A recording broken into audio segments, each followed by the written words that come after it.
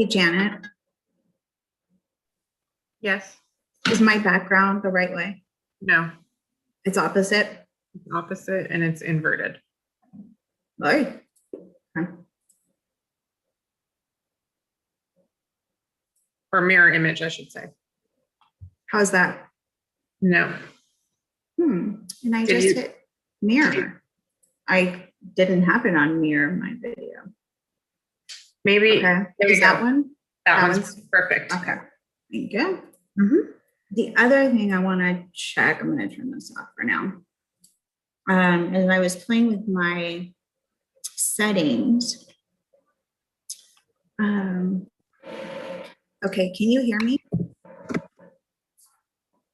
Janet? Yes. Okay. Yes. Sorry. And I thought it was- then let's do this too. I want to test the speaker timer and see if, because I think it was the way I had my audio settings that it wasn't picking this up. So here it goes. And I'm going to continue to talk and you can tell me if you hear it. Do you hear it? I can hear it. Okay. And do you hear it good? It's Or better is- than what it's been before. Yes. It's as loud as it's going to go. Let's see.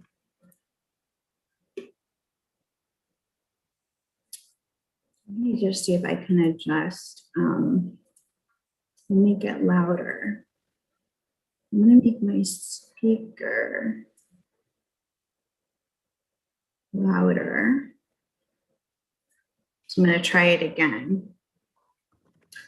And you can tell me, I'm gonna keep talking because someone said, oh, they're not hearing the timer because people are talking. And I have lots of things to say about West Hollywood and I think everything is wonderful. And That's good. Yeah. okay.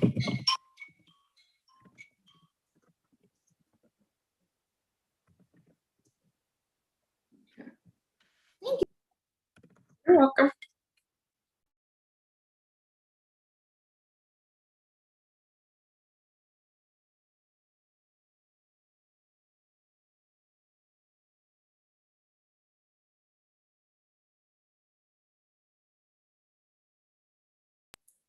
Actually, I'm gonna try one more thing. Okay. I changed one thing. I spent a day on YouTube playing with this, so trying to find one that you could not only see but hear, and I couldn't find one that did both. So can you hear that better, or is it the same or less?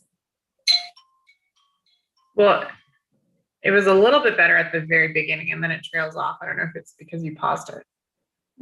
No. So let's try.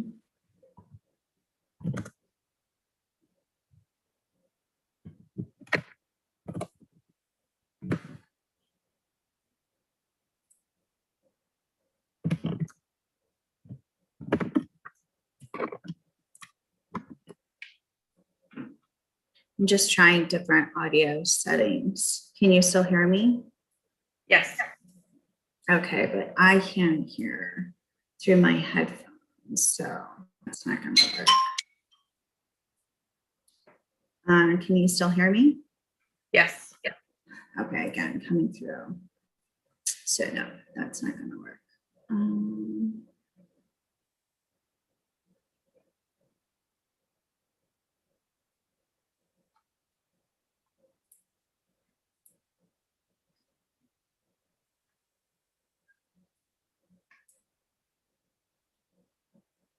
Okay, I changed one other thing. Let's see what this says.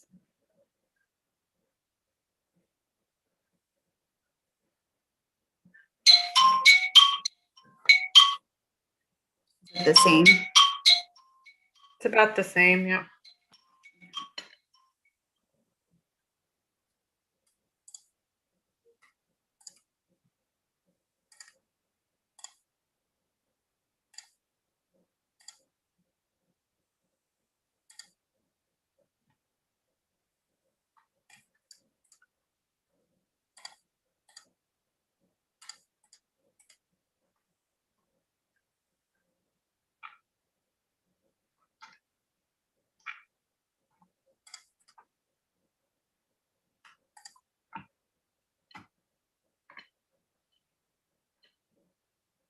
Well, so I have to go take a call, but I'll be back in a bit. So I'll text Okay. you when I'm back. Okay.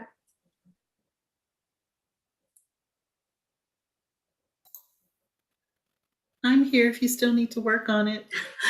Yeah, I actually had Tyler, like, it was not last Saturday, but the Saturday before. I was trying a bunch of different things to see if I could make it louder. It was pretty loud these last couple Oh, of was times. it? Yeah. Good. I changed what I had set up wrong was my speaker was set up to be my microphone instead of coming from the system. So that was one thing. And Blue Sky is great, but they don't have sound. And Yeah, I saw that email. yeah, so they're working on it. And I've set it up so that people aren't muted upon entry, but Blue Sky still comes in muted. So, and there's no way to get it to change. So that doesn't, her suggestion didn't work. So we'll just have to wait and see if and probably by the time they get it figured out, we'll, be back in chambers or something. So I'm like, whatever. Yeah, thankfully. While you're working on it, remember to make me co-host. Oh yeah. Rename people for you. But yeah, it sounded loud. But like Janet said, it was like the third time it sort of trailed off. But the first two times were loud enough for people to be able to hear it. Maybe that's a setting. Let me see if I can play with that. And Kent and Jesse, if you're looking or listening, we're just trying to fix stuff.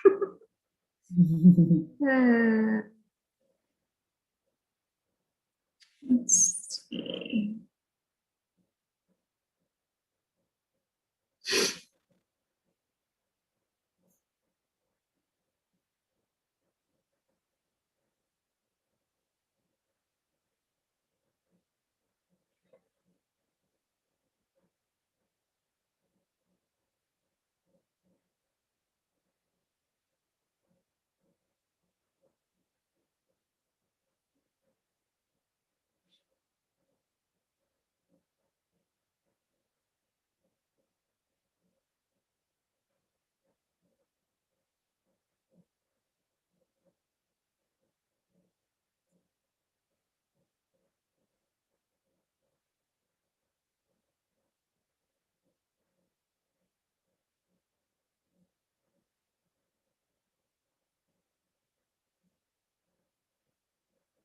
Let's see where I can get it to.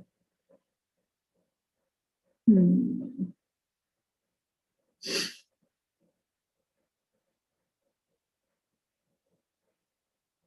I even tried like calling in with my iPad and making my iPad like a participant. And then I was going to make the iPad a co-host. So it was at the top. But if you have two devices going, you get that feedback. So I was like, oh, that's not. That's right. That's right. Yeah, I forgot about that. So audio settings.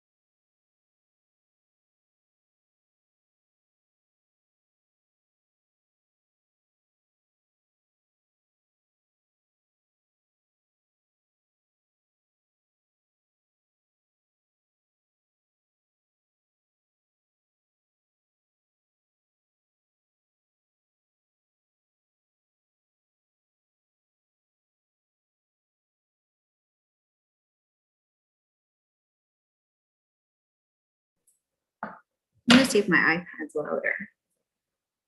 I'm going to keep talking. Oh, my iPad made no sound.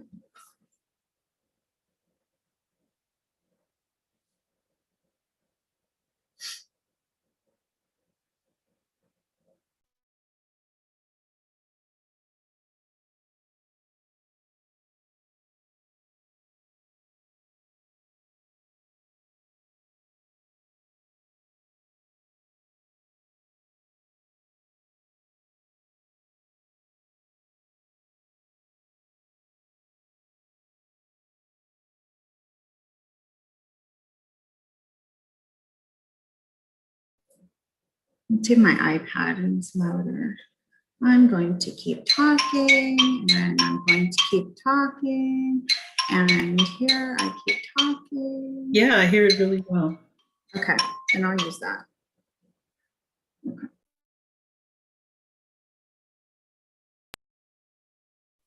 Who knew finding a timer? It has been something. Wow.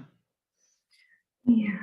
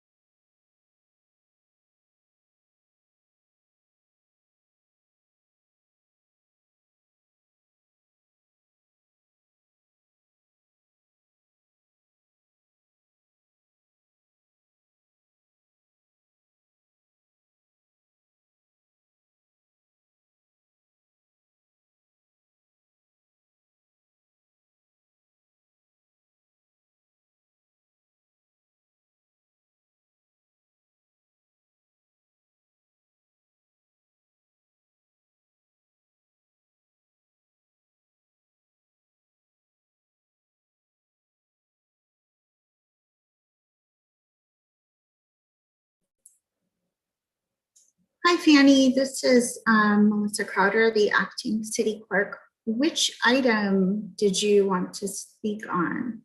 We don't have you on our list.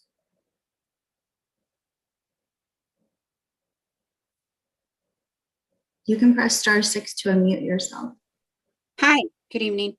I'm Sergeant Fanny Lapkin from West Hollywood. Oh, perfect. Okay. I'm Welcome just to the meeting Thank for the you. public Sorry. safety update. Perfect. Okay. Thank you. Bye, Bye. because I won't be speaking. Sounds good. Thank you. No problem.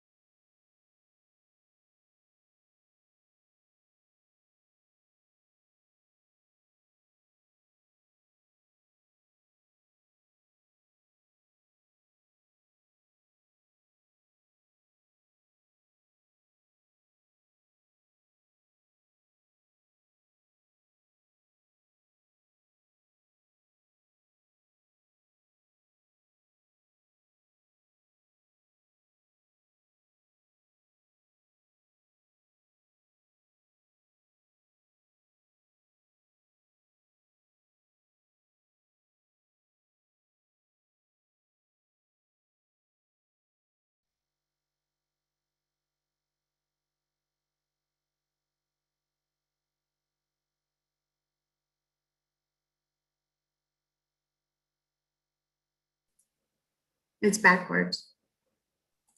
Yeah, let me go in and change it.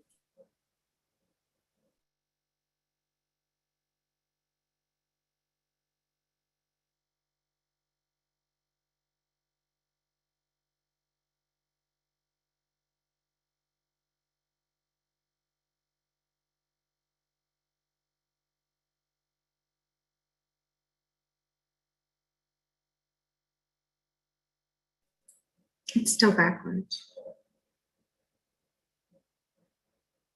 Unmute. I clicked mirror, so maybe I have to upload the other one. Although I don't like how it looks. Unclick mirror mine.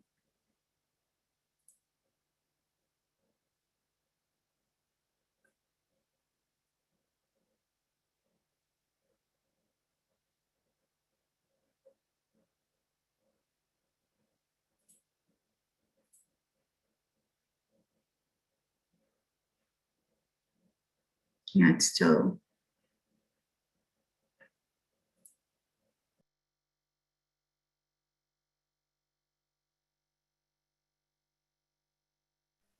There you go.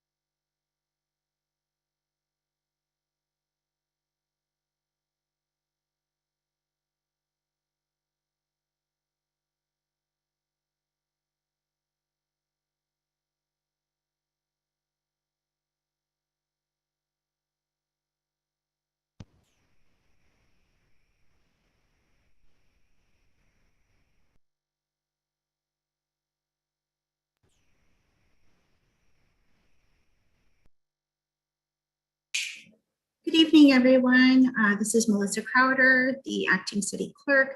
As a reminder, please keep your video and phones muted until it is your turn to speak or present. Thank you so much.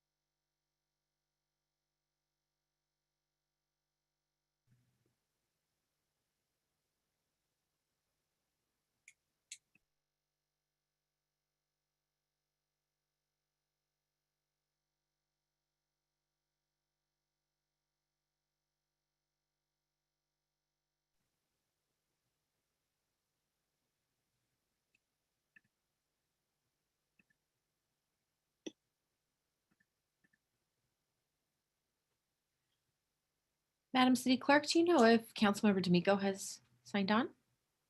Yes, Mayor, he has come into the meeting. Okay. I am here, Mayor, and I'm fidgeting with my background. So Okay. there we go. It's all green. I got it that far. Okay, very good.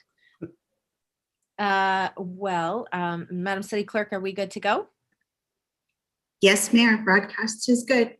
All right, thank you.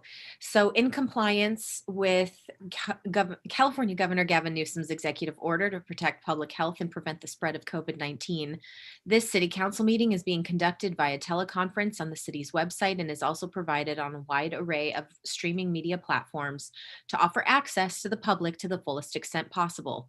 WehoTV staff have confirmed that the city council meeting is currently streaming successfully on Spectrum Channel 10 and online at weho.org/WehoTV. In addition, and as a courtesy, this meeting is also successfully streaming on the city's YouTube channel at youtube.com/WehoTV and on Roku, Apple TV, Fire TV, and Android TV. WehoTV staff monitor this broadcast on all platforms throughout the meeting and will notify the city clerk and council should broadcast disruptions arise. Please do not interrupt the live meeting by calling or texting the city council about difficulties viewing the meeting. If you are experiencing viewing difficulties while watching this live stream, please reload the page or visit weho.org/WehoTV to access our official live stream and to view a list of other available streaming options. In addition, you may call in to listen to this meeting by dialing 669-900-6833. Meeting ID is 980-861-3547, and then press the pound sign. Please understand that internet speeds, device reliability, third-party platform reliability, and individual or personal technical issues are out of the scope of this broadcast. WehoTV staff has published a guide at weho.org/WehoTV to troubleshoot your connection. And if you are still having difficulties connecting to the live meeting, you can also call 323-848-3151. I will now call this meeting to order, and I will turn it to our Mayor Pro Tem to lead us in the Pledge of Allegiance. Pledge allegiance to the flag of the United States of America and to the republic. Oh my God, I just forgot everything. Under God, Under God, indivisible, indivisible, with liberty and justice for all. It was those flags coming at me. Thank you very much. And now we will turn to our city clerk for a roll call attendance. Thank you, Mayor. Councilmember D'Amico. Yes. Councilmember Erickson. Here. Councilmember Shine. Here. Mayor Pro Tem Meister. Here. Mayor Horvath. Here. We have a quorum. Thank you very much. And now we'll turn it to our city attorney for a report of our closed session agenda. Thank you very much. We actually haven't met since March 15th, and so I have 3 closed session reports to make. The first closed session was on Tuesday, March 16th at 5 p.m. There was 1 member of the public who spoke during public comment. The agenda listed 2 agenda items, but the council only discussed 1 item, the second item, the city manager position.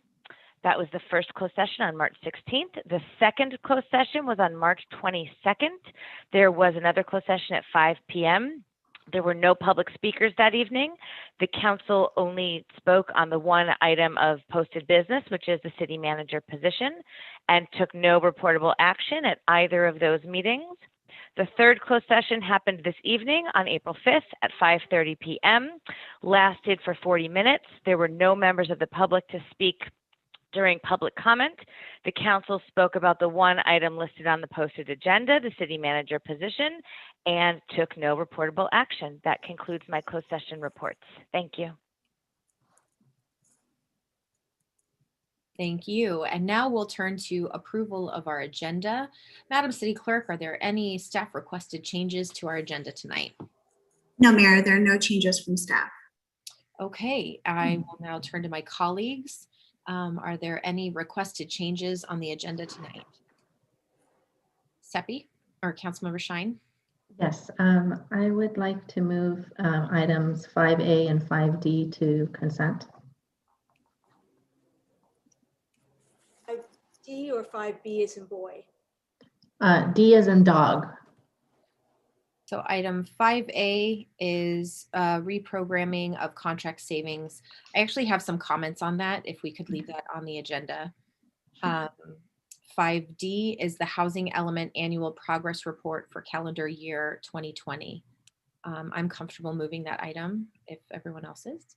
Yeah, I have comments, but I can just give them during council member comments. Okay. Councilmember Erickson?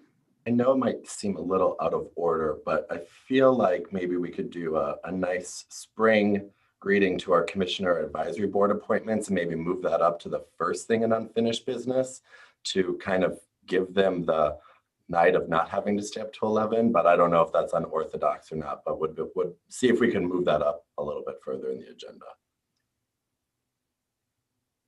Are people comfortable with moving that to the first thing for discussion tonight? Okay, we can move that up, no problem. And is there agreement potentially around moving item 4C, the Public Safety Commission duties and amendment to the West Hollywood Municipal Code to consent? I have some comments on both of those. Okay, so we'll take that off. And I also wanted to discuss item 2N. That's the call boxes along with our public safety update, if that would be okay with everyone. Yes, and I sort of wanted to talk about all three of them, 2N and 4B and 4C at the same time, if that's right. If that's not too much going on at one time, but I think we can just have a public safety discussion. Okay, so we'll try to tackle all of those in the same conversation. Are there any other requested changes to the agenda tonight? Right now, our agenda includes item 5D on consent. We've removed item 2N from consent to discuss it along with items 4B and 4C. We are moving the appointments up to the first item of business after an unfinished business. Anyone have questions about what we're doing tonight on our agenda? If not, I'd entertain a motion. So moved. Is anyone interested in moving 5B, the correspondence from RSC regarding non-operative elevators, or do we need to have a discussion about that? I think that goes hand in hand with 5C. Oh, okay, that's fine. We could, yeah, we discuss it together. That's fine. Right. Okay. So there's a motion. Is there a second on our amended agenda? Okay, we have a second. Madam City Clerk? Was it Mayor Pro Tem Meister that seconded the motion? So I Yeah. saw two. Okay, perfect. I just wanted to make sure. Councilmember D'Amico. Yes. Councilmember Erickson. Yes. Councilmember Shine. Yes. Mayor Pro Tem Meister. Mayor Horvath. Aye. Motion passes. Thank you. And now I will turn to adjournment motions. Councilmember Erickson, I believe you have some.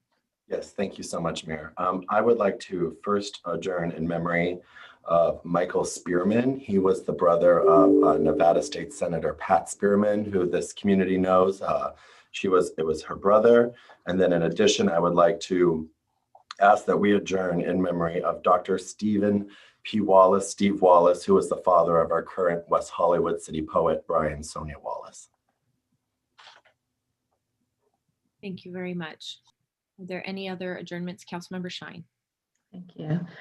I would like to adjourn in memory of a member of our community and my dear friend, Peter Joseph Maeda. With broken hearts, I want to announce that the passing of Peter Joseph Maeda. Peter, 53, was born in Boston in 1967 and graduated from Newman Preparatory School and Northeastern University. He began his career in finance in Boston and eventually moved to Los Angeles in 1999, where he enjoyed success in real estate development, marketing, and architecture. Peter was an incredibly smart, capable, sweet, and ambitious man who was loved deeply by many. He was impressive and engaging from the moment you met him. I certainly was engaged the first time I met him. He enjoyed opportunities for reinvention, and in 2017, he moved to Palm Springs, where he dedicated his time and energy to supporting his community and creating a more just, equitable world. He was passionate about creating affordable housing and helping the homeless, as well as the LGBTQ equality. He loved to laugh and knew how to cry. He had a profound affinity for animals and shared his life with many, including his dearest Sherman, who passed away in 2019, and Marley and Manny, who he leaves behind. He was a magician with plants and an artist of interior design. He loved to travel and had a fascination for the Middle East and Asia, but said Paris was his favorite city in the world. He was looking forward to visiting again as soon as travel restrictions allowed. He loved adventure, and he even went skydiving, which resulted in 8 of the most exciting minutes of his life, as he recently reflected. Peter is survived by his husband, James Esserts, his boyfriend, Stephen Bento, his mother, Marilyn, sister, Michelle, and brother, Robert, his aunt and uncle, Shields, cousins, Kara Costello and John Shields, his best friend, Arthur McKay, and his godchildren, Savannah and Caden, as well as many extended additional family members and countless friends and loved ones. He was born November 17th, 1967, and left us too soon on March 24th, 2021.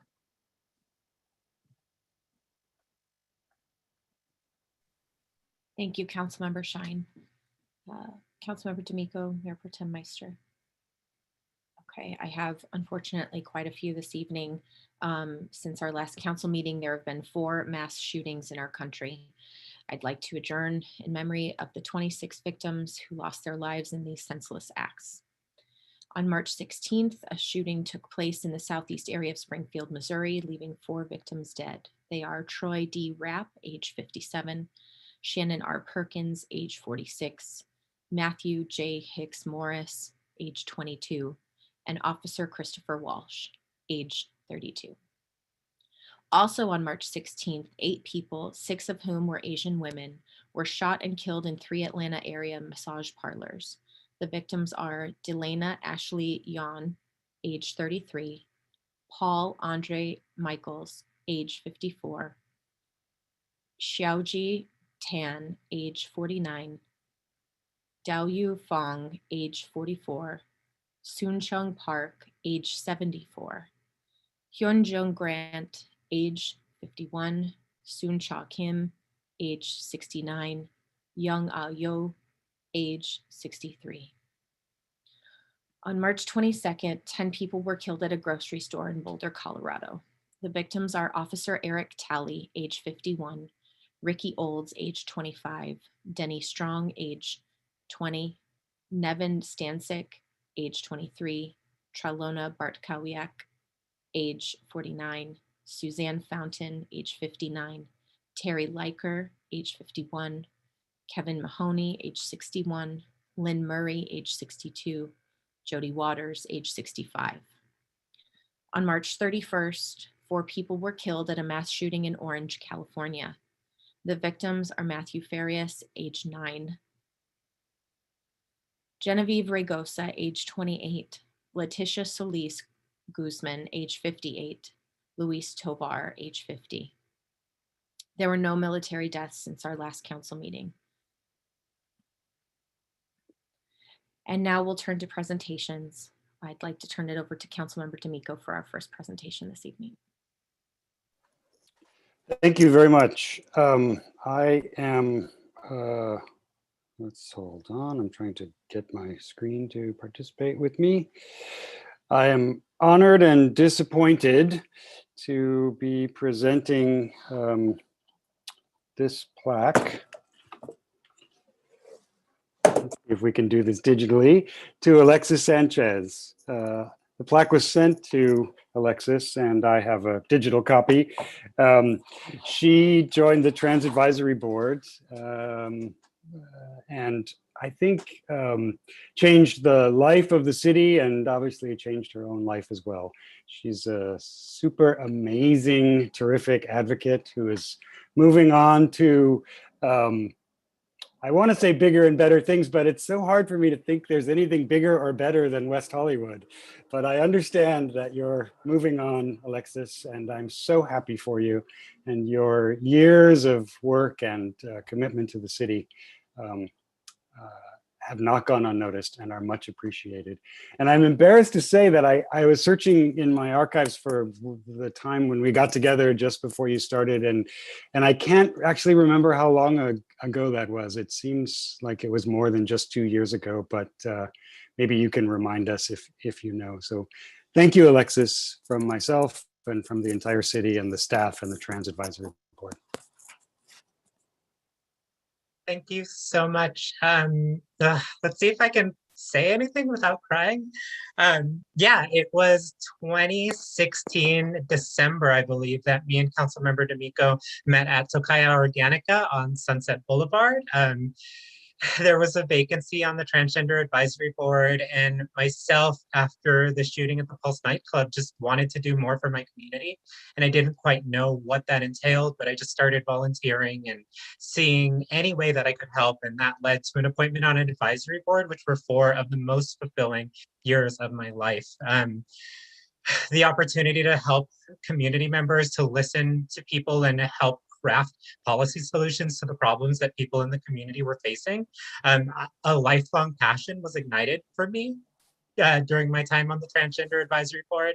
And, you know, I got to do such incredible things. I want to thank City Council for the incredible programming that you continue to provide for constituents and people who live, work, and play in West Hollywood, and the ways that you show up and support the LGBTQ community, but the trans community specifically at the city, at the county, and at the state, and even the federal level.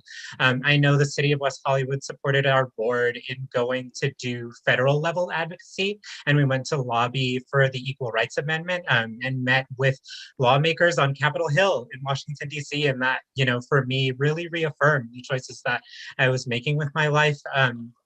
And I've gotten to participate in really wonderful things, the Women's Leadership Conference, Boom, and Sizzle, and Halloween, and there's just so many things that will always be near and dear to my heart, and that I'm sure I will come back to visit.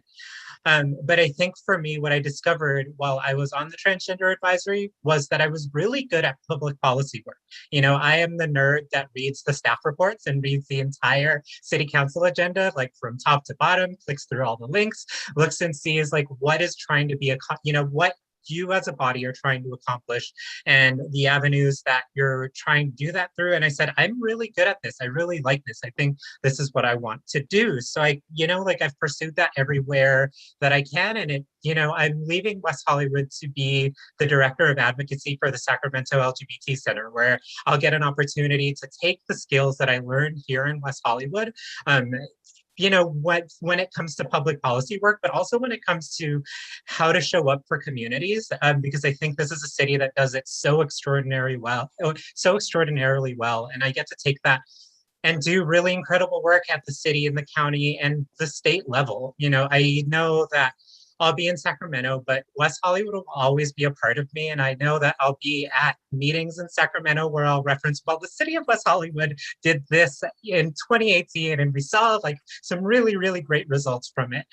So I know in that way, West Hollywood will always continue to influence the work that I continue to do. And a little piece of West Hollywood can hopefully go and create change at the state level. So thank you so much for honoring me. It's just been such a wonder and such a pleasure. Thank you.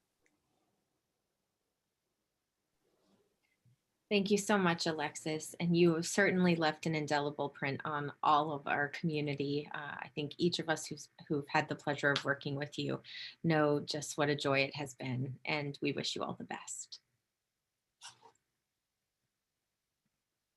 Next, it is National Poetry Month. And tonight we have with us our City Poet Laureate, Brian Sonia Wallace. And we have this wonderful proclamation that's really hard for me to show with a virtual background. So I'm just going to read you what it says. Inaugurated by the Academy of American Poets in 1996, National Poetry Month is a month-long national celebration of poetry and its vital place in American culture, held every April when schools, publishers, libraries, booksellers, poets, and other organizations band together to widen the attention to the art of poetry. The hope is to increase the visibility and availability of poetry in popular culture, while acknowledging and celebrating poetry's ability to sustain itself in the many places where it is practiced and appreciated. The city of West Hollywood has a long tradition of supporting the literary arts, as demonstrated through its investment in the building and opening of the West Hollywood Library building in 2011, presentation of its WeHo Reads Authors series, and sponsorship of the Little Free Library program, and in 2014, the creation of the City Poet Laureate program with the goal of promoting and raising the status of poetry. Since 2014, the city has celebrated National Poetry Month by hanging street pole banners honoring living poets, with the current City Poet Laureate choosing 2 new people to honor each year. This year's honorees are Rika Aoki and Tommy Pico. In 2020, Brian Sonia Wallace was inaugurated as the 4th West Hollywood City Poet Laureate, and as part of the city's National Poetry Month activities, he is organizing a WeHo Reads Poetry reading and writing event on April 14th, 2021, titled "It is Time to Cross the Threshold on Your Hands," and has crafted a citywide collaborative poem from lines submitted by approximately 60 community members. The City Council proclaims the month of April 2021 as National Poetry Month in the city of West Hollywood and urges members of the community to participate in this celebration. Brian, I turn the floor to you. Thank you, Mayor Horvath. It's been a tough year. And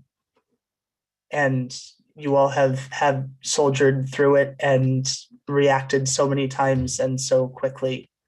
And I think poetry is a place for sitting with the heaviness of this year, and also a place for crafting community and for finding connection and for being able to move through it. And so this coming Wednesday and next Wednesday, we have WeHo Reads poetry events. This coming Wednesday, we have Gustavo Hernandez in conversation with Rocio Carlos, and the following Wednesday, a small host of poets, local to international, talking about thresholds and crossings, which has sort of become the theme of this year's city poem. Which, as the mayor said, is created collaboratively using words. Some gave smells and sights and sounds and memories and what relative West Hollywood would be if it were a relative. And this is the resulting poem. It's called, "Is It Too Early to Celebrate?" The Sunset Strip echoes. Jacarandas bloom, bright after barren months. These streets will symphony again, wild beyond gardens. Blaze, honey disco, French horns, and orange sherbet glow. You, dear, never stopped being a proud march, a palm frond in ragged wind. Yes, you curled up in last winter's hush. This city threads our lonely heartbeats, plastic oasis of skin sweaty in starlight. But now it's time for go-go boots and guitar strings, rooftop pools and history between your lips like a cold margarita while the hot asphalt dances. West Hollywood a song, equal parts party and protest. One sings into the other. It's time to line each boulevard anew with our delicious strangeness, to glitter every tree. Won't you walk with me? My glam aunts, my ferocious uncles, my frankest friends, my chosen family. Look at all that we have lost and all that survives. Thank you. Thank you, Brian. Thank you for your amazing creativity, your work, and sharing your talent and your heart with us tonight. We really appreciate you being here. And now, our next presentation tonight is for DMV Donate Life California Month. And tonight we have with us One Legacy Ambassador Mason Summers. I'll share with you what our proclamation reads tonight. Organ, eye, tissue, marrow, and blood donation are life-giving acts recognized worldwide as expressions of compassion to those in need. More than 108,000 individuals nationwide and more than 21,000 in California are currently in the National Organ Transplant waiting list. And on average, 17 people die each day while waiting. The need for donated organs is especially urgent in Hispanic, Latino, and African American communities. A single individual's donation of the heart, lungs, liver, kidneys, pancreas, and small intestine can save up to 8 lives, and donation of tissue can save and heal the lives of more than 75 others. Deceased organ donors saved more than 33,000 lives last year, the most ever. Any person can register to be an organ, eye, and tissue donor, regardless of age or medical conditions, and over 17 million Californians have already signed up with the state-authorized Donate Life California Donor Registry to ensure their wishes to be an organ, eye, and tissue donor are honored. California residents can sign up to be an organ, eye, and tissue donor when applying for or renewing your driver's license or ID cards at the California Department of Motor Vehicles, or California residents can sign up with the Donate Life California Donor Registry online at any time by visiting www.donatelifecalifornia.org. California residents interested in saving a life through kidney donation may visit www.livingdonationcalifornia.org. The city recognizes the month April 2021 as DMV Donate Life Month in the city of West Hollywood and encourages all Californians to check yes online or when applying for or renewing their driver's license or ID card at the DMV. I'm so happy to see Mason here with us tonight. I had the pleasure of helping to decorate a Rose Parade float with you. I know that several of us have, and it's such a fun thing to do, but such a great way to raise awareness of this all-important mission. And you have dedicated yourself to this mission, Mason, so thank you for being with us, and I want to turn the floor to you. Thank you so much, Mayor Horvath, and thank you to all of the City Council members. It's a privilege to be before you this evening. I believe now 9 years our relationship goes back, and to share a little bit about my story and my journey in becoming a Donate Life ambassador. It began when I was 16 years old, jogging on the field here in town at Beverly Hills High School, where I suffered a catastrophic cardiac arrest known as a sudden death episode. At that time, I was diagnosed with hypercardiomyopathy, or an overly muscular heart, which led to my being on medication from that point forward. Again, at age 20, while attending UCLA, I suffered a second sudden death episode.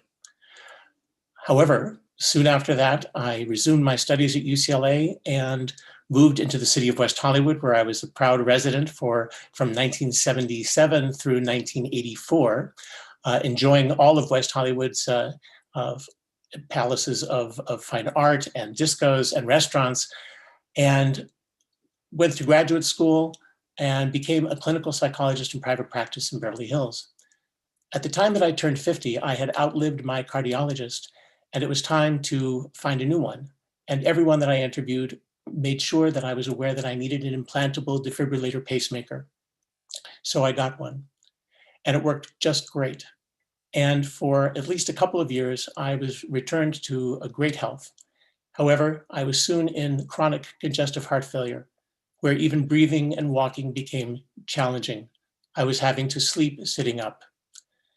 Following the attendance of a friend's funeral a few years back, I suffered what was called a sentinel cardiac event, in which I lost all organ functioning, no liver, pancreas, heart, lungs, etc.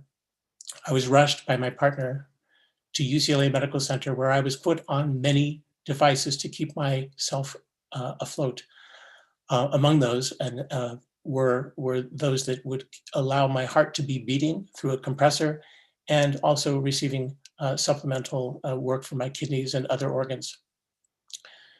I was then placed on a heart transplant list. Unfortunately, the opportunity to receive a heart is challenging because it requires that somebody will have been met with an untimely death through some type of tragic event. I had also received a number of blood transfusions, which meant that I was not an immediate candidate, plus my organs needed to recover from the trauma that they had endured during this sentinel event. I was sent home after 6 months in intensive care to recover on what was called a BiVAD, or biventricular assist device, which in essence is a compressor outside of my body that would pump the heart, my heart, and allow blood flow through my body. Unfortunately, it was challenging to find a proper donor for my particular height, weight, and blood type, which is rare.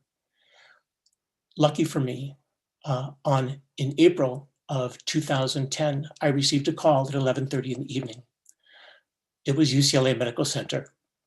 The lady on the phone said, "Dr. Summers, this is Stephanie at UCLA. We have a heart for you."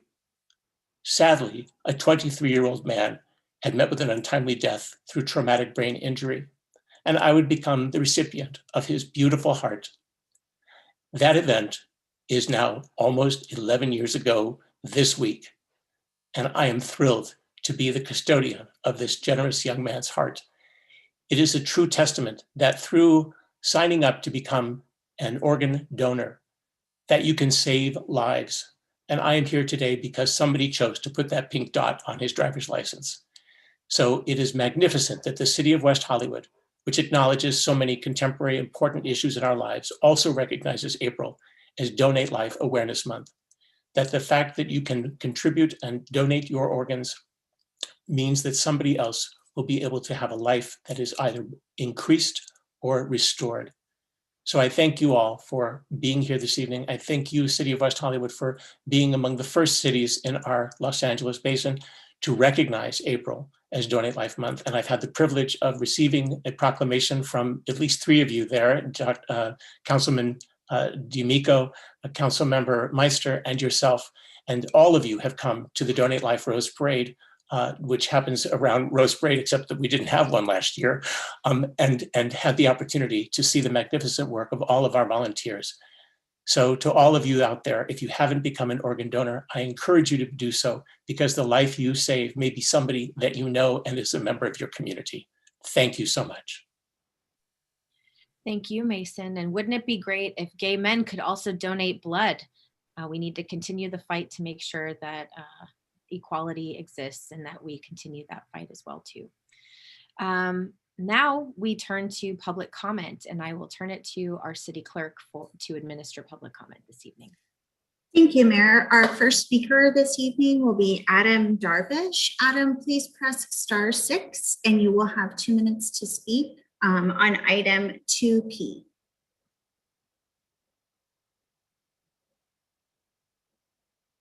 Adam, are you still in the meeting? I'm sorry, I had a technical difficulty here. Can you hear me? Yeah, go ahead. Oh, great. Sorry about that.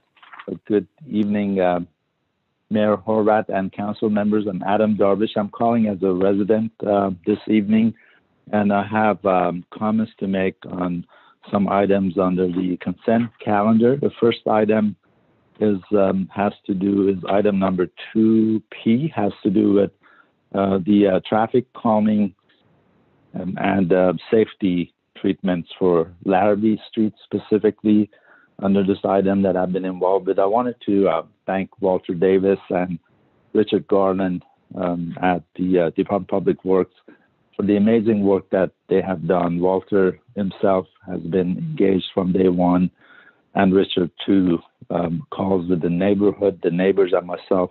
So just want to thank them. I know this is just the beginning, and they will do a survey after the treatment to ensure that this is effective, the measures that they're taking.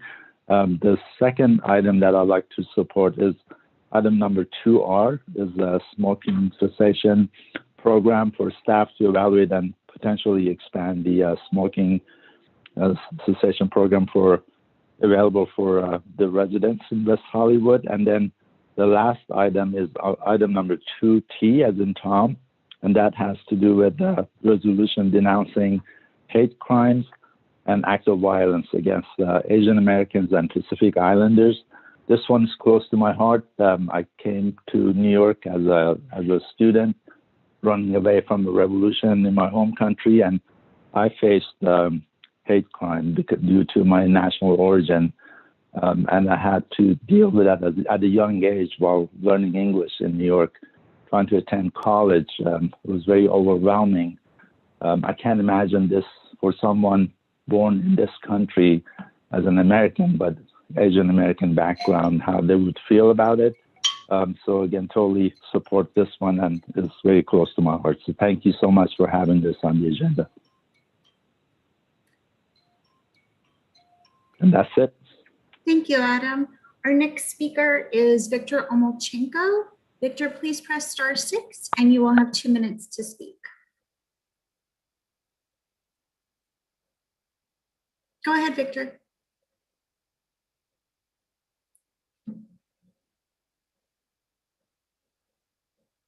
Victor, you're unmuted. So go ahead and speak.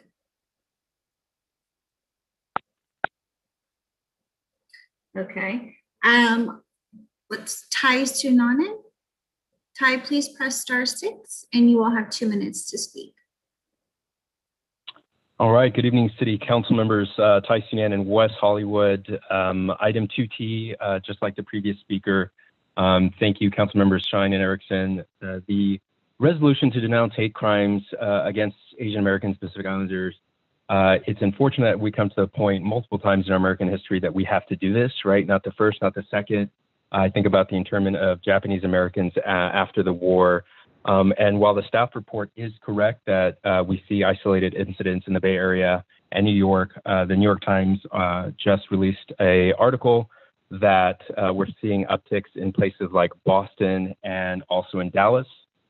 So I want to thank those who attended and organized the March 27th Stop Asian Hate Crimes here in West Hollywood. It was nice to be part of a community marching down Santa Monica Boulevard. The other thing I wanted to mention is after this morning's earthquake, actually one of the things I reached for was this amazing Ziploc bag that I received from the city of West Hollywood. So 2-3 years ago, we had an amazing earthquake preparation meeting at the West Hollywood Auditorium. And I'd love to see perhaps a virtual program. I learned so much from that PowerPoint and from the speaker. We were also given a bag with a food bar, 6 water pouches, a thermal blanket. So I think we're probably due for another round of a meeting of that nature. And lastly, today the amazing staff at West Hollywood unveiled our 2nd annual WeHo Green City Awards program. So please be on the lookout for that. Submissions are due Tuesday, June 15th, and people can go onto weho.org/GCA, which stands for Green City Award. Thank you. Thank you, Ty. Let's try Victor again. Victor, please press *6 and you will have 2 minutes to speak. Can everyone hear me? Yes. Can everyone hear me now? Yes, we can. Oh, thank you. Good evening. Good evening, Council, and thank you very much for passing on the resolution of AB 854, which hopefully will amend the Ellis Act. You know, we've lost over 1,000 rent-stabilized units since 1986, and whatever we can do to stanch that loss will be very helpful to all of us. You know, I read about the opening of the Pendry this weekend on our iconic Sunset Strip, and I do wish it luck, and I do savor the transit occupancy taxes that will be coming into the city, but I also savor what the city does in protecting our city's rent-stabilized tenants, and we do comprise 80% of all households. So going back a decade when it was called Sunset Time and I used to dance and rock and roll at the House of Blues. I want to thank Mayor Lindsay Horvath for having been the only council member back then who voted against this luxury hotel that will now be charging $400 per night and offering up to 40 luxury condo units for sale for millions of dollars. And why that no vote? In her mind and in the mind of many of us residents, the loss of 25 rent-stabilized units back then was just too much. And the loss of the House of Blues was just too much. But let's remember what was not too much. That was the paltry $3.5 million that combined properties paid into our Affordable Housing Trust Fund. Divide that by the 25 lost rent-stabilized units and you get a meager $140,000. That would be maybe $169,000 a unit nowadays. And just a couple of weeks ago, we heard that to get one affordable housing unit costs almost $750,000 now. That's when you were purchasing the 2 lots on Detroit that I feel you overpaid $1 million for. But what I want to say is that you'll be able to hear more about the potential loss of rent-stabilized housing at your next meeting when the Friends of Palm Avenue bring their appeal to be heard before you. That's the group on Palm Avenue, and it's a wide-ranging issue about proper siting of a congregate living facility, the impact on historic resources, as well as the potential loss of another 6 rent-stabilized units in a city like ours that wants to protect those kinds of units. So you'll be hearing more from the group. You know, that group was run by Duff Bennett, who unfortunately passed away last fall. The group has gotten together and it's brought in people citywide, but you'll be hearing from neighbors there, the Friends of Palm Avenue, and you'll be hearing from me in 2 weeks also. So thank you for listening and thank you for looking at all of the panoply of issues that will be brought up in this. Thank you. Thank you. Our next speaker is Aaron Silverstein. Aaron, please press *6 and you will have 2 minutes to speak.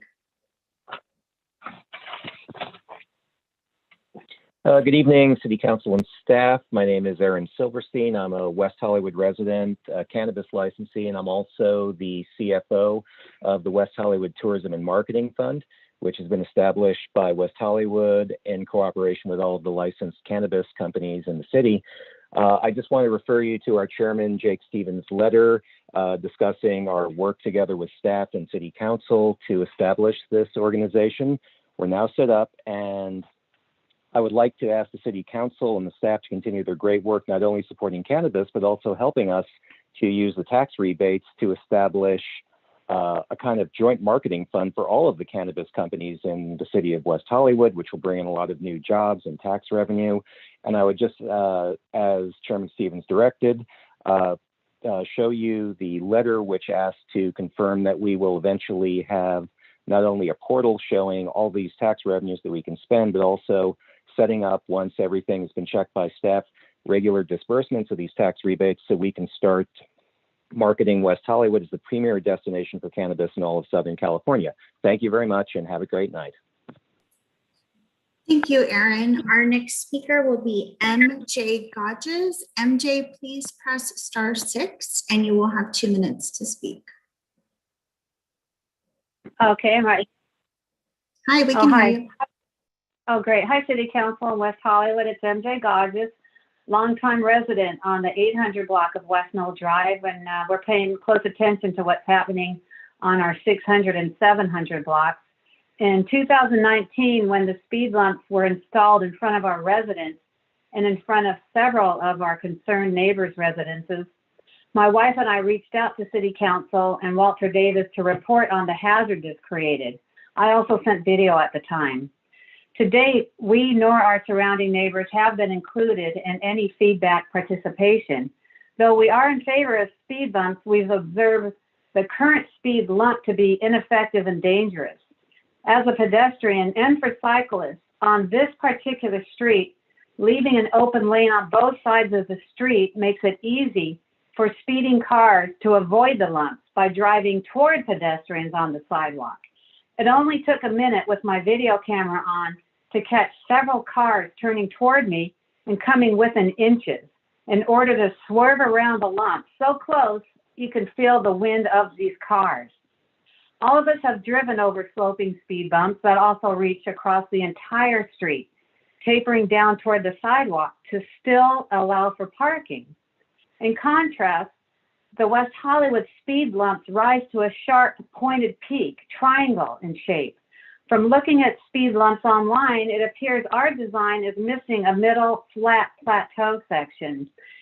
Since West Mill Drive has become a thoroughfare to Sprouts, big trucks, including garbage, delivery, construction trucks, do not slow down, speeding through the lumps, causing a loud crashing sound and shaking our buildings. The shaking of the foundation of our residences is comparable to little earthquakes all the time. And yes, EMS can avoid them, but in all the years I've lived here, EMS rarely speeds down this residential street. It's such a short stretch of road. By the time they gain a high speed, they would have missed their stop. So thank you for your consideration in rethinking a safer and calmer way to slow down speeding trucks and cars. Thanks.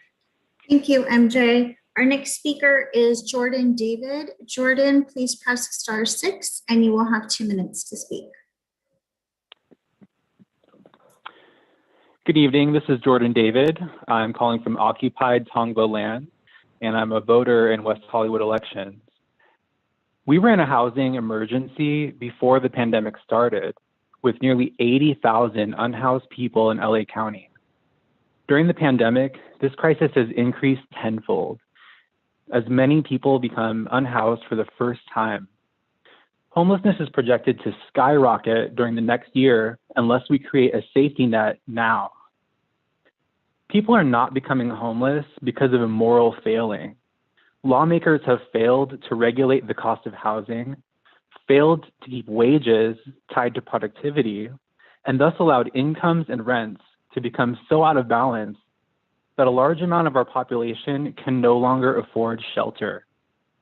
The recently approved feasibility analysis of the Homelessness Resource Center is West Hollywood's opportunity to right this wrong, and in doing so, use its unique influence as a city to map out solutions for the nation. The solution is social housing. Unlike the failed slums of America, we can look to Vienna, Singapore, Finland, and Denmark for examples of success. Please include an international study of social housing as part of the staff report and use these models as a guide for recommendations. We do not need an office space with pamphlets or a 20-bed shelter.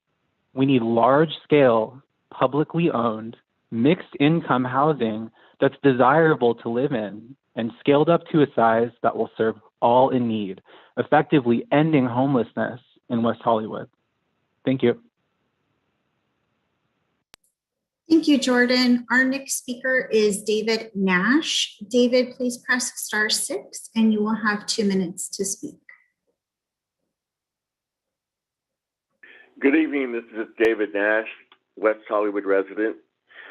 Thank you for hearing me. I'd like to give a special shout out of appreciation to 2 city employees tonight. The first one is recently retired city mediator Joel Hecht. I've known Joel for more than 2 decades. He provided a unique service to West Hollywood residents, especially as an advocate for people living on low income, people living in affordable housing, people living with HIV/AIDS.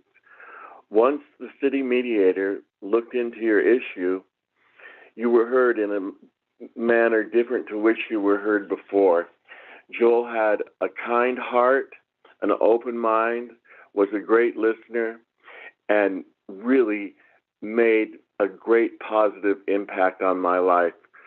The other employee I'd like to give a shout out to is from Code Compliance, Danny Rivas, who more recently has been very helpful in an ADA compliant renovation my building has undergone during the last year. You can imagine it was fraught with difficulties during the COVID, and Danny has been very helpful in hearing issues and getting them resolved and acting as an advocate for residents.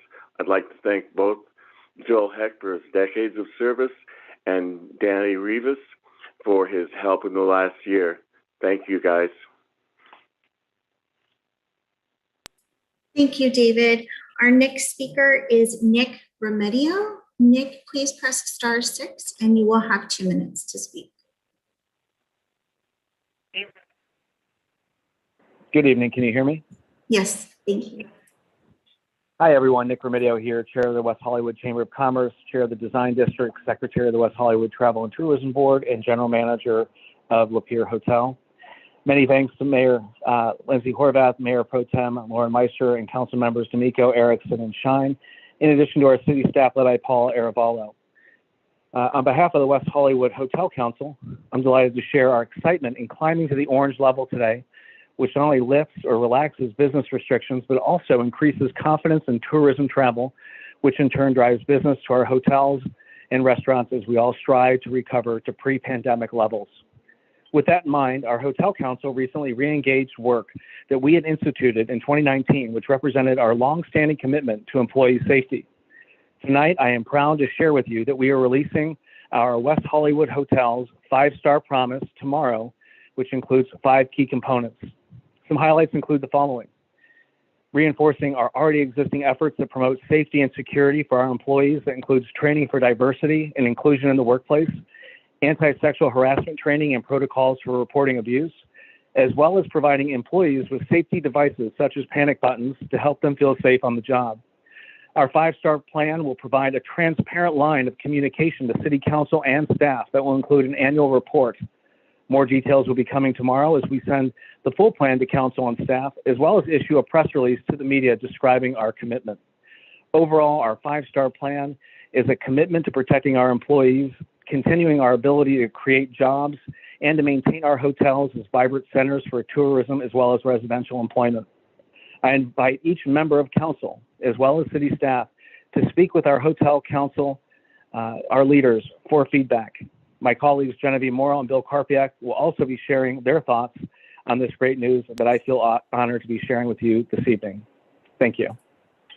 Thank you, Nick. Our next speaker will be Genevieve Morrow. Genevieve, please press *6 and you will have 2 minutes to speak. Great. Thank you, Madam Clerk. Can you hear me? Yes, we can hear you. Great. Genevieve, good evening, Mayor and Council members. Genevieve Morrow, President and CEO for the West Hollywood Chamber of Commerce. We are pleased to present the City Council and the community of West Hollywood our Hotel Council's 5-Star Promise. This 19-member West Hollywood Hotel Council was established in 2010 in response to issues and challenges specific to the hotel community. This promise communicates the hotel's commitment to safety and security of our hotel employees, commitment to provide all manners of training, including inclusionary and equity training, as well as our continued efforts to provide employment opportunities for people who feel marginalized in society. The development of the West Hollywood 5-Star Promise started over a year and a half ago in conversations with our hoteliers and industry state and local organizations, including the West Hollywood Travel and Tourism Board. The work was nearly complete when COVID hit us and focus needed to be averted to COVID survival. Given the year we have been through and now in COVID recovery, this proclamation is more important than ever. The hotel industry has taken a huge hit, but are digging in their heels and getting back to serving West Hollywood and welcome our visitors with a full team dedicated to the service industry. We are so proud of the dedication and commitment from our hotels. It is my pleasure, on behalf of the Hotel Council, we make this pledge to our city leadership and community tonight. Thank you. Thank you, Genevieve. Our next speaker is Bill Karpiak. Bill, go ahead. You have 2 minutes to speak. Thank you very much. Good evening, Mayor Horvath, City Council members, and the City Manager. My name is Bill Karpiak, General Manager of Ramada Plaza Hotel and Acting Chairman of Visit West Hollywood Travel and Tourism. I wanted to take this opportunity also tonight to speak to you about our West Hollywood Hotel's 5-Star Promise and why we feel strongly about supporting it and enacting it. The 5-star promise is a longstanding commitment to our employees and their safety. And it's a promise that's been at the heart of the West Hollywood hotel community for over 30 years. All of our hoteliers here understand the most valuable asset that they have at their property, no matter how great the property is their employees, and they are most valued over everything. This is why most of the hotels West Hollywood have such long-term and tenured employees.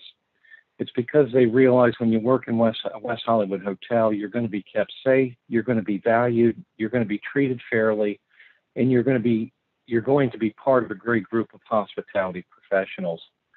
As a hotel hospitality community, the city of West Hollywood has benefited from not only having some of the best hotels in the U.S., but some of the finest general managers in the country as well. A few of us have actually spent most of our careers in the hospitality industry in West Hollywood. It's important also to note that many of these general managers are active in the community, serving on the tourism board, the chamber board, and various committees in West Hollywood. The West Hollywood community has always and will always be community focused. This past year has obviously been an extraordinarily challenging year, not only for the city government, for the residents, but for the business community and hospitality industry as well. Though we're beginning to see light at the end of the corner and we're very encouraged about developments, we still have a ways to go, but we're very excited about to embark about the next chapter in West Hollywood's future. We thank you and hope you'll support us in this 5-star promise and look forward to answering any questions you may have. Thank you very much. Thank you, Bill. Our final speaker this evening is Jess Stever. Jess, please press *6 and you will have 2 minutes to speak.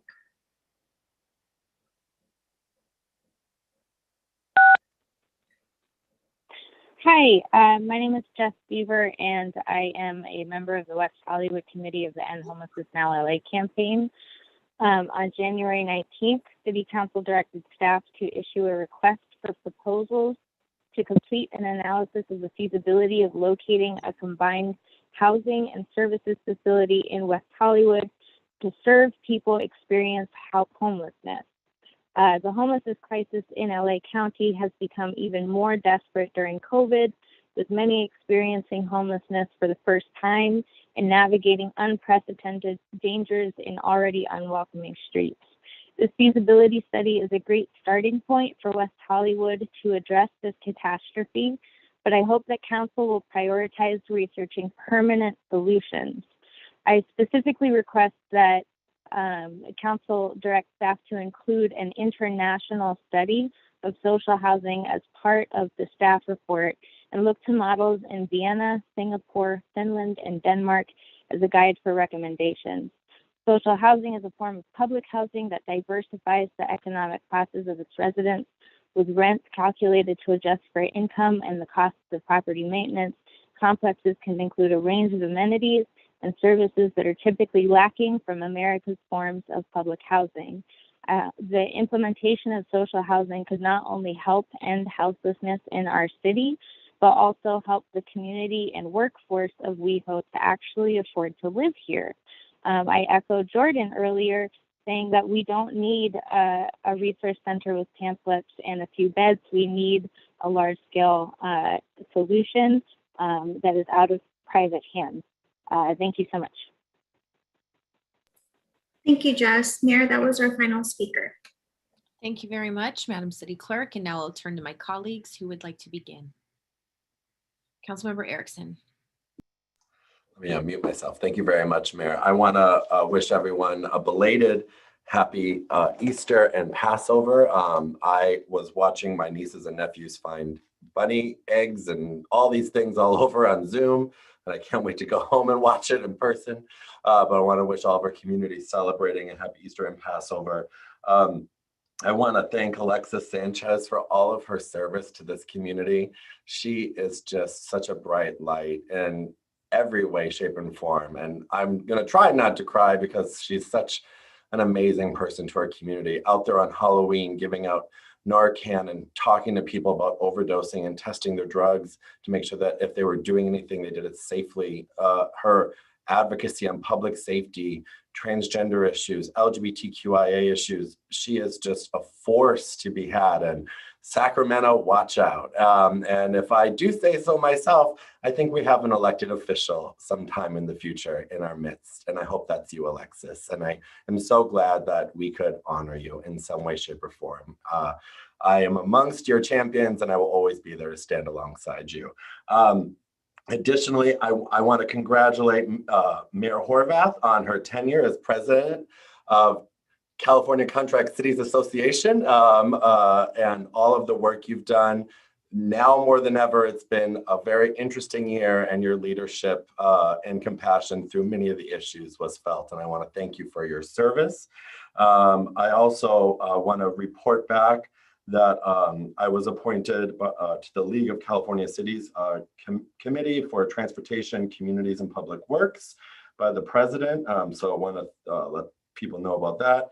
In addition, I want to thank Brian for his beautiful poem, and I'm really looking forward to all of the amazing National Poetry Month events. That's always a great time, and it's great to see all the banners up. That's all, Mayor. Thank you. Thank you very much. Who would like to go next? Councilmember D'Amico. I have no comments. Thank you very much. Councilmember Shine. Thank you, Mayor. I want to wish Alexis even more success. I think Alexis is such a special individual who has done so much for our community. I'm honored to call her a dear friend. And I think it's rare where most likely all of us have such strong positive feelings about any one person. And Alexis is definitely a person that encompasses positive feelings from so many. And I will certainly keep in touch with you, Alexis, and hope to see you when you come to West Hollywood, and definitely will visit you and your partner when I visit Sacramento. And I second John Erickson in having a bright vision of perhaps an elected official in the future, and you as well. I wanted to really express my solidarity with our Asian American community who have been the subject of a surge in hate crimes that has been very tragic and frightening. Though I will say that the Asian American community has had a surge in hate crimes since COVID began because of our former president's rhetoric, which was, racist rhetoric and hateful rhetoric. A dear friend of mine, while she was running to become judge, experienced a lot of Asian hate. So I want to thank my colleagues for supporting our resolution, and thank Councilmember Erickson for co-sponsoring this resolution, speaking out against Asian hate against the community. I would like to have our city manager, Paul Arevalo, give us an update on COVID vaccine availability. There have been several members of our community reaching out, concerned that the stage that we were and are in may not be open to people with HIV. So I'd like Paul to address that, as well as what the next opening is going to be in availability coming up on the 15th. I also want to just report that I attended a public meeting of our Pride subcommittee and our homelessness subcommittee since our last meeting. Thank you very much, Councilmember Shine. And now I'll turn it to Mayor Pro Tem Meister. Thank you, Mayor. I also want to give my congratulations to Alexis Sanchez. I let the public know that I attended the CEHD committee of the Southern California Associations of Government, where we discussed allocations from REAP, which is Regional Early Action Planning funds. We discussed future economic recovery strategies, sustainable communities and supporting development of ADUs. And I would really like for staff in the next 30 to 60 days to give us an update on how the city is promoting ADU development in our city and any new programs that we are developing. I also attended the Homeless Initiative Subcommittee meeting, and it was very productive. The subcommittee has a letter going out to the county regarding the effectiveness of the MET teams, urging the county to increase the number of MET teams both in the city and countywide. Brian League from our development staff has begun reaching out to the county regarding Metro's surface parking lot, and we will update our colleagues when we have more information on that front. Regarding the consent calendar, on item 2K, Arts and Cultural Affairs Commission Cultural Equity Statement, I really appreciate the commission putting this forward, and I would suggest that I believe that the Social Justice Task Force meetings are public meetings. I would suggest that the commission appoint one of their commissioners to be a liaison to the task force and observe those meetings. On item 2L, Cannabis Ordinance Implementation Update, I just wanted to express my concern that the tax portal, which according to our code was supposed to be up by November 1st, 2020, is not up yet. And so I do understand the concerns of the new marketing organization for our cannabis businesses. So I'm looking forward to seeing the tax portal go up based on our ordinance and code, and to publicly post and regularly update information showing whether each licensed cannabis business is current on payments of city taxes and fees. On item 2Q, the tenant harassment ordinance, I'd like to thank council members Shine and Erickson for bringing this forward. I also just wanted to follow up on a conversation that we had a few years ago regarding senior housing issues, particularly that we wanted staff to be told when cash for keys was being offered, because as we know, there are seniors and others who may not fully understand the consequences of accepting cash for keys, and we want to be able to protect them and keep them in their housing if that's what they really want to be want to do, is be in their current housing. Regarding 2S, the partnership with Homeboy Recycling on e-waste collection. Thank you, Mayor, for bringing that forward. I just wanted to acknowledge the letter from Mike Lewis representing Athens, and I assume that staff will review the current contract with Athens to see if this new vendor is necessary or not. And also just wanted to know if we did need this vendor, if there was going to be any fiscal impact to the city.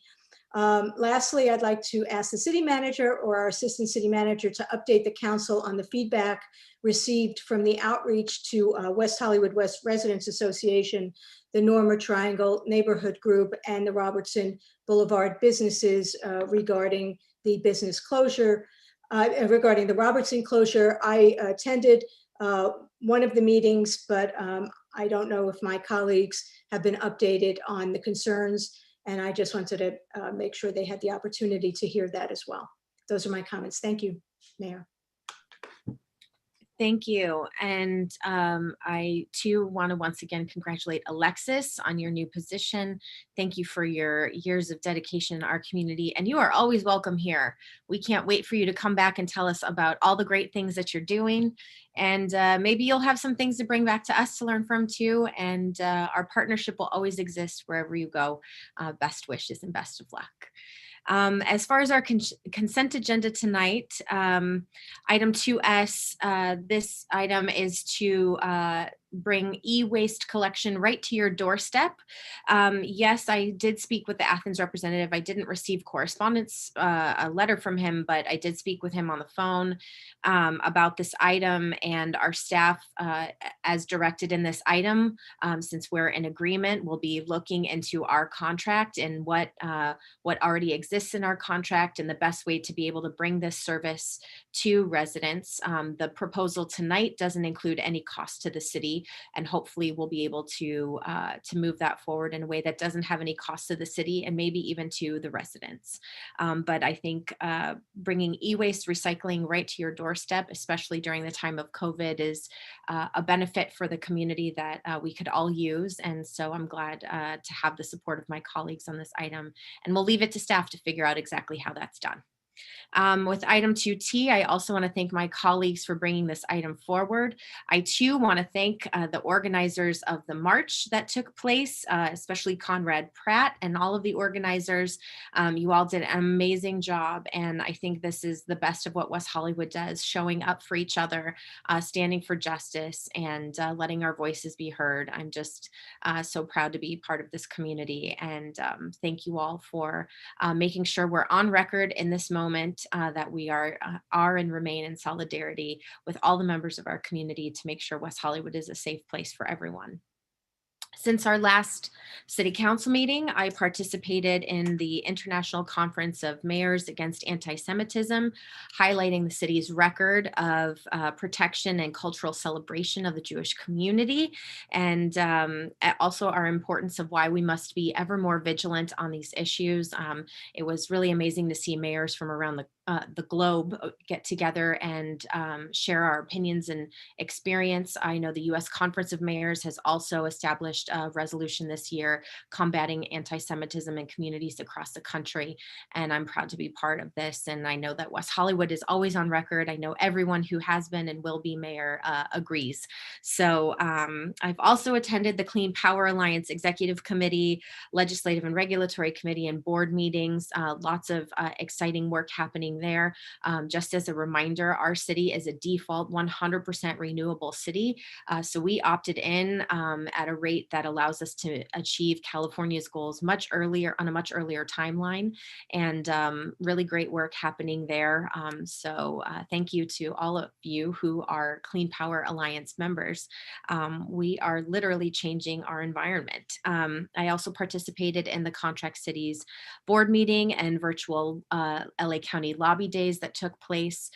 We had discussions with all of our Board of Supervisors, as well as the CEO and outgoing head Phil Ansell of all the homelessness services and operations, to get kind of a peek into what might be coming next, and to hear where the county is on these issues. I was able to take a tour with school board member Nick Melvoin, as well as Justin Brown from our FOE group, and to see what's going on at West Hollywood Elementary and the ways that they're welcoming back our students to West Hollywood Elementary. I know that they are very much on top of the safety protocols, and are encouraging parents, if you haven't already, to make sure that you return your forms to indicate whether you want your children to come back to class in person or whether you'd like to continue classes virtually. It allows them to appropriately plan and make sure that all of the protocols are in place for your children and for our community. And I know that our staff will also be working with West Hollywood Elementary to watch queuing of traffic, because I know pickup and drop off will be a little bit different because of COVID regulations. So you can stay tuned for more information on that, and we'll make sure that the community is aware as well. I know that we had our second business roundtable discussion, heard lots of great issues discussed, and I know there's another one ahead. I want to thank the members of our business community who are participating in those conversations with us to make sure that we are aware of the things that you're paying attention to as we look at recovery. We continue to participate in the county's coronavirus update calls, and I also participated on the California Cities Equity Committee. We're having a very robust discussion about equity policies, not only for the California, what was formerly known as the California League of Cities, now Cal Cities, but also for all of the cities who are members, and adopting best practices that we can bring back into our own community, while also adopting best practices from communities who are members, and making sure that we're living up to the goals that we're setting for ourselves, and that we're exemplifying those standards in the way that we serve in leadership in that organization. Congratulations again to all of our Women in Leadership Award winners, Sylvia, Fran, Emmy, Katie, congratulations. And thank you to our WAB and all of the organizations and staff who helped to make Women's History Month events so successful. March is always jam-packed, full of fun. And so I just wanna thank you all for your hard work. We closed it out with Trans Visibility Awareness Day with an amazing discussion. And I just wanna say thank you to everyone who participated in that as well. If you weren't able to participate in these events at the time, they are available online, which is one of the silver linings of this virtual world. We can all participate in the city events after the fact. So I really encourage you to check out those discussions. I also participated in the SCAG Transportation Committee discussion, and really exciting conversations ahead for us as regional transportation continues to move ahead. I want to note that there were a couple public comments on permanent housing solutions and social housing. I think that's a topic that can be included in the direction that was given to staff with regard to the Navigation Center and affordable housing options for residents experiencing homelessness. That's something that can also, as was indicated in the comments, potentially be expanded for the broader community. And so I think including that in the report back to council, I think would be quite helpful. I too would like to hear from staff regarding the Robertson closure and the updates. At the time we made this decision, expressed that I shared many of the resident concerns that were raised with regard to traffic routing and public safety, what was actually going to happen in terms of the programming. I think that many of us, since COVID has begun, have participated in things like farmers markets. So, closing down a street and inviting people to it is certainly something that can happen safely and successfully if we plan appropriately. And I think it would be incredibly helpful to hear what protocols are in place. I also understand that there will be a city council meeting immediately after the very first weekend this is happening, so we can hear how it's gone. But I think for peace of mind, and so people in the communities neighboring can understand what's going to happen, it would be helpful to hear from staff. I know the last Pride we had in person, there was some traffic jam issues happening around the neighborhood, and it was a real nightmare. And I think hopefully we learned from that and are planning accordingly, but it would be great to hear exactly how we're doing that. Also, since the last time we met, more rental assistance has become available through the state and through the federal government, but I think the state resources are being made available in a variety of different ways. And so I would really appreciate, I've talked with our city attorney about it because there was a question around whether residents who qualified had to demonstrate proof that they were on unemployment, and whether that put landlords who would consider asking for that in a difficult position. And so I just wanted her to clarify on the record exactly how people qualify and how that works, to make sure that people know you don't have to demonstrate that you are on unemployment. I know that there have been complications with people connecting with EDD and getting their benefits, and so substantiating that is complicated. So I'll leave it to the city attorney to clarify that further. Just a few things that staff asked me to mention. First, the West Hollywood Youth Scholarship Program application period is open. It continues through Friday, May 7th. The program awards $2,000 to graduating high school students who are West Hollywood residents and are pursuing a post-secondary education at an accredited college, university, or trade or vocational school.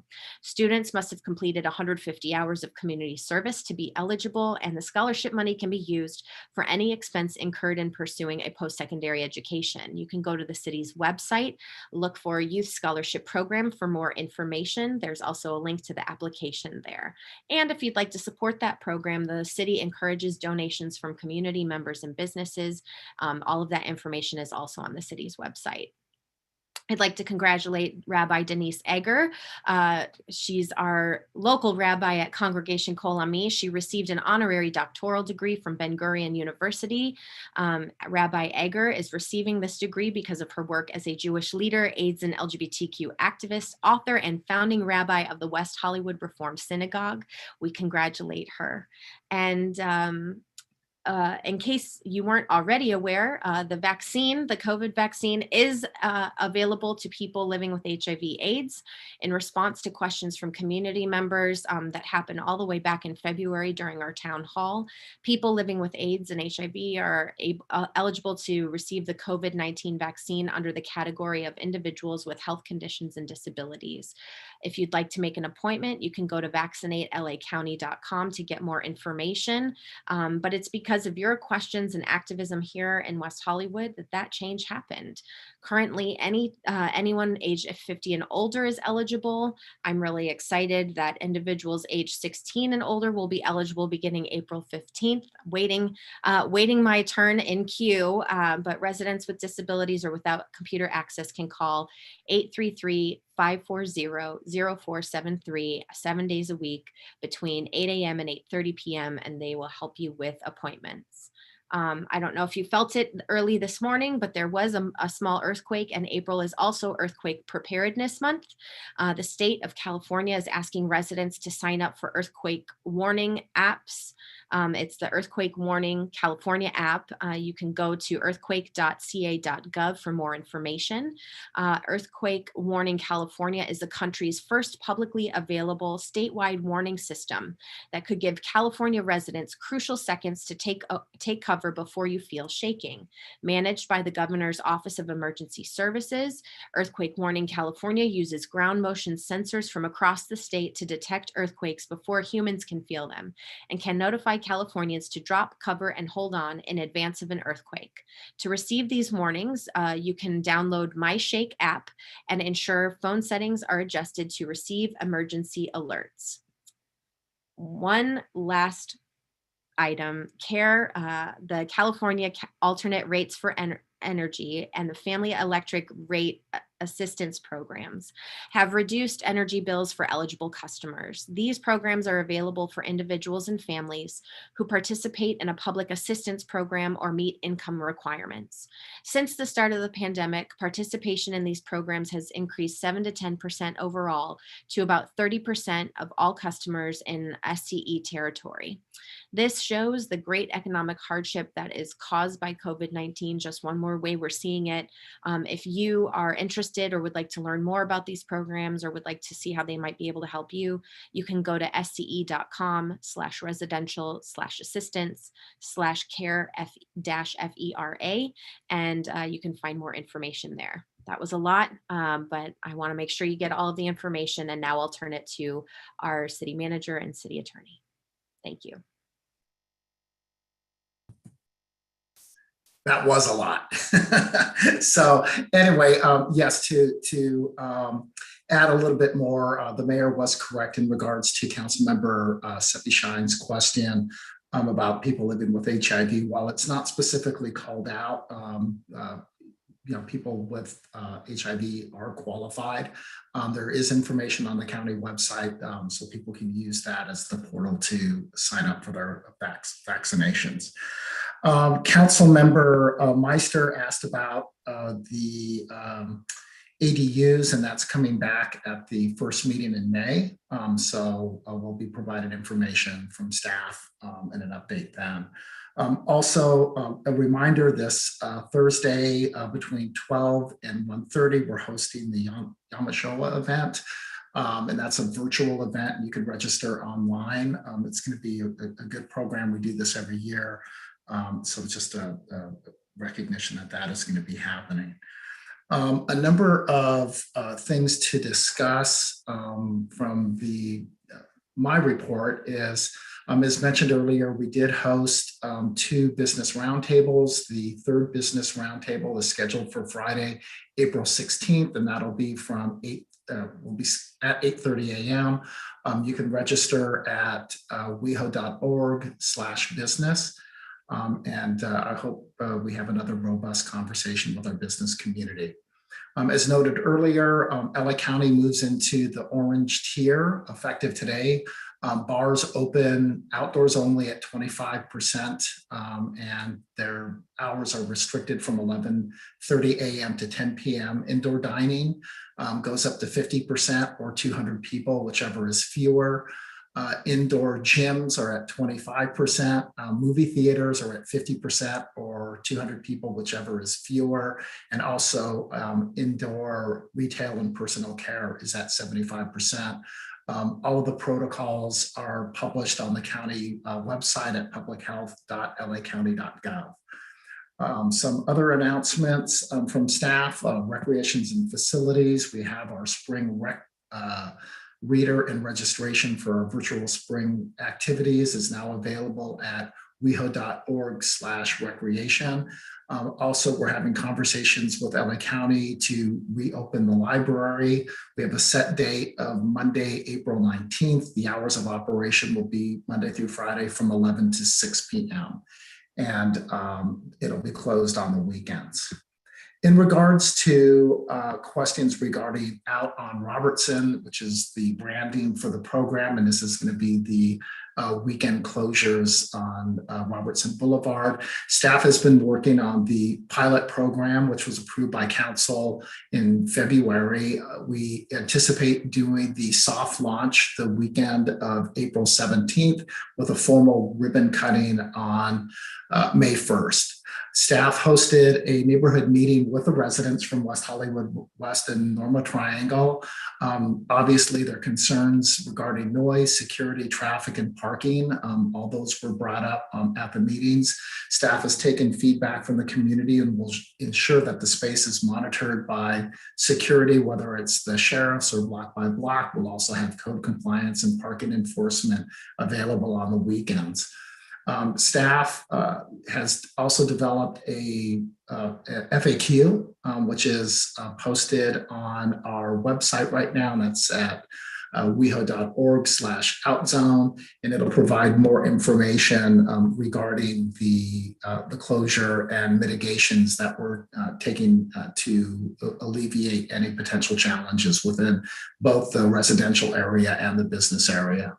In regards of programming the space, staff has been hosting weekly meetings with the business community and the Chamber of Commerce. We've used these meetings to gather interest for people to participate and also to alleviate some of the concerns with the business communities. And again, more information is available on the website. This is something that's a pilot program. We're going to roll it out slowly. The first weekend, while we will have it programmed, it will be limited in the programming to allow for us to have flexibility to monitor and adjust to potential impacts that are created by the closure. It is something that we anticipate will ramp up significantly as the summer months come. So we'll be taking it one step at a time. We'll be prepared to address and any potential negative impacts. And as mentioned earlier, we do have a council meeting right after the first weekend, so we'll be able to get feedback from all of you on what you saw working and not working, and we'll be able to address those issues and concerns. So unless there are no other questions, I'll hand it off to our city attorney, Lauren Langer. Yes, John. I'm sorry, Mayor, if you don't mind, and Paul.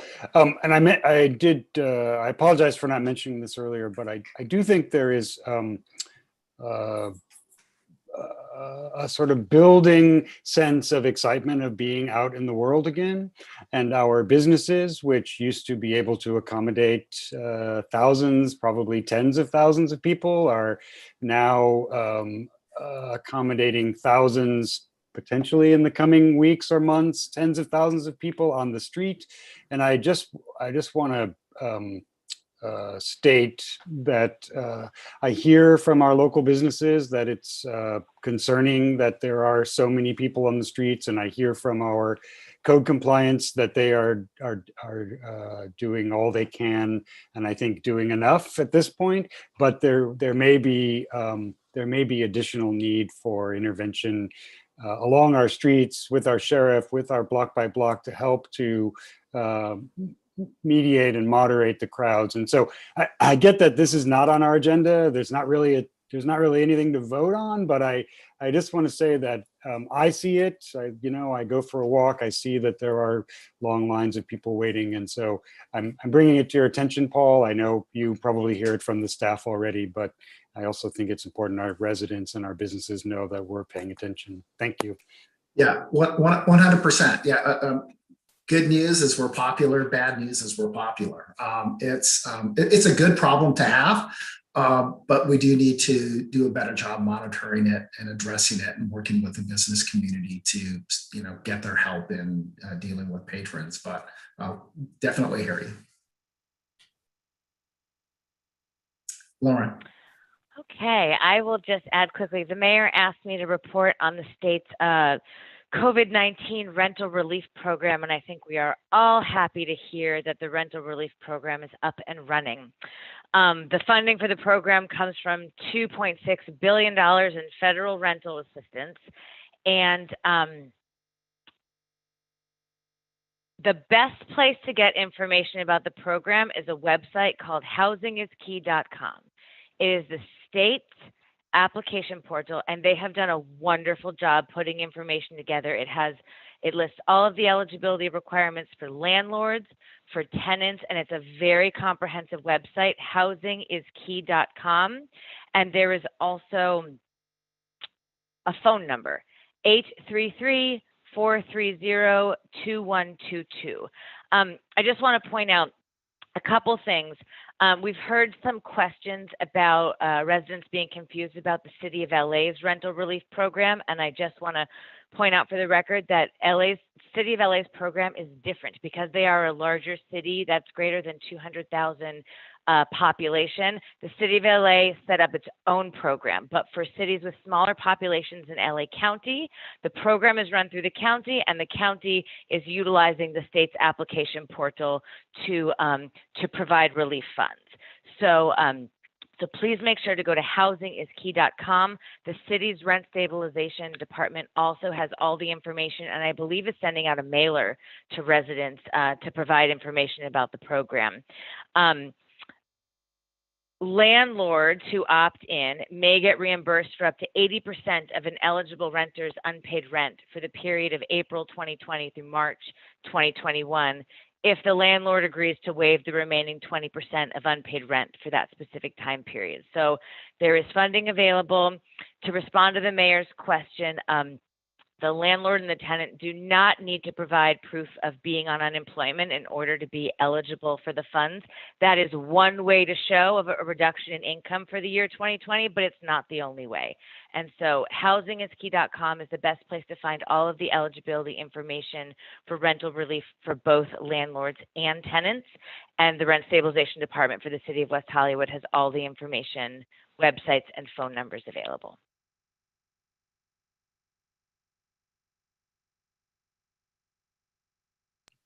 Any questions? All right, we covered a lot, so I will turn it to our city clerk. Madam City Clerk, what is the fiscal impact of our consent agenda tonight?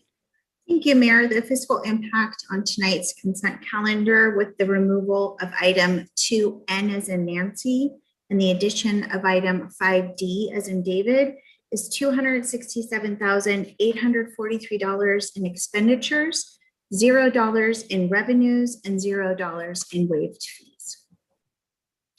I'd entertain a motion. So moved. There's a motion by Erickson, seconded by D'Amico. Madam City Clerk, roll call, please. Councilmember D'Amico. Yes.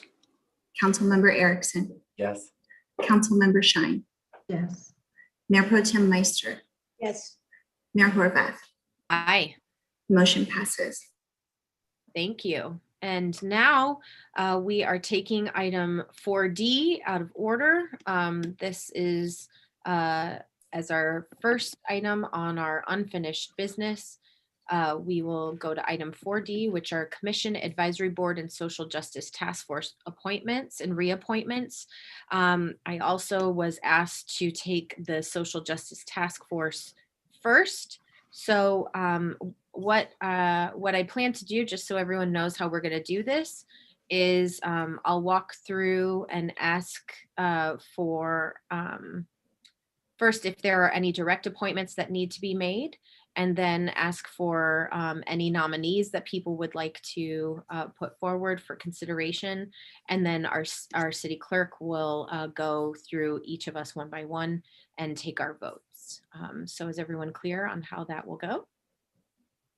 Great. So first up, we have the Social Justice Task Force. And I will turn to any of my colleagues who would like to make nominations. Councilmember Shine. Thank you. I'd like to nominate Krupa Desai, Jorge Separac, Daniel Zamilpa, and Alexander Moore. Okay. Are there any other nominees? Yes, D'Amico. Councilmember D'Amico. I'd like to nominate Dante Alacaster and Giselle Washington and Todd Holman. Okay. Mayor Pro Tem Meister. I'd like to nominate Richardson Jerry. Okay. And I would also like to nominate Maxine Tatlanghari. Excuse me. Are there any other nominations? Are there any other nominations? Are there any other nominations? If not, Madam City Clerk, I turn it to you. I was just getting the last name. Okay. Because that was a lot. Is everyone clear on who's nominated? I can go through the nominations. Excellent. Thank you. Yeah.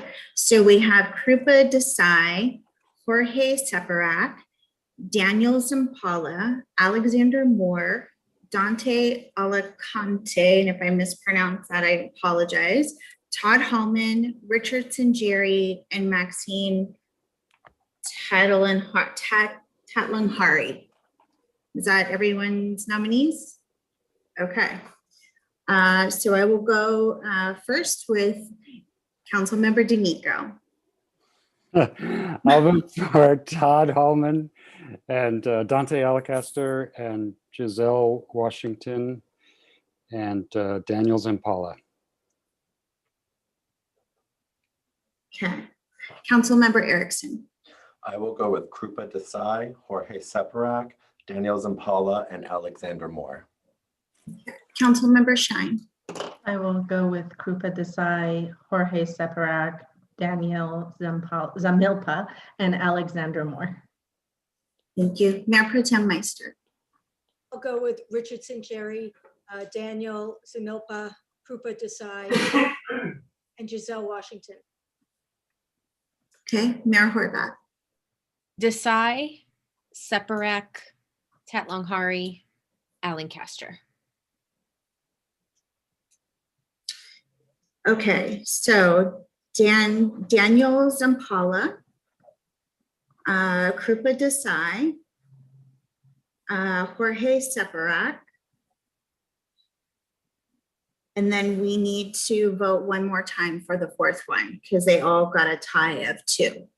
So we'll start. Can you tell us who? Yes, the ones with the 2 are Dante, and I should say this correctly. I apologize. Alancaster. Thank you, Dante Alancaster. The next one is Giselle Washington. 1, 2. Actually, those are the only 2 that got 2 votes. The rest only got 1. Alex got 2 votes. Oh, you're right. I apologize, Councilmember Erickson. So we have Alexander Moore, Dante, and Giselle. So we'll vote on those. So Councilmember D'Amico. Giselle Washington. Councilmember Erickson. Alexander Moore. Councilmember Shine. Alexander Moore. Mayor Pro Tem Meister. Giselle Washington. Mayor Horvath. Dante Alancaster. Okay, so Dante only got 1, so it's down to Giselle and Alexander. So we'll take one more vote. Okay. Councilmember D'Amico. Giselle Washington. Councilmember Erickson, Alexander. Councilmember Shine, Alexander Moore. Mayor Pro Tem Meister, Del Washington. Mayor Horvath. Giselle Washington. Okay, so our 4 at-large appointees are Krupa Desai, Jorge Separac, Daniel Zampala, and Giselle Washington.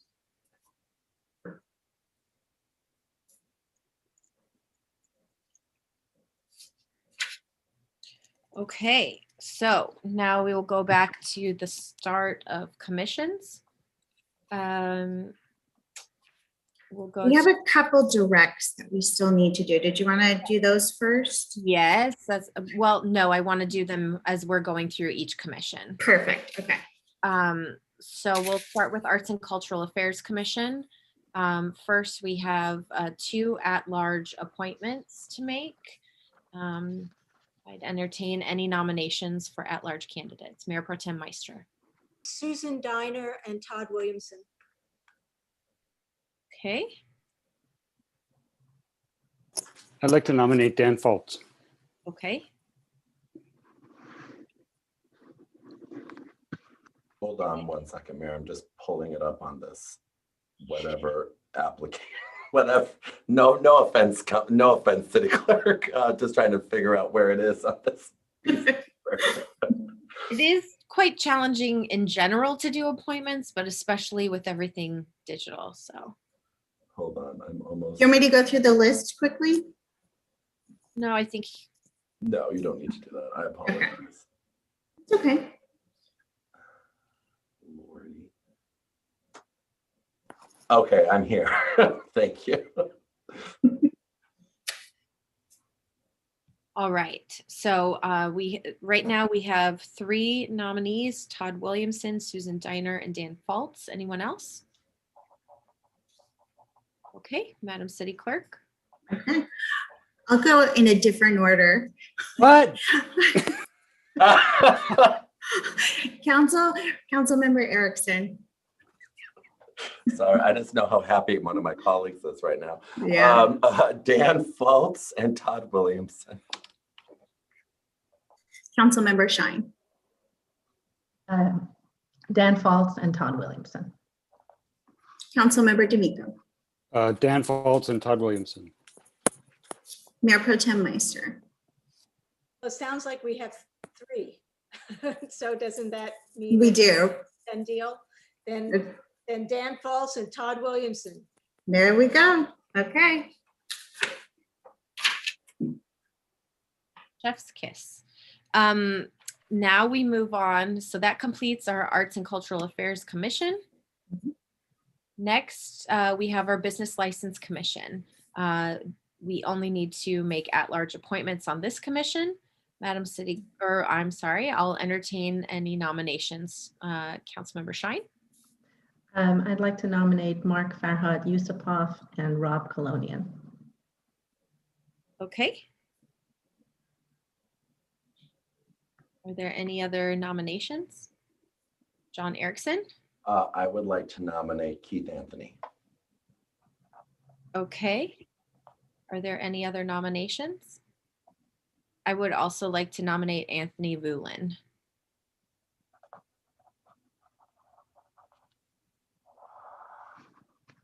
Ready? I think so. Any other nominations? This is 1, right? 2 at-large seats. 2 at-large. Oh, I'm sorry. You have my document has Mayor Horvath with 2 appointees, apparently. I do not have 2 appointees. We've updated it 4 times since then. I figured that was the case. I just wanted to make sure. Okay. Okay. So I'll change up the roll call again. Councilmember Shine. Mark Farhad Yusupov and Rob Colonian.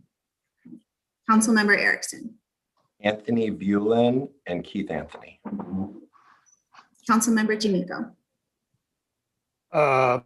Mark Yusupov and Anthony Vulin. Mayor Pro Tem Meister. Mark Yusupov and Rob Colonian. Mayor Horvath. Keith Anthony and Anthony Vulin. Okay, so Mark Yusupov has 3 and Anthony Vulin has 3. So those are our 2 at-large appointees. Okay.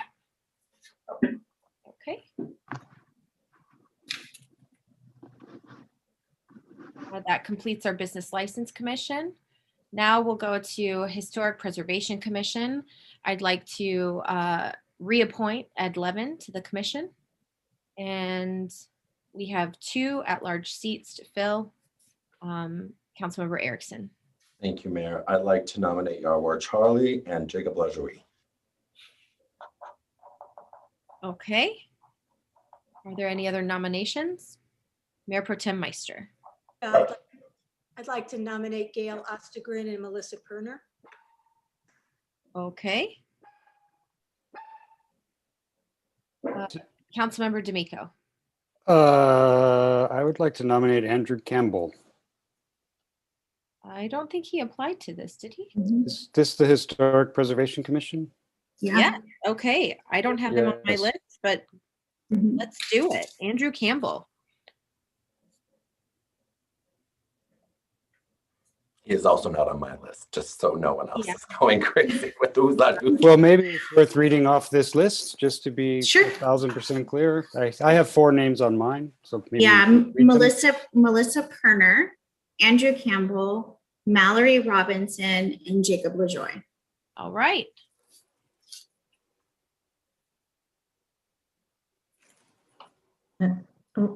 Did you miss Gail? Gail is a current, Gail and Yower are currently appointed. Those are the 4 new applicants, but there are current appointees or at-large appointees, Gail and Yower. But they're still, Yeah, they're eligible, yes. right. And then also, I think you missed Jonathan Smith. Yeah. I have that one. But the people who are nominated, which is, I think, more important for our purposes at the moment, are Yawar, Gail, Jake, Melissa, and Andrew. Did I miss anyone? Yower, Jake, Gail, Melissa, Andrew, correct. That's who we have. Are there any other nominations? Any other nominations? Okay, Madam City Clerk, I'll turn it to you. Okay, Councilmember D'Amico. Andrew Campbell and Yawar Charlie. Councilmember Erickson. Oh boy. Yeah, sorry. Yarwar, Charlie, and Jacob Lejoie. Councilmember Shine.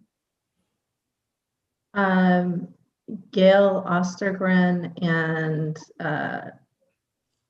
Andrew Campbell. Mayor Pro Tem Meister. Gail Ostergren and Andrew Campbell. Mayor Horvath. Gail Ostergren and Yawar Charlie.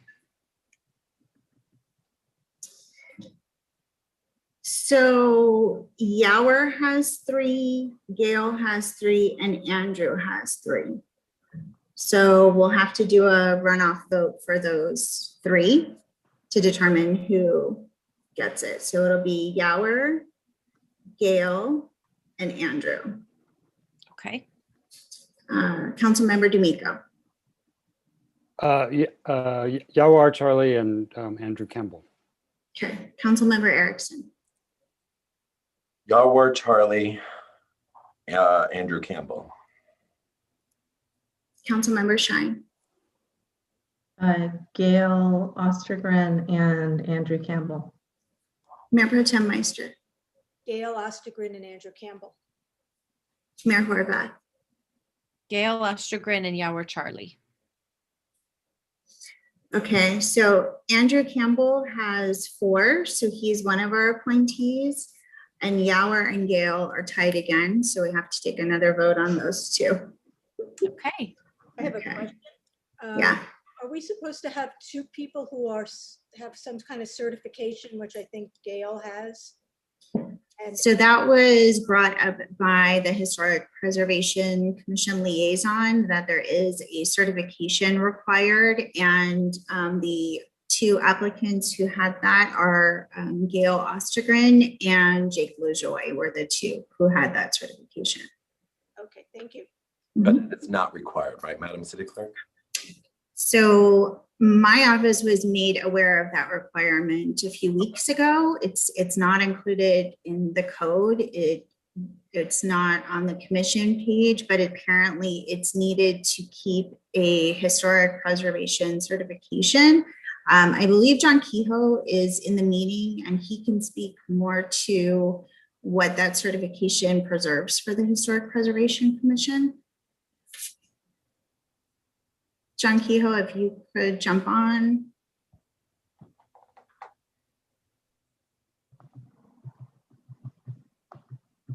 Let me see if we have anyone else from Historic Preservation who could jump on.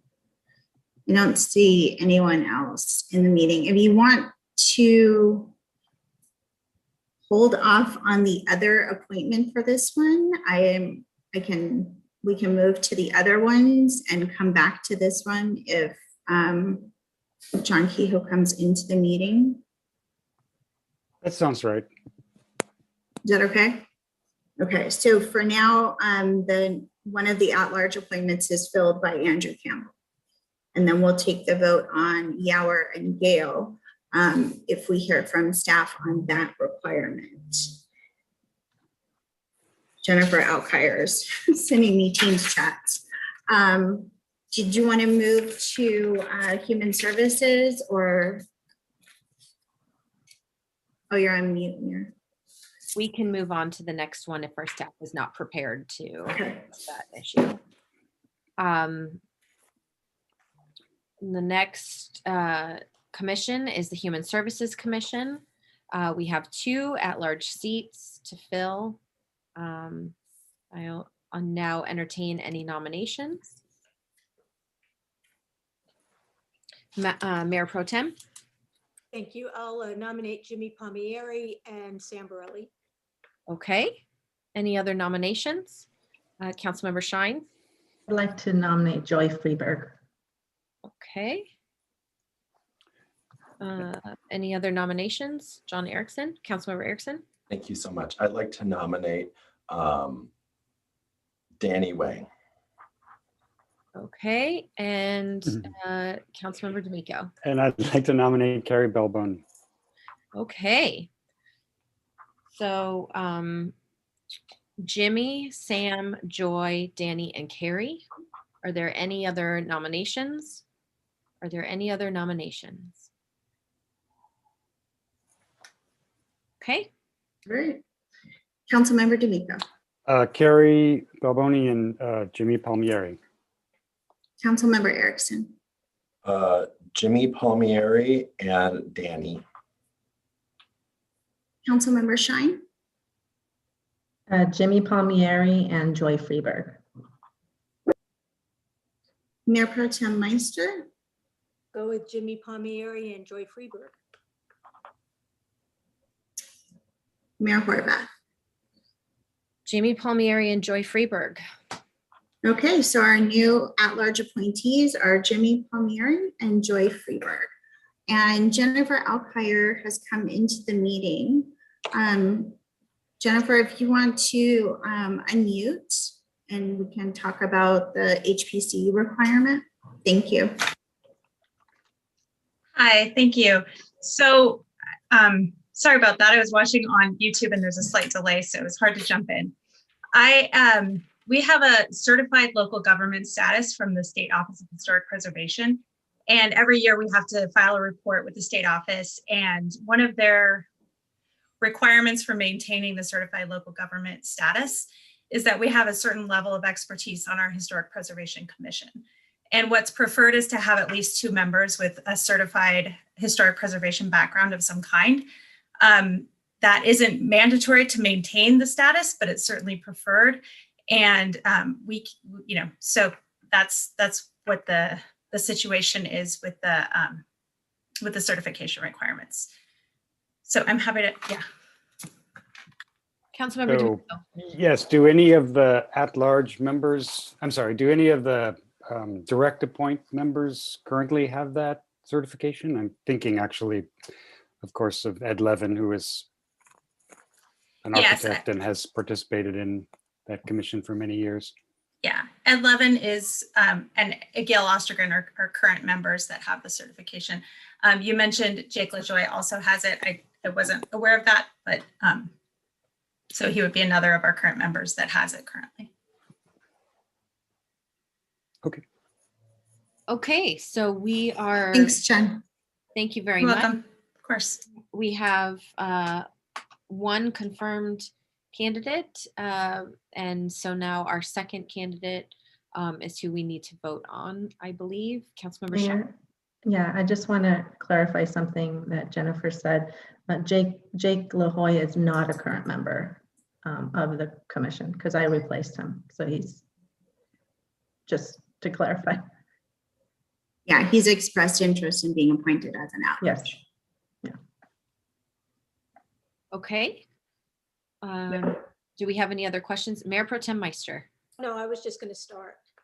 Oh, she wants to go first. City Clerk. There you go. Gail Ostergren, please. Mayor Horvath, will go out of order completely. Gail Ostergren. Councilmember Shine. Gail Ostergren. So we have 3 already. So Gail, so it'll be Gail and Andrew Campbell to the Historic Preservation Commission. And then we finished Human Services Commission. Right. So planning. So now we move on to the Planning Commission, which all of the direct appointments have been filled. And so we also have our at-large members, and I would entertain nominations. Councilmember Shine. Oh, I'm like out of focus. I'd like to nominate Michael Lombardi and Tushar Duda. Okay. Any other nominees? Councilmember Erickson. Thank you so much. I'd like to nominate hold on, Sue Buckner and Kellen Martz. Okay. Mayor Pro Tem Meister. I'd like to nominate David Gregoire. Okay. Any other nominations? Any other nominations? Madam City Clerk. Okay. Councilmember D'Amico. I would, I'll vote for Tushar and Duda and Michael Lombardi. Thank you. Councilmember Erickson. Sue Buckner and Kellen Martz. Councilmember Shine. Michael Lombardi and Tushar Duda. Mayor Pro Tem Meister. Michael Lombardi and Tushar Duda. Okay. So Michael Lombardi and Tushar Duda have 3 each. All right. Okay, so our new at-large appointees are Michael Lombardi and Tushar Duda to the Planning Commission. Okay. Public Facilities Commission. I would like to reappoint Noemi Torres to the commission. And we have 2 at-large appointments to fill. Mayor Pro Tem Meister. I would like to nominate Elaine Polachek and Richard Carlos. Okay. Are there any other nominations? John Erickson. I would like to nominate Joshua Harris. Okay. Are there any other nominations? I would also like to nominate Alex Garfinkel. Are there any other nominations? So we have Elaine, Richard, Joshua, and Alex.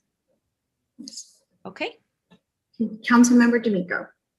Elaine Polachek and Richard Carlos. Councilmember Erickson. Elaine Polachek and Joshua Harris. Councilmember Shine. Elaine Polachek and Richard Carlos. So Elaine Polachek has 3. Mayor Pro Tem Meister. Yeah, Elaine Polachek and Richard Carlos. So Elaine has 3 and Richard Carlos has 3. All right. Doesn't look like I'm gonna sway those votes, so it You is. try. It's all right. This is the hardest part of serving, in my opinion. These appointments are so tough. So the new at-large, Elaine Polachek and Richard Carlos. So I was hoping that my colleagues would allow us to delay the Public Safety Commission one more meeting so we establish the purview of the commission finally, and we're kind of making that informed decision. Is everyone okay with that? All right. So we'll move past Public Safety Commission and go to rent stabilization. I'm going to hold off on my direct appointment, but I'm happy to do at-large appointments if we're ready. Okay, so Councilmember Erickson. Thank you so much, Madam Mayor. I would like to nominate Josh Kerpies and Kellen Martz. Okay. Councilmember Shine. I'd like to nominate Adam Crowley. Okay.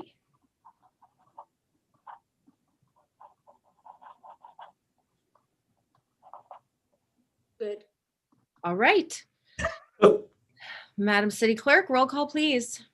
Councilmember D'Amico. Josh Kerpies and Kellen Martz. Councilmember Erickson. Kellen Martz and Josh Kerpies. Councilmember Shine. Adam Crowley and Kellen Martz. So Kellen Martz has 3. Mayor Pro Tem Meister. It's between Josh Kerpies and Adam Crowley. Adam Crowley and Kellen Martz. Mayor Horvath. Josh Kerpies and Kellen Martz. So Josh Kerpies and Kellen Martz are the at-large appointees. Okay. And Transportation Commission. I would like to reappoint Dan Wenzel and also nominate Karen O'Keefe for at-large. Are there any other nominations? Yeah. Oh, I'm sorry. Mayor Pro Tem. I would like to nominate Alexander Baisley and Alexander Garfinkel. Well, that's not confusing. Just Baisley Garfinkel. It's like yes. a band. Are there any other nominations? Any other nominations? Okay. Councilmember D'Amico. I'll vote for the Alexandri. Isn't that the plural of Alexander? Alexander Garfinkel and Alexander Basley. Thank you. Thank you. Councilmember Erickson. Karen O'Keefe and Alexander Garfinkel. Councilmember Shine. Alexander Baisley and Karen O'Keefe. Mayor Pro Tem Meister. Baisley and Garfinkel. Michelle. Mayor Horvath. Karen O'Keefe and Alexander Baisley. So Alexander Baisley has 4 and Alexander Garfinkel and Karen O'Keefe each have 3. So we'll do a runoff between Karen and Alexander Garfinkel. Okay. Councilmember D'Amico. Alexander Garfinkel. Councilmember Erickson. Alexander Garfinkel. Councilmember Shine. Karen O'Keefe. Mayor Pro Tem Meister. Finkel. Okay, he has 3. So Alexander, it's the Alexanders, Alexander Baisley and Alexander Garfinkel. Alexander as Councilmember D'Amico. Okay. Disabilities Advisory Board. I would like to directly appoint Mikey Friedman. And I believe I was notified before this meeting that there was a new applicant for the DAB for at-large. And so let me make sure I have this name correct. I received an email from another member of the board, Franklin Romero. I don't believe we received the application yet, but we did receive an email that the person would be applying. Okay, well, I think that I was also notified that that application was coming in. Are we prepared to do at-large appointments tonight, or can we wait to consider all the applications that are coming in? Let's wait. Okay. Well, Okay. we have one opening, even if we went with the 3, right? Because based I think everyone can continue to serve, even, you know. okay, that's fine. We can wait. Okay. We'll wait on those reappointments, but everyone will continue to serve. The Lesbian and Gay Advisory Board, soon to be renamed, the appointments are complete. The Russian Advisory Board is next. All of our direct appointments are made, and now we will go to our at-larges. I'm happy to entertain nominations. Councilmember Shine. I'd like to nominate Ekaterina Kutapova. Okay. Are there any other nominations? Councilmember Erickson. I would like to nominate Lubov Levitan, Alex Tolshenko, and Diana Volman. Okay. Are there any other nominations? I would like to nominate Sasha Rezor and Evgeny Kovnatsky. Oh, all right. Jenny, excellent pronunciation there, Councilmember D'Amico. I think everyone's been nominated now, so I'll turn it to our city clerk for a vote. Councilmember D'Amico. I would like to vote for Sasha and Evgeny and Ekaterina and Alex. And I apologize to everyone for not saying your last names. Better we just leave all of us unharmed by that. Okay. Councilmember Erickson. Yeah, Ekaterina, Lubov, Alex, and Diana. Councilmember Shine. Katerina, Lubov, Diana, and Alex. Mayor Pro Tem Meister. Lubov, Alex, and Diana. What was the first one? Ekaterina. Okay. So Ekaterina has 4. Lyubov has 3. Alex has 4, and Diana has 3. They're appointed. Yes. Wait, could you say it one more time? It's the people that are currently serving, right? Correct. Okay. Yes. Yes. Our current at-large appointees were all reappointed. Just double check. Our senior advisory board is next. All of our direct appointments have been made. We have 4 at-large seats available. I would entertain any nominations. Mayor Pro Tem Meister. Okay, I would like to nominate John Allendorfer, Lee Walkup, Michael Hollingsworth, and David Eichmann. Okay. Are there any other nominations? Excuse me.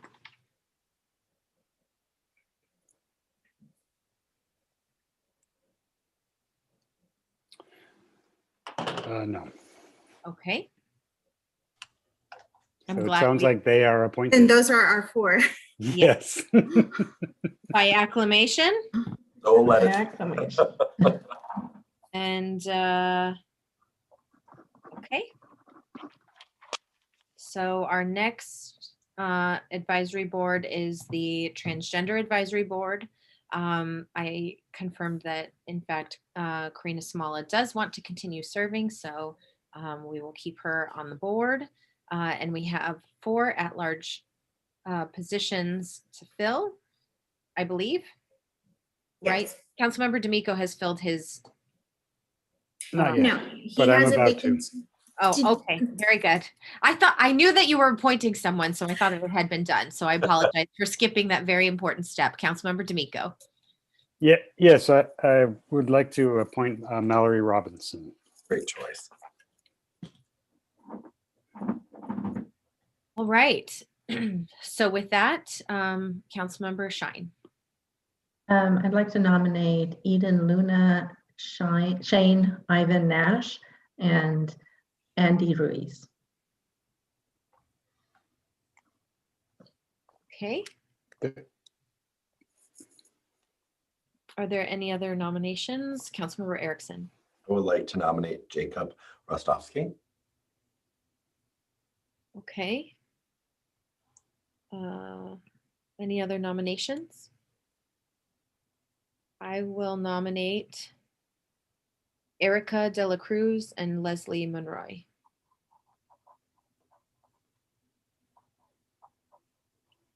Are there Oh, I see. any other nominations? Are there any other nominations? Okay, Madam City Clerk. Councilmember D'Amico. Erica De La Cruz, Jacob Rostovsky, Shane Ivan Nash, and Eden Luna, please. Councilmember Erickson. Jacob, Andy, Shane, and Eden. Councilmember Shine. Shane, Andy, Eden, Jacob. Mayor Pro Tem Meister. Yeah, Andy, Shane, Eden, and Jacob. Okay, so currently Eden has 4, Shane has 4, and Jacob has 4, and Andy has 3. They are appointed. Okay. And then one quick question, Councilmember D'Amico, did you want to do your public safety direct appointee this evening, or did you want to wait as well until? Yeah, I want to wait Okay, till we perfect. have. I'm happy to have it after we have the conversation. If you want to return to this at the very end of the meeting as a group, doesn't look like the mayor does, so we'll do it next week or next in 2 I'm all weeks. for that. So I mean, we've kept these. You got it. Yeah. Okay. Women's Advisory Board is next. I believe Councilmember Meister or Mayor Pro Tem Meister, you made your appointment already, correct? No, I haven't. I haven't. I was waiting because I wanted to see what happened with social justice and everything and see how it all fell out. So I'd like to wait till the next meeting, but I'm happy to move ahead with some at-larges. Actually, I can make it. I can make it now. I'll do it. I'm going to appoint Melissa Perner. Okay. Is she on there? Oh yeah, there she is. That's good. Good. Okay. So we now have all the direct appointments made, and now we have 4 at-large appointments to make. Councilmember Shine. I'd like to nominate Danielle Neeson and Saji Lazarus. Okay. Councilmember Erickson. I'd like to nominate Nicole Payton and Timothy Atway. Okay. Any other nominees? Any other nominees? And those are our 4. 4. Yep.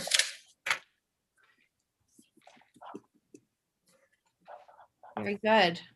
And I believe that completes all of our appointments with the exception of Public Safety Commission. Good work. That's always. Councilmember D'Amico, your Transgender Advisory Board direct appointee. Mallory Robinson. That's right. You did that one. I apologize. Okay, we got them all. Okay. Just So want that, to say thank you to all the people that applied because that was an incredible list of applicants to everyone. yes, and I'm very, I want to echo that as well and thank everyone who applied and thank my colleagues for an efficient appointment process. Always very challenging. So thank you. That was very helpful to get through it as well. Item 4A is next on our agenda. Yes. I just want to say, first of all, I want to thank all of the commissioners and board members who served, who aren't back on, and just appreciate their service and thank them for being there for the amount of years that they have served for us, for the city. And then I was also going to ask if at some point, can we have a 10-minute break? We have been going for 3 hours.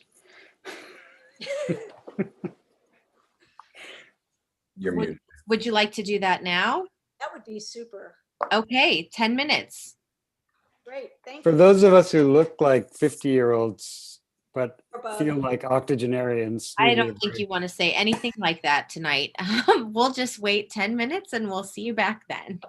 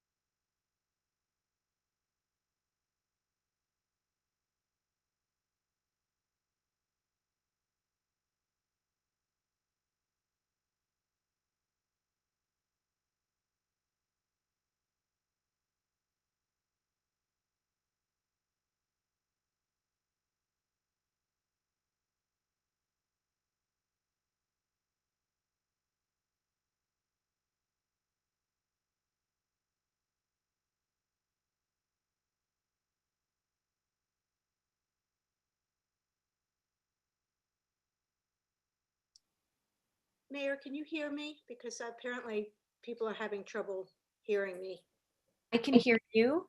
I can't see you yet, but I have heard that your volume is soft for people who are tuning in. So, I don't know. I haven't done anything different. well, hopefully this will work, and I'm sure that people will let us know if it's an issue. Thank you.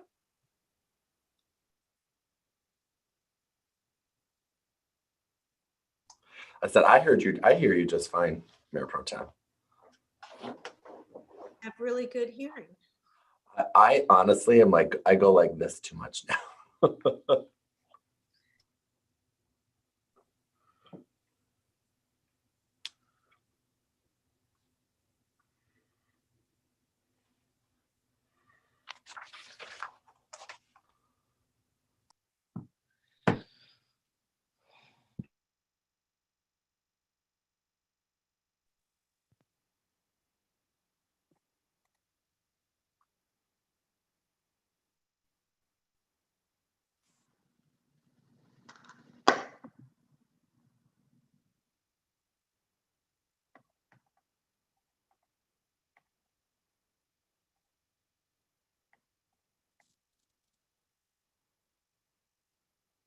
Can you hear me?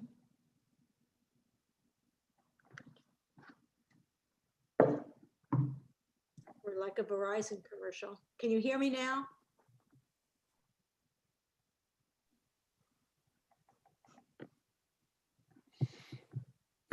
Councilmember D'Amico is back. So when we have our city attorney, we can begin. There she is. We now move on to item 4, which is an ordinance of the City of West Hollywood prohibiting smoking in multifamily dwellings by adding Chapter 7.10 to Title 7 of the West Hollywood Municipal Code, amending Chapter 1.08 to make violations of Chapter 7.10 subject to administrative penalty procedures. And I would welcome a report from staff. I believe we received an additional memo today regarding this item. If you haven't already reviewed that document, we did receive it via email, but perhaps our staff can also advise us as to the content of that additional memo as part of your presentation tonight for the benefit of the public as well as the council. Certainly. Good evening, Mayor, Mayor Pro Tem, council members. My name is Jonathan Holub, and I'm the acting manager of the Rent Stabilization and Housing Division. Joining me as well is Danny Rivas, Code Compliance Manager. Staff is returning with this item for the purpose of introducing 2 ordinances on first reading. The first ordinance, as set forth in the updated attachment A, provides a firm protection against any efforts to evict tenants for any violations of the ordinance. Whereas prior language specified protection against eviction on nuisance ground, the revised language encompasses the entirety of the RSO's grounds for eviction. In addition, the newly revised language prohibits a landlord from using the ordinance to change the terms and conditions of a tenancy. Revised attachment B addresses the issue of when existing units will fall under the prohibitions. The second separate ordinance is presented per council's instruction to establish a date when existing units will have to comply with the ordinance. Revised attachment B also sets forth a method whereby an individual with a disability that limits their ability to leave their unit to comply with the ordinance may request a reasonable accommodation exception to the prohibition from smoking in their existing unit. If passed, the city manager may promulgate regulations for processing the reasonable accommodation requests. With respect to the recent revisions that were sent around earlier today, there are a few changes that we're recommending. In attachment A, the revision is to the definition for new unit.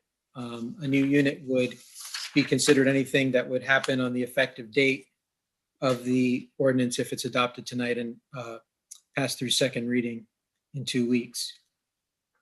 In the enforcement provision of that same attachment, 7.10060, that was updated to integrate the protections from eviction and to be more specific and broaden those protections to make them very clear that there could be no grounds for eviction under this ordinance.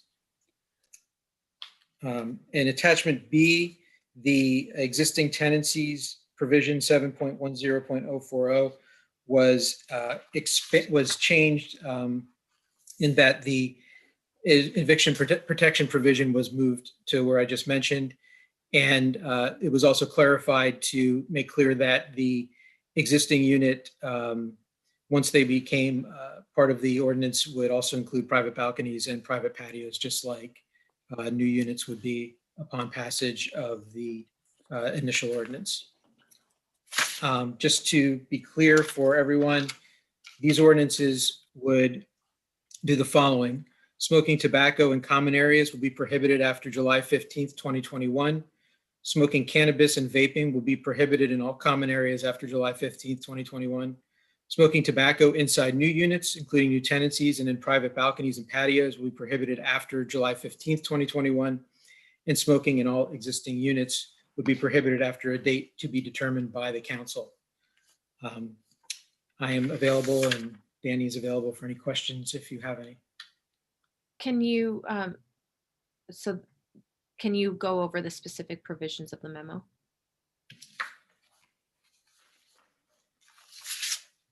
So the first provision that I mentioned was that a new unit was previously defined as having a certificate of occupancy issued after July 15, 2021, or being purchased, leased, or rented after July 15, 2021. The revision is that those two dates for the certificate of occupancy and the leases, rentals, or residential units on units would actually be the date that the ordinance would become effective, May 19th, 2021. With respect to the enforcement provision that was changed, the specific change is that it was divided into two subsections. The first subsection in the change is fundamentally the same as it existed before, in that the ordinance could be enforced via the administrative remedies program, which is the issuance of a citation. Also that if someone can show that before the existing unit ordinance is passed, anytime before that's passed, the presumption would be that it would be a new unit unless the occupant could, or the landlord could show evidence that it was actually an existing unit. The last sentence of the prior version was the effort to make sure that it was very clear that no one could be evicted under this ordinance. That was moved into subsection B, which states that notwithstanding any provision of Title 17 of this code, a violation of this chapter shall not in and of itself constitute grounds for eviction as reflected in section 17.52.010 of Title 17. That's the section of the RSO that deals with evictions. So in sum, it's saying that there's no grounds created by a violation of this ordinance if it passes. Furthermore, it clarifies that under no circumstances, regardless of the tenancy, whether it's new or existing, could a landlord go ahead and change the terms and conditions of a tenancy based on this ordinance. The final provision that was changed is that in the prior version, the existing tenancy provision it needed to be clarified that it wouldn't just be for existing units in the interior, it'd be for existing units both in the interior and on the private patio and balconies, just like the prohibition against smoking in the new units and their private patios and balconies. And so I know the concern from the last meeting that was raised had to do with eviction protection. We had been told at the previous meeting that we were clear of all loopholes. Are we confident at this point that the language that's been presented addresses the loophole issues. Yes. Okay. We have one speaker, and then if we could get into questions and discussion. Mayor Pro Tem Meister. Yeah, no, I just had one question on attachment A. And that's the one with the common area, is that right? I just want to make sure I'm talking about the same thing. How are existing owner occupied condominiums addressed? Actually, this is in attachment B. How are existing owner occupied condos addressed in the second ordinance? Because I just don't see anything very specific about it. Maybe I missed it. Well, an existing unit is defined as a dwelling in a multifamily dwelling that was purchased, leased, or rented for residential use prior to May 19, 2021. So if there's an existing owner-occupied condominium, that would be considered an existing unit as of the date of the effective date of the ordinance. And are we dealing with on the first one, on attachment A, that ordinance, that if somebody sells their unit, they have to sell to a non-smoker? Is that how that goes? Like if they're renting their unit out, a condominium owner, if they're renting their unit, if there's a smoker in there and then they turn over, it has to be to a non-smoking person. But if they own the unit and they're going to sell the unit, do they have to somehow make sure that the person that's buying the unit is a non-smoker? No, they don't have to do that. But the new occupant would be covered under these provisions. So they have to divulge it somehow, I would imagine. Well, it's as the law, it would be, I think they would be on notice to the new tenant would, or the new owner would be on notice. Okay, thank you. So we'll hear from our speaker and then get into more questions and discussion as we need to. Madam City Clerk. Thank you, Mayor. We have one speaker for this item, Marielle Riadaza. If you could please press *6 and go ahead, you will have 2 minutes to speak. Hi, good evening, Honorable Mayor Horvath, City Council members, and City staff. My name is Dr. Marielle Riadaza, and I've had the privilege of working extensively with West Hollywood residents and listening to their experiences with secondhand smoke in their homes. I'm here to provide comment as a private citizen and as a medical doctor. First, I thank the city for acknowledging the importance of access to appropriate accommodations, especially for those who are less able-bodied. As a public health professional, I'm grateful to have ongoing discourse with the city on concerns involving health equity and health justice. In continuing deliberation over the provisions of this ordinance, I want to address the provision which provides reasonable accommodations for less able-bodied persons so that they can smoke at their unit. I am sure you can understand my worry that the ability to smoke will be prioritized over the ability to breathe air free of secondhand smoke, which we know drifts from window to window, door to door, and can seep in between and through walls, flooring, and ventilation. While I cannot recommend reasonable accommodations for smoking, I hope the city will consider how neighbors can be impacted by such exemptions, especially if they are already struggling with chronic lung issues, and whether their input could be incorporated in the approval process somehow. And I know that that can be tricky, but I know through this process, we hope to have some kind of meaningful collaboration between neighbors and with the city as well. I appreciate council for your time and your consideration. I thank council and staff for ongoing commitment to protecting the health and well-being of West Hollywood residents. Thank you. Thank you, Marielle. Mayor, that was our only speaker. Okay, so further questions and discussion on the item tonight? Mayor Pro Tem Meister. So are we going to go ahead and approve the one with the common space so that we could get that out of the way and then just worry about the existing tenancies? Sounds like you're making a motion. No, well, I'm asking because I know that Councilmember D'Amico brought that up last time, just so that we could just, get something done. and then have our, discussion about existing tenancies, because that seems to be where there's some disagreement. even So if if it- you'd like to make that motion, I bet you he would second it. I'll make the motion. And I'll second it. There we Okay. go. I'm a mind reader. Call me Cleo. Madam City Clerk? Thank you. Councilmember D'Amico. Yes. Councilmember Erickson. Yes. Councilmember Shine. Yes. Mayor Pro Tem Meister. Yes. Mayor Horvath. Aye. Motion passes. Okay.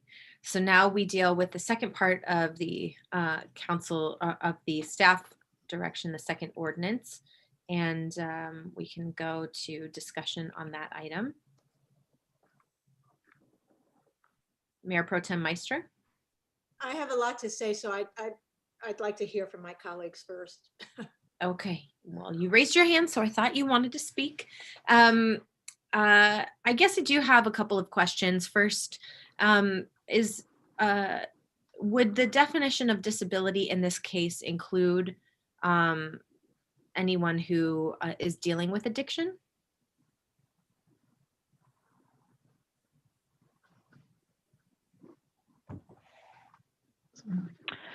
The definition in the ordinance right now says a disability with a physical or mental impairment that limits their ability to leave their unit to comply with the terms of the ordinance. So I don't think it's as broad as the more broad definitions of disability, perhaps under federal law. This is more of a local rule aimed at tenants who would have difficulty leaving their unit to comply with the new rules. I think that was the intent. And do we think that the language is clear enough that that won't be an issue going forward? I think it's clear enough that you have to have a physical or mental impairment that limits the ability to leave the unit to comply with the terms of the ordinance. So yes, I think it's clear. I think you've established intent here in this discussion as well. So I just wanted to make sure that that was clear. And I guess my question now is, what remedies would exist for someone who shares a wall with a chronic smoker in that case? Because I think that if we're creating, we certainly understand that people living with different abilities have different needs, but so do people living with different abilities who also might have lung issues. And I think that if we're trying to address the needs of everyone, if we're trying to contemplate, all the different circumstances, I would be interested in seeing what sort of remedies we can provide to someone. Maybe we can provide air filtration units. I think our colleagues have brought forward smoking cessation programs, which are an important part of this conversation, and that's already been established tonight. I think what we're doing here tonight is, trying to address addiction as we do in the community. We're trying to support people who are living with different abilities, but I think we still want to protect people who are trying to, have help from the city in these cases and haven't actually gotten remedy from their landlords or property owners in a case like this. And so, or in a situation like this, I should say. So I guess what remedies exist at this time, and what, maybe my colleagues will want to discuss making additional remedies available for people who are sharing a wall with that person. I think you raise a good question, because the issue was raised last time about what do we do with individuals who have disabilities who may not be able to leave their unit. And it's a policy choice whether to exempt those people. And in doing so, you are also allowing smoking in a building that might disrupt other tenants as well. So it's a difficult balance. There was one public comment I read today that suggested maybe finding a place to smoke on the property might be a better accommodation than in the unit. So I think there are some options to consider in a program like this. I said, Danny, did you have something to say about that? No, sorry. I thought you turned on your camera. So I think there are different ways that this can be implemented, and we should have a conversation about what it looks like. But this was an idea put forth so that code enforcement wouldn't have to ask people for proof of a disability or make a determination at the door whether someone's disabled. That's what the reasonable accommodation concept, what it was brought forward to do.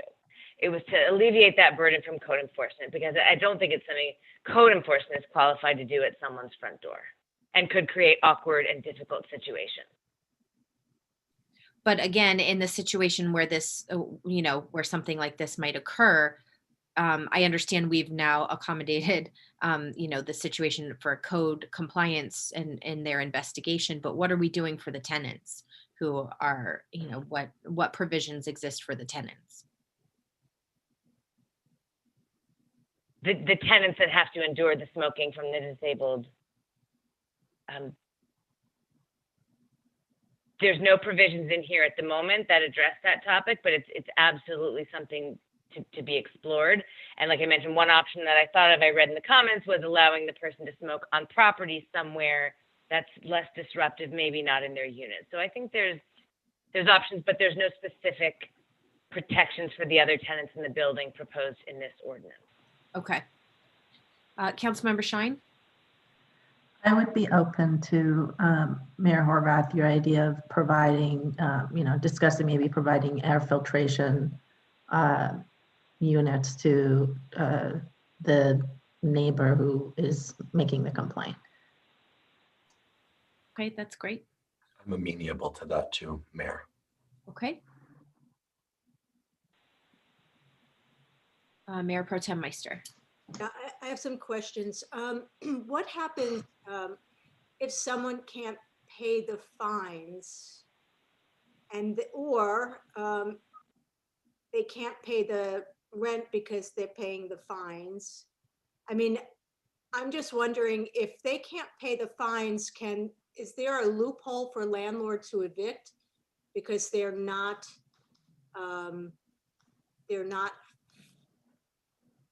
following the law?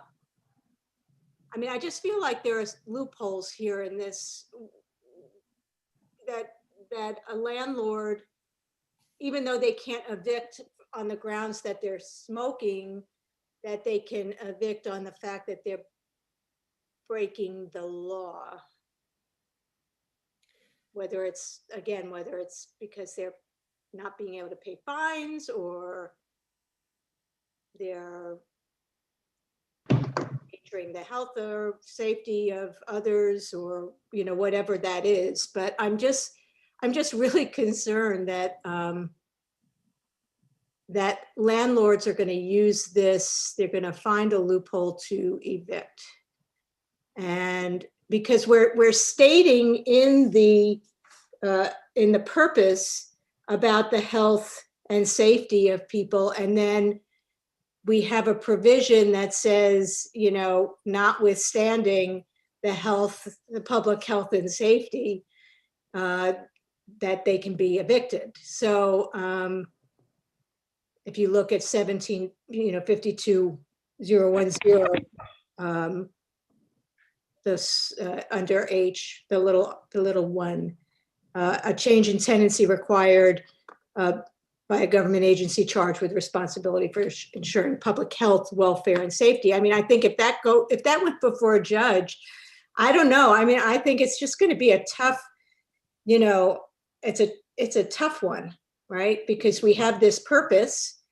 and even though we're saying that, oh no, we're not going to evict you based on the smoking, we're saying the purpose is about the public health and safety, and we have a provision that allows landlords to evict based on public health and safety. So I'm concerned about that. I'm also concerned that that because enforcement is going to be on a complaint basis, that we're opening up a Pandora's box for harassment, pitting residents against residents. And then I'm really concerned about the reasonable accommodation being in the purview of the city manager. I mean, or the city manager's office, when typically reasonable accommodations is a landlord It's something that the landlord does. And I just think this whole thing is you're going to have a problem with HIPAA. Because if the person has to say that they're disabled or tell why they're disabled, you're going to have a possible lawsuit having to do with HIPAA. So I'm just, I know I've been the thorn in the side of this ordinance, but I just, I'm just thinking ahead, and I just, I have concerns. I also feel that, we're jeopardizing the security of long-term existing WeHo residents. And if we are going to look at exemptions, maybe we look at, people who are in rent-controlled apartments, because those are the people, the low income and seniors and people who have been in the city for 20 or 30 years who can't afford to move. So, if you're going to talk about exemptions, maybe it's those people who get exempt. Also for the reason that they rented their apartment, they have an agreement, and you're changing the terms of tenancy, and you're changing the terms of tenancy without the tenant agreeing in writing, which is our own code, our own RSO, in our RSO, that we can't change the terms, the landlord can't change the terms of tenancy unless the tenant agrees in writing.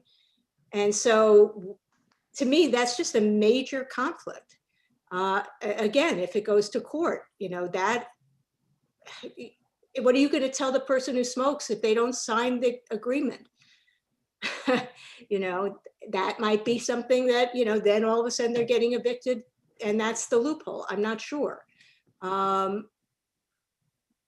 I'm just, I still have concerns about this, especially because of that, the terms of a tenancy. And it's not, and what if the tenant says, well, I can't smoke in my unit anymore, so I want you to give me a decrease in rent.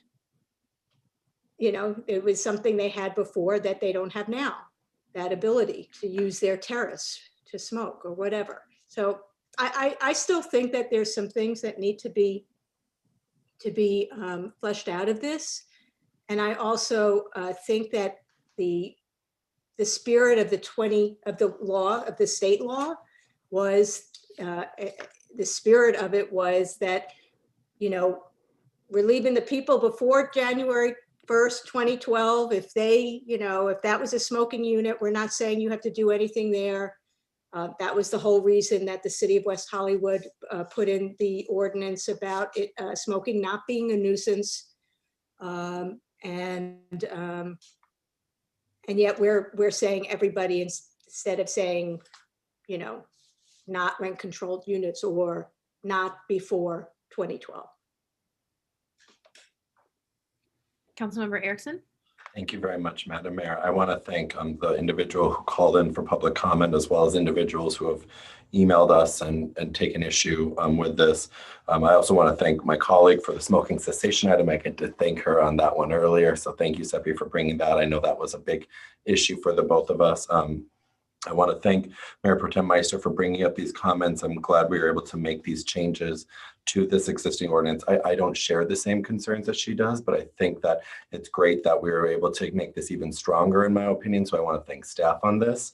And with that, I think that this is solid, and I would like to make the motion to approve staff's recommendation to move this ordinance, but with the accommodation of the air filtration aspect that I know the mayor and Councilmember Shine spoke about for those individuals. Okay, is there a second to that motion? I'm happy to second it for purposes of discussion. Councilmember D'Amico.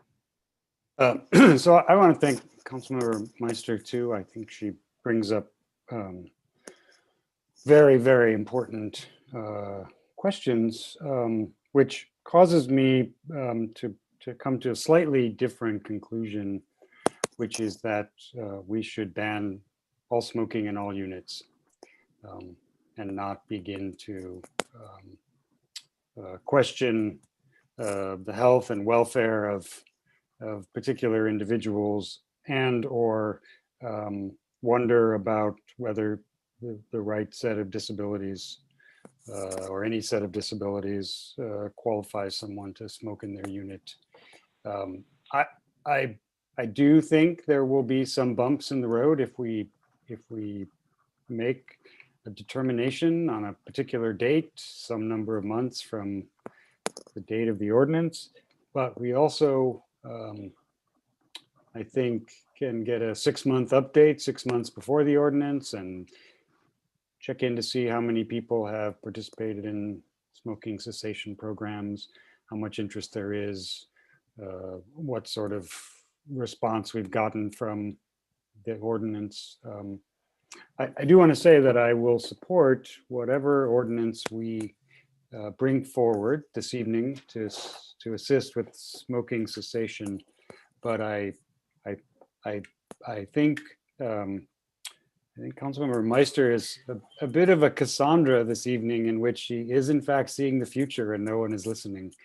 And so I think there are some things we are doing to try and be good elected officials that are paying good attention to every single possible outcome, but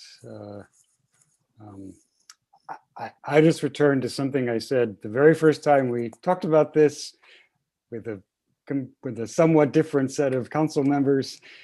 We should just choose a date and drive towards it. And I would encourage us to do that. If we almost did it a couple of weeks ago or a month ago, whenever that was, yesterday, but I think we're not going to do that tonight. And I think that's not my preference, but I do want to be clear. I'm going to support whatever my colleagues, and maybe we already know what that motion is, given that John just made one, come forward with. Thank you, Mayor. Councilmember Shine. Thank you. And I want to thank Councilmember Erickson for co-sponsoring the smoking cessation, and all of you for supporting that.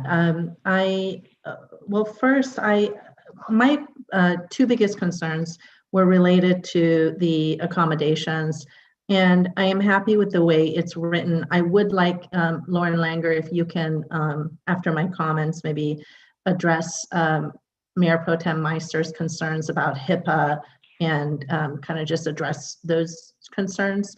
My other concern with the ordinance was making sure we have smoking cessation programs in place first, and giving people the opportunity to quit.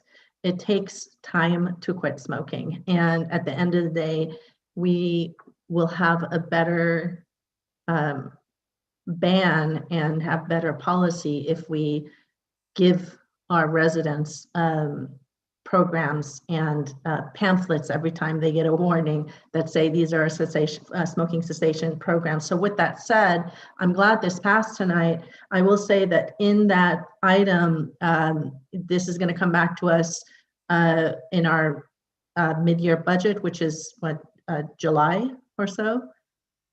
Is that correct? Well, that's correct. And so, sorry about that. Somebody's at the door, quite clearly. So I would like to really, rather than looking at this a year, I would be comfortable supporting Councilmember Erickson's motion if we get an added 6 months and added 18 months out, which from July, which would do this at the end of December. We're losing your sound. I said that I would like, since the smoking cessation programs are going to come back to us July, and then it's going to take time to implement whatever staff brings back to us, I want an opportunity for our residents who are smokers to be able to utilize those programs, be able to quit, have some time to do that. I know that some who try to quit then relapse, etc. It takes time. I would be happy to support this motion if we put the time frame rather than a year from today, maybe 12 months to 18 months, which would put it roughly around the end of 2022, I believe. We go from, I'm sorry, from July out, if that makes sense. So July, we're going to get the smoking cessation programs in place. They're going to come back to us, right? That's what our item says. By the time we advertise it and get it out there, I would really appreciate if we start the ban. So originally we had talked about a year out. So getting it to the end of 18 months, adding another 6 months to that from July, since that's when the smoking cessation programs will be ready. So January 1st, 2023.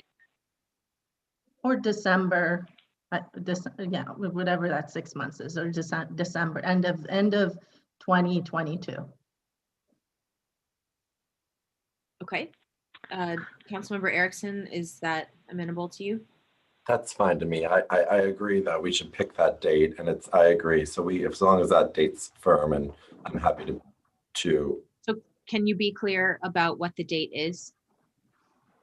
Would you, I think maybe for clarity, and Lauren Langer, let me know, is January 1st, 2023, that date that you would want to end the year, or does ending stuff on New Year's Eve not work in your legal terms?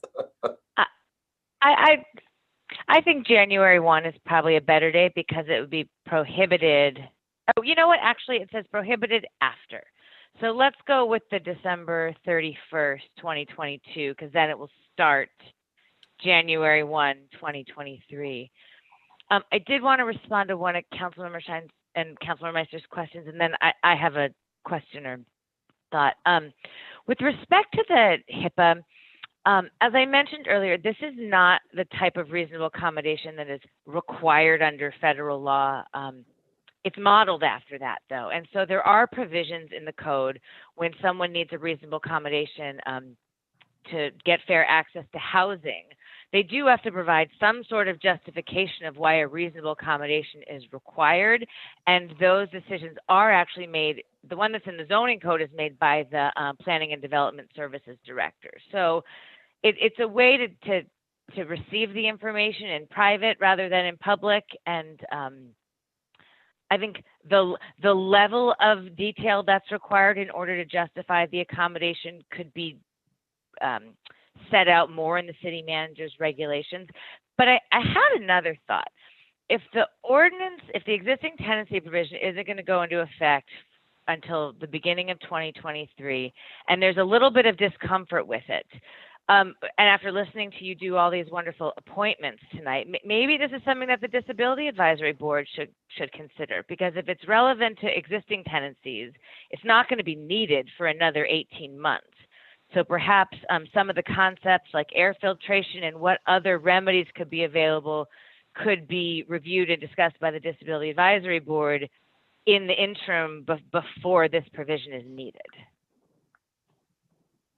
Because I had a thought, first of all, as to who's paying for the filters, which I think was part of the proposed motion. And so I don't know if we have enough information about that concept to include it in the ordinance tonight. I just have a question. Councilmember Erickson. Thank you very much, Mayor. Wouldn't there be like unallocated funds though in our human services budget that could go to those cessation programs that would usually pay for these things? If I'm following the budget in my head. I guess that's a general question. No one has. I mean, the Mayor Pro Tem and I are the budget subcommittee for the council, so that those programs will be taken into account when we look at a draft budget. We also know recently the Attorney General made funding available for certain programs related to ending smoking in the community. So perhaps we can look at those funds as well. We have received grants in the past and we can explore those options as well. But I think Lauren Langer, your question about who provides the air filtration systems, is that what your question was? Yes, just a follow up on the motion. Well, I think the request is, the idea is that they would be provided in the event that a tenant who, in that very extraordinary circumstance would need them. They would request them of their landlord or their property owner. Jonathan, do you have any thoughts on that? It might be something that we have to look into a little bit more, putting that obligation on the tenants, but I'll let Jonathan speak to that. Yeah, I was just going to say, I mean, are we legislating, or is the proposal to legislate to compel the landlord to provide that upon request? I mean, that might be what's being asked, but I just think we need clarity for that. Councilmember D'Amico? It seems like that might be a good use of the fine that would be levied against the smoker to pay for some kind of air filtration. I mean, I understand it's a circle that doesn't actually meet, but that might be a way to offset those costs.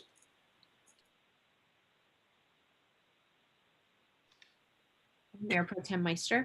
We already have the fines. Have the fines been defined? Danny? Yes, they have, Mayor Pro Tem Meister. Yes.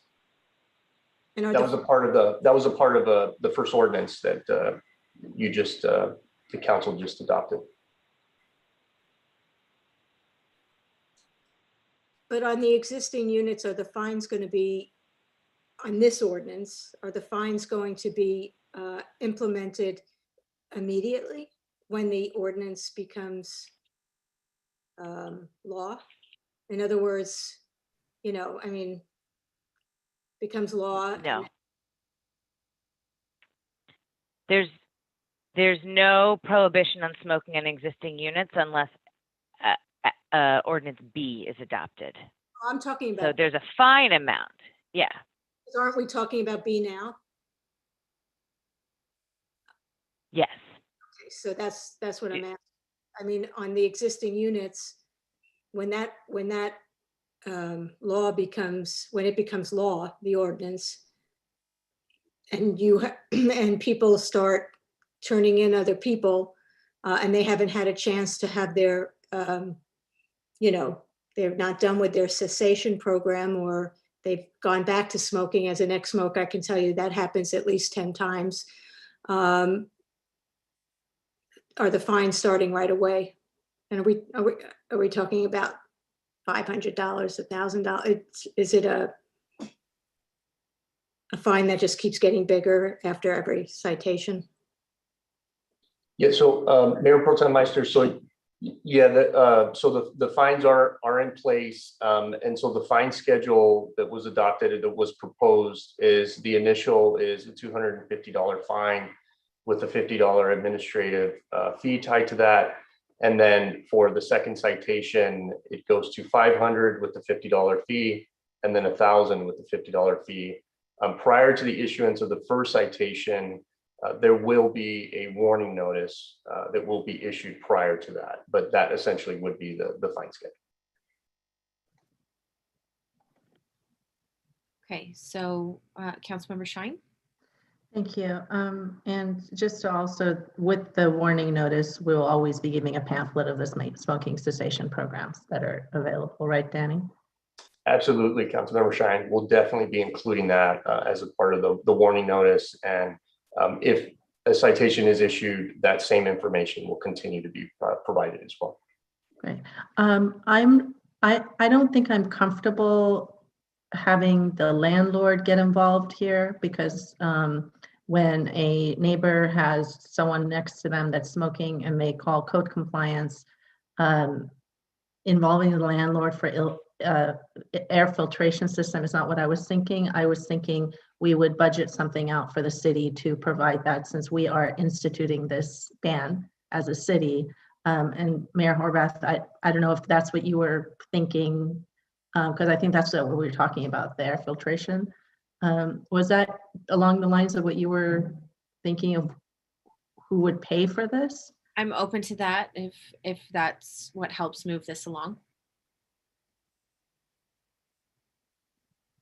So Yes, I would support that the city pays for the air filtration system that's requested, where the neighbor of a person who has a reasonable accommodation is not able to have any other remedies because of this exception, that we provide an air filtration system for them upon request. As far as Lauren Langer's concern about funding, I guess we'll just, whatever, legally we can do tonight. We want to obviously do it the right way within our budget. So we have a motion and a second. I believe that motion includes direction on air filtration, and the further clarification on the air filtration is that the request is for that issue to be addressed by the city and not by a landlord, a request of the city and not of the landlord. The date is December 31st, 2022, when the ordinance, it's after that date, would take effect. So to Mayor Pro Tem Meister's question, the cessation programs would go into effect this year, but the fines would not start until 2023, correct? And that would only be after an initial warning, correct, Danny? That is correct, Mayor. Okay, so is everybody clear on what the motion is? Is there any further discussion on the motion? Okay, then Madam City Clerk, I'll turn it to you for a roll call, please. Thank you, Mayor. Councilmember D'Amico. Yes. Councilmember Erickson. Yes. Councilmember Shine. Yes. Mayor Pro Tem Meister. That was a no, correct? Correct. No. Thank you. Mayor Horvath. Aye. The motion passes, noting the no vote of Mayor Pro Tem Meister. Okay. And our next item, thank you very much for that discussion. That was our first reading. It will come back to us on second reading. Our next item is our public safety update. There was a request for this item to be discussed along with item 4C and 2N. I think 2N can be part of the overall public safety discussion, and 4C is right after, but we can take it all up as we need to and make motions accordingly. I believe our city staff is available for our report tonight. So I'd like to welcome them and turn it over to them for their report. Thank you. Hi, good evening, everybody. I'm Kristen Cook, Public Safety Director for the City of West Hollywood.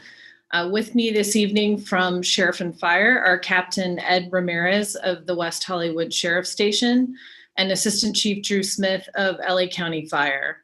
In addition, I would like to thank staff from Code Compliance and Human Services and Facilities and the City Manager's Office for their contributions to this report.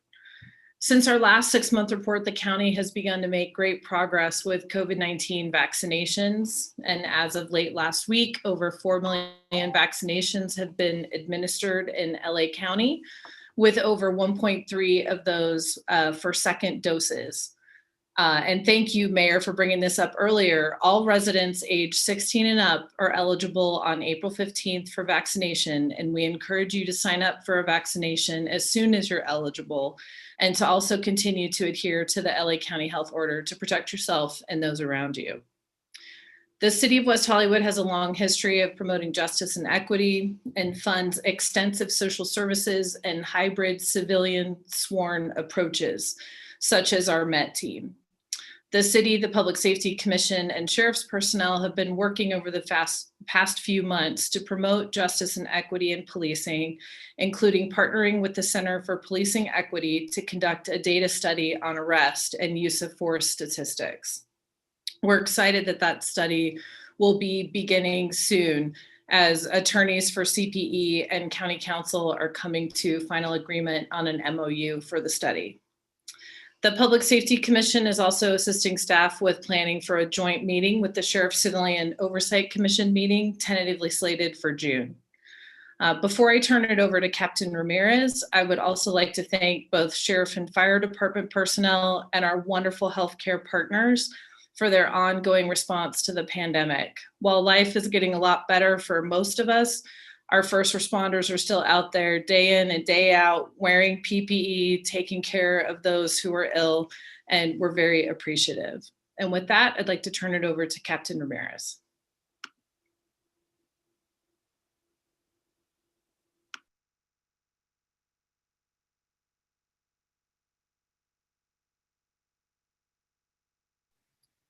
Captain, we can't hear you if you are speaking.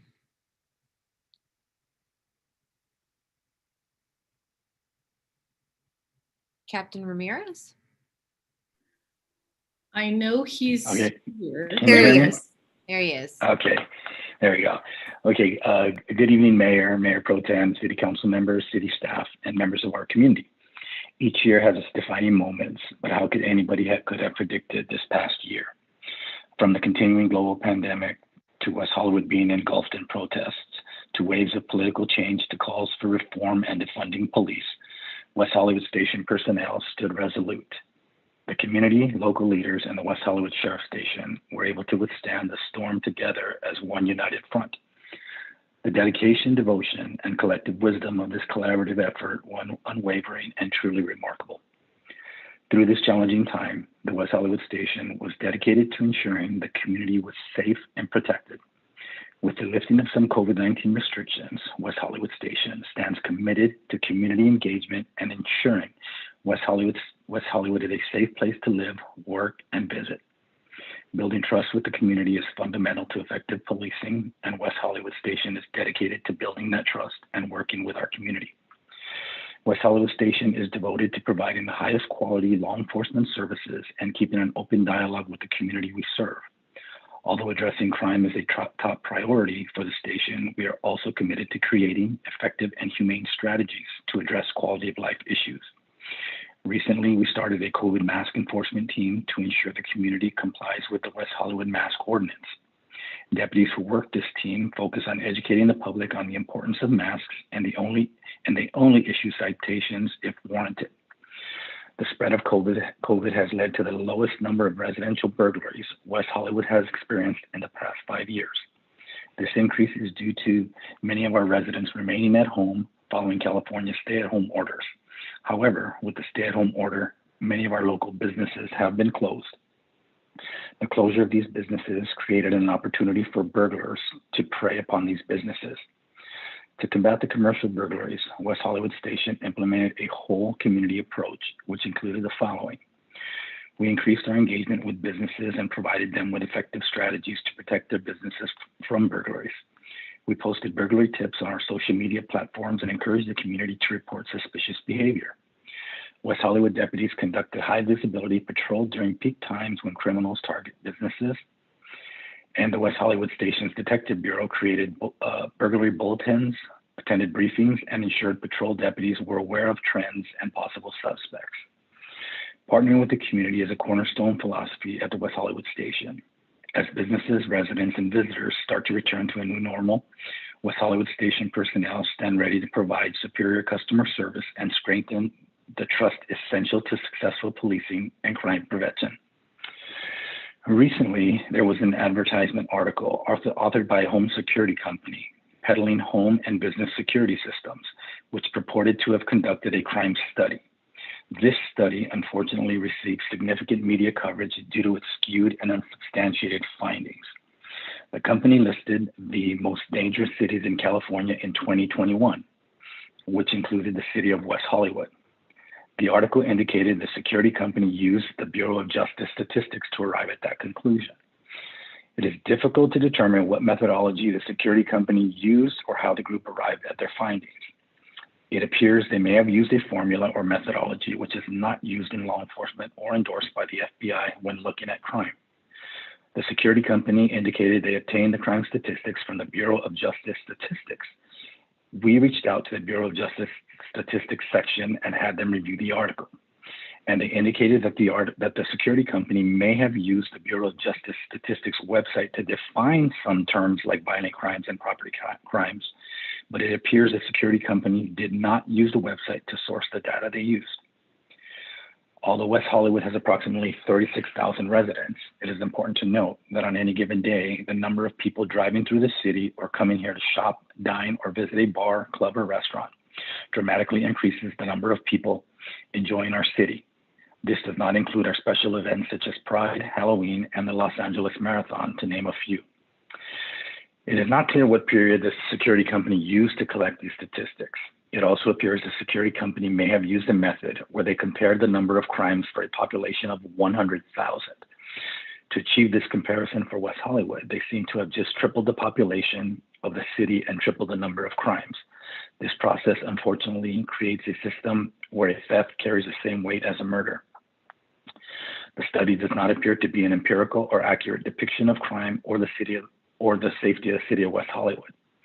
Additional information from the FBI indicates that the prevailing opinion of advisory groups was that the crime index and the modified crime index were not true indicators of the degrees of criminality because they were always driven upward by the offense with the highest number, typically larceny or theft.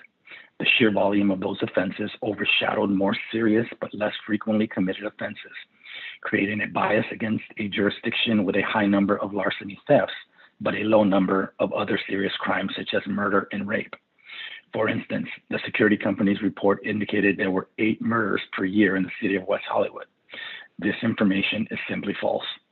Although 1 murder is too many, we have had 9 murders in the last 10 years, which equates to less than 1 per year. The Uniform Crime Reporting Program announced it would sunset the traditional summary reporting system used by the security company and replace it with a new and more accurate system by January 1st, 2021 as the national standard for crime reporting. In regards to the most recent data for the city of West Hollywood, it indicates that the number of Part 1 crimes for February 2020 compared to February 2019 was down significantly at 32%. The number of Part 1 crimes from February 2021 compared to February 2020 was down an additional 21%. Prior to the pandemic, Part 1 crimes had dropped almost a third. In fact, during March and April of 2020, West Hollywood experienced the lowest number of Part 1 crimes in the history of the city. Rest assured, West Hollywood is a safe city. Our city Public Safety Department and your patrol deputies and special teams at West Hollywood Sheriff Station have endeavored to keep West Hollywood safe whilst ensuring sensitivity and compassion for our entire community. For the 6-month reporting period presented tonight, Part 1 crimes for July through December 2020 versus July through December 2019, we had a significant crime decrease of 33%. Part 1 crimes include homicide, rape, robbery, aggravated assault, burglary, larceny, theft, grand theft auto, and arson.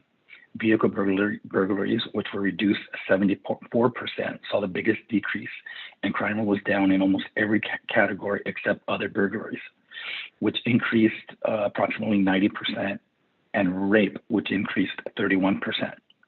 Regarding the increase in rapes, it is important to note that 11 of the 17 total incidents are related to a 2018 case involving a porn actor and filmmaker, in which additional rape victims have since come forward.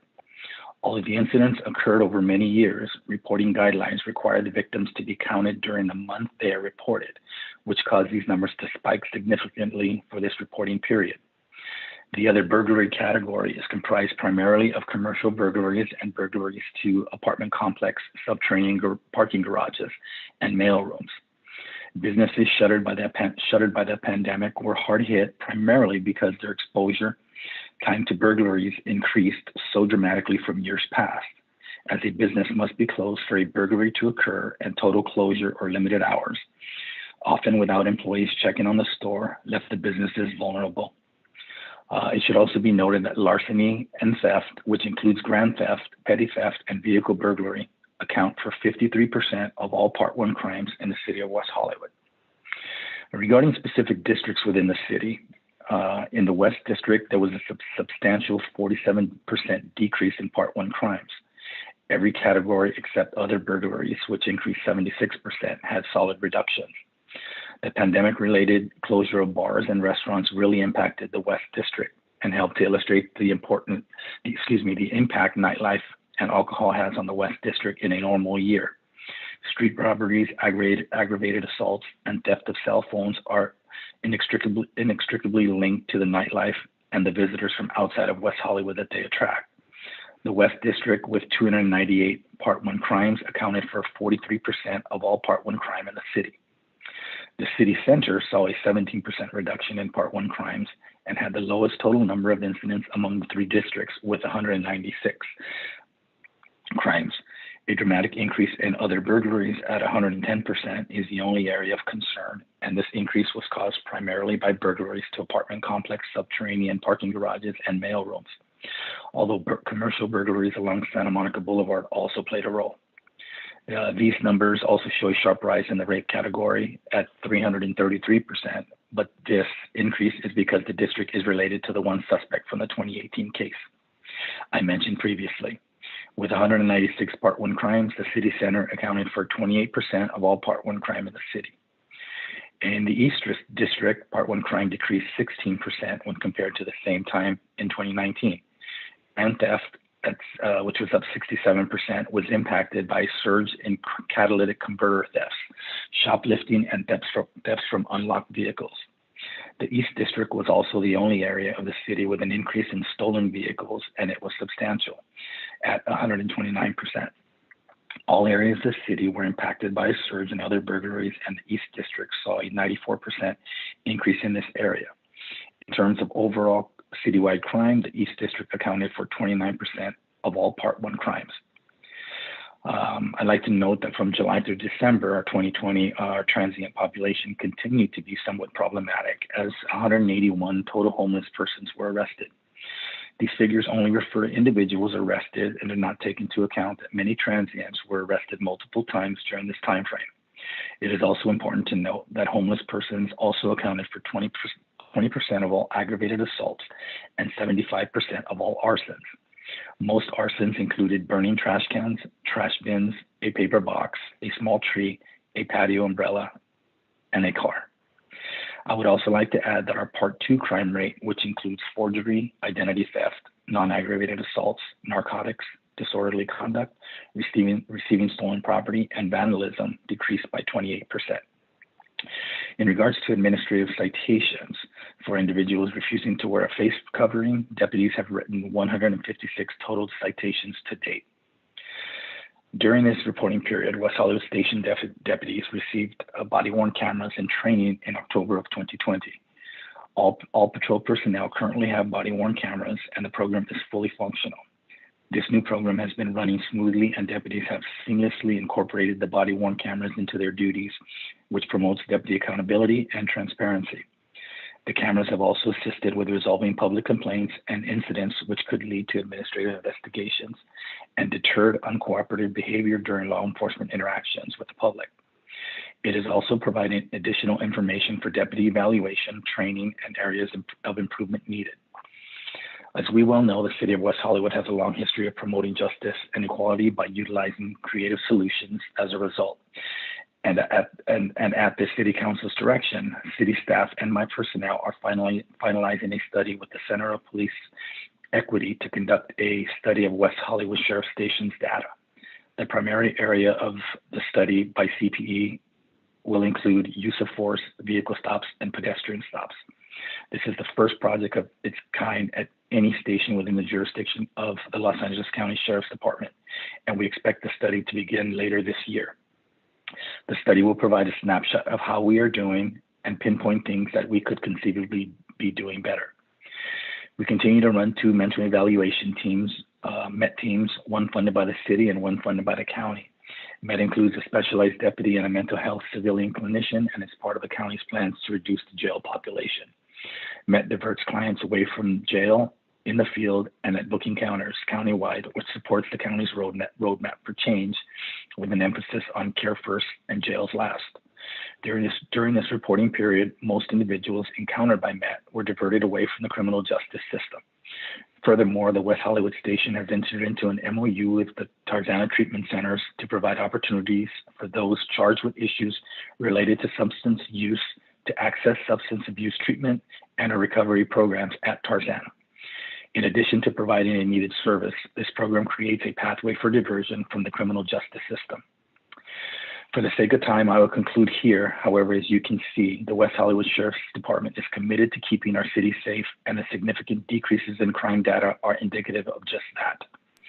We will continue to work with our law enforcement partners, Block by Block, Pac West Security, and our Public Safety Commission and our Office of Public Safety to ensure the safety of everybody who crosses into our city boundaries to enjoy what our wonderful city has to offer. I will now take any questions you may have. Before we do that, are we also going to hear from our fire department and code, or would you like to? Chief Smith is here with us this evening. Okay. Does he have a report he would like to share as well? Drew, do you want to give a couple brief comments? I would love to give a couple brief comments. Well, thank you to the leadership of West Hollywood. Thank you. And your fire family is doing well. We still have over 75% compliance with our personnel and getting their vaccinations. And we have seen a significant decrease in the amount of exposures that we've had and COVID positive cases. We also have nearly and sometimes over 100 members helping out with the COVID pods. And also we've had retired members that have come out to support because they are now still part of our fire family. So they've come out to support at those pod centers as well. And that is with Public Health and Office of Emergency Management. We have new leadership in place in our Central Region Operations Bureau, which Division 7 is your department or division. And that is Thomas Ewald, and he is our deputy chief. Chief Maroney has since been moved to Emergency Support Services and is with Dispatch, Fleet, Construction, and Technical Services. So he'll be there. Tom Ewald is our new deputy chief, and he has 30 years with the Los Angeles County Fire Department, and he's going to serve us very well. As far as what else we have going on, we have continuing training with our cooperators, and that's Los Angeles Fire Department, Beverly Hills Fire Department. We're also looking at our relative risk on the wildland endeavor in Franklin Canyon, and that's with partnerships with Mountains Recreation Conservation Authority and the National Park Service. And we still have a very strong relationship with our West Hollywood sheriffs that we're looking at all risk endeavors for the safety of our members for the city of West Hollywood. And with that, we'd like to thank you for your support for allowing us to be your fire department, and we're here for you. Is there any questions for fire? We might, but I think we also have our block by block or our code compliance team. So in interest of time tonight, since we're already at 9:45, we'll stop there, answer questions, and then see what else we need to cover for you all. Okay. My colleagues don't need a report from them, then we can do exactly that. Who would like to begin? We don't have any speakers on this item tonight. Councilmember DeMico. Thank you, Mayor. I have three questions for Captain Ramirez, and then perhaps one for the fire department. And so Captain Ramirez, I wonder if you can address what's happening at Cookies, which is outside of our city, of course, and what sort of successes we've had, what challenges remain.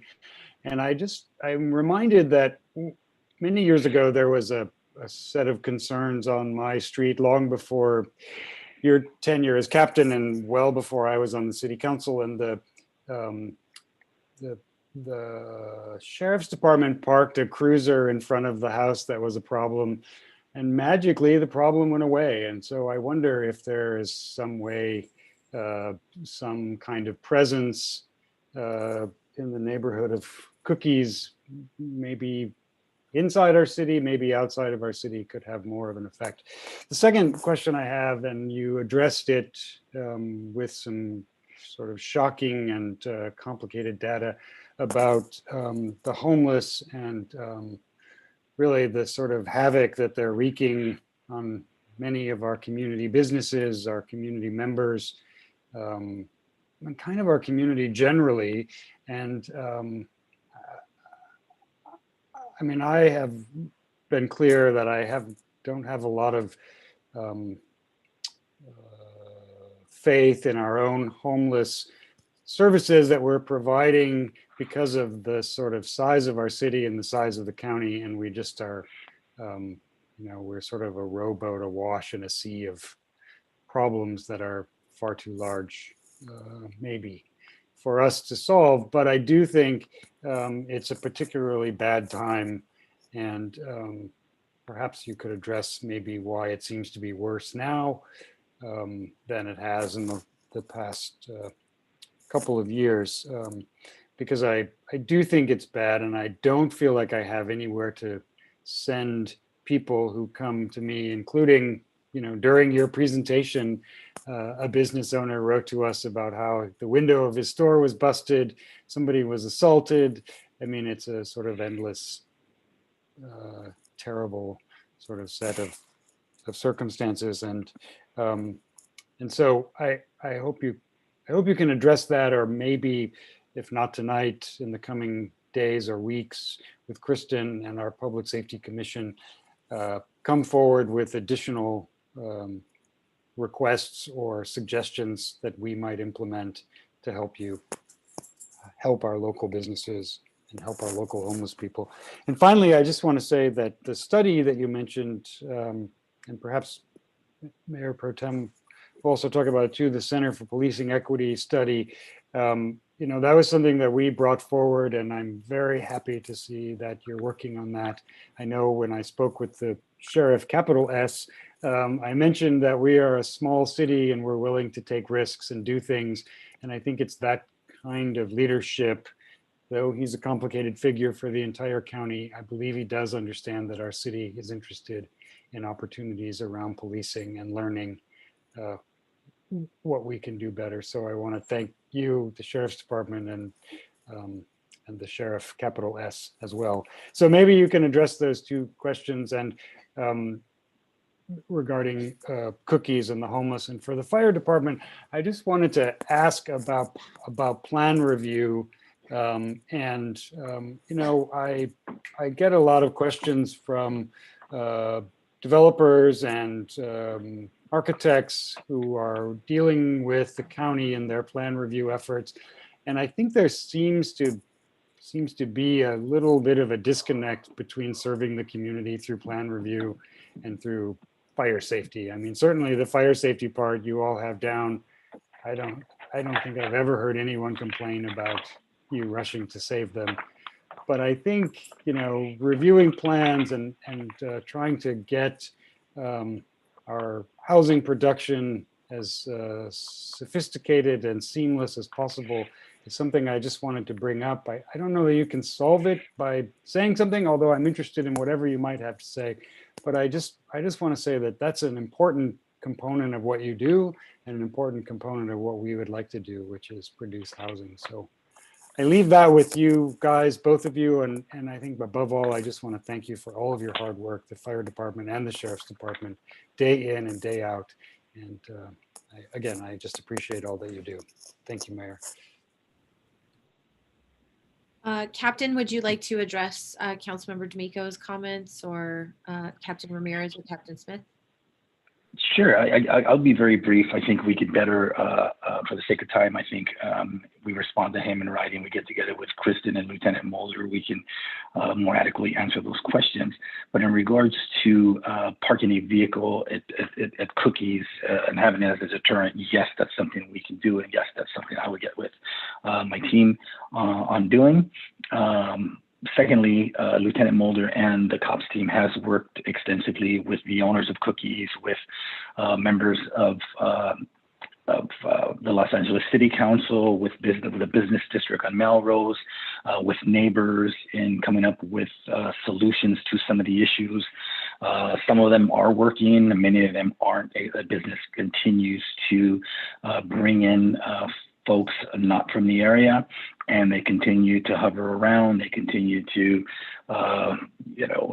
speed up and down the streets. They continue to urinate, defecate on property in front yards. They throw trash on the streets. Assault and robberies in that area are up, including in the city of Los Angeles. A few days ago, there was a shooting at Kings Road and Clinton Street, where we believe was related to an incident at Cookies, where a previous shooting occurred some months ago on Melrose Avenue in West Hollywood. During that shooting, detectives found a receipt inside the car, which indicated they were at Cookies 20 to 30 minutes prior. We have also linked other criminal activities in West Hollywood to Cookies. And one of the things I'd like to say is, with the issues we have at Cookies, it is only with Cookies. And it may be in regards to the city council thoroughly vetting cannabis businesses in the city of West Hollywood, but we do not have any issues related to this type of crime or this type of these type of folks coming into the city of West Hollywood and doing the same things. It's really strange. But as you well know, this is in the city of Los Angeles, but we are working closely with the LAPD to come up with other measures so that we can put an end to this, including closing Cookies altogether. In regards to homelessness, we are continue to do battle. I've said before, this is probably the hardest thing I've ever had to tackle in my 30 plus years of law enforcement. I've said it before that 50% of our population just wants us to leave the homeless alone, and the other 50% would like them to move someplace else. So we're the final. We're the person holding the bag. We have to come up with an answer, and we continue to offer services. Unfortunately, a lot of our homeless do not accept services. We continue to utilize the municipal codes that the city of West Hollywood has on their books, and we continue to arrest folks for quality of life crimes. And sometimes that works, and sometimes they go elsewhere. But many times they come to the city of West Hollywood to enjoy our parks, to enjoy our libraries, to enjoy the fountains that we have. They're not necessarily sleeping on our streets.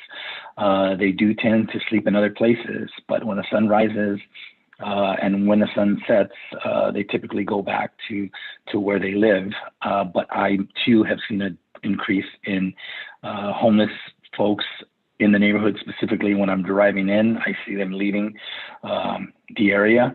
So it's something my cops team is continuing to monitor.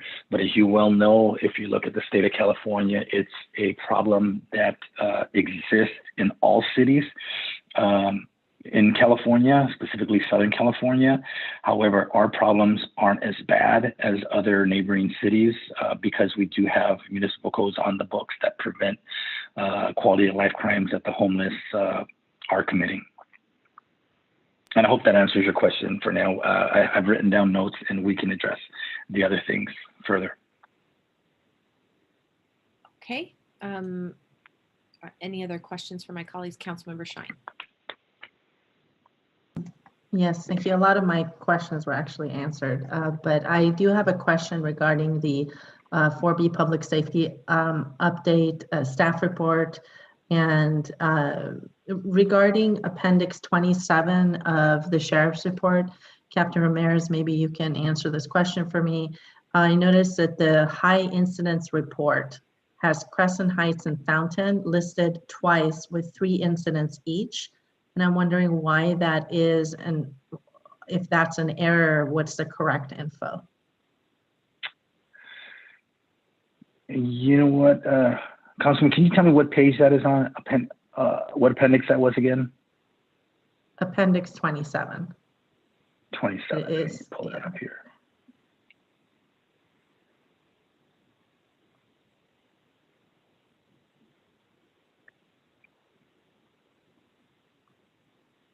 It's page 27, 48.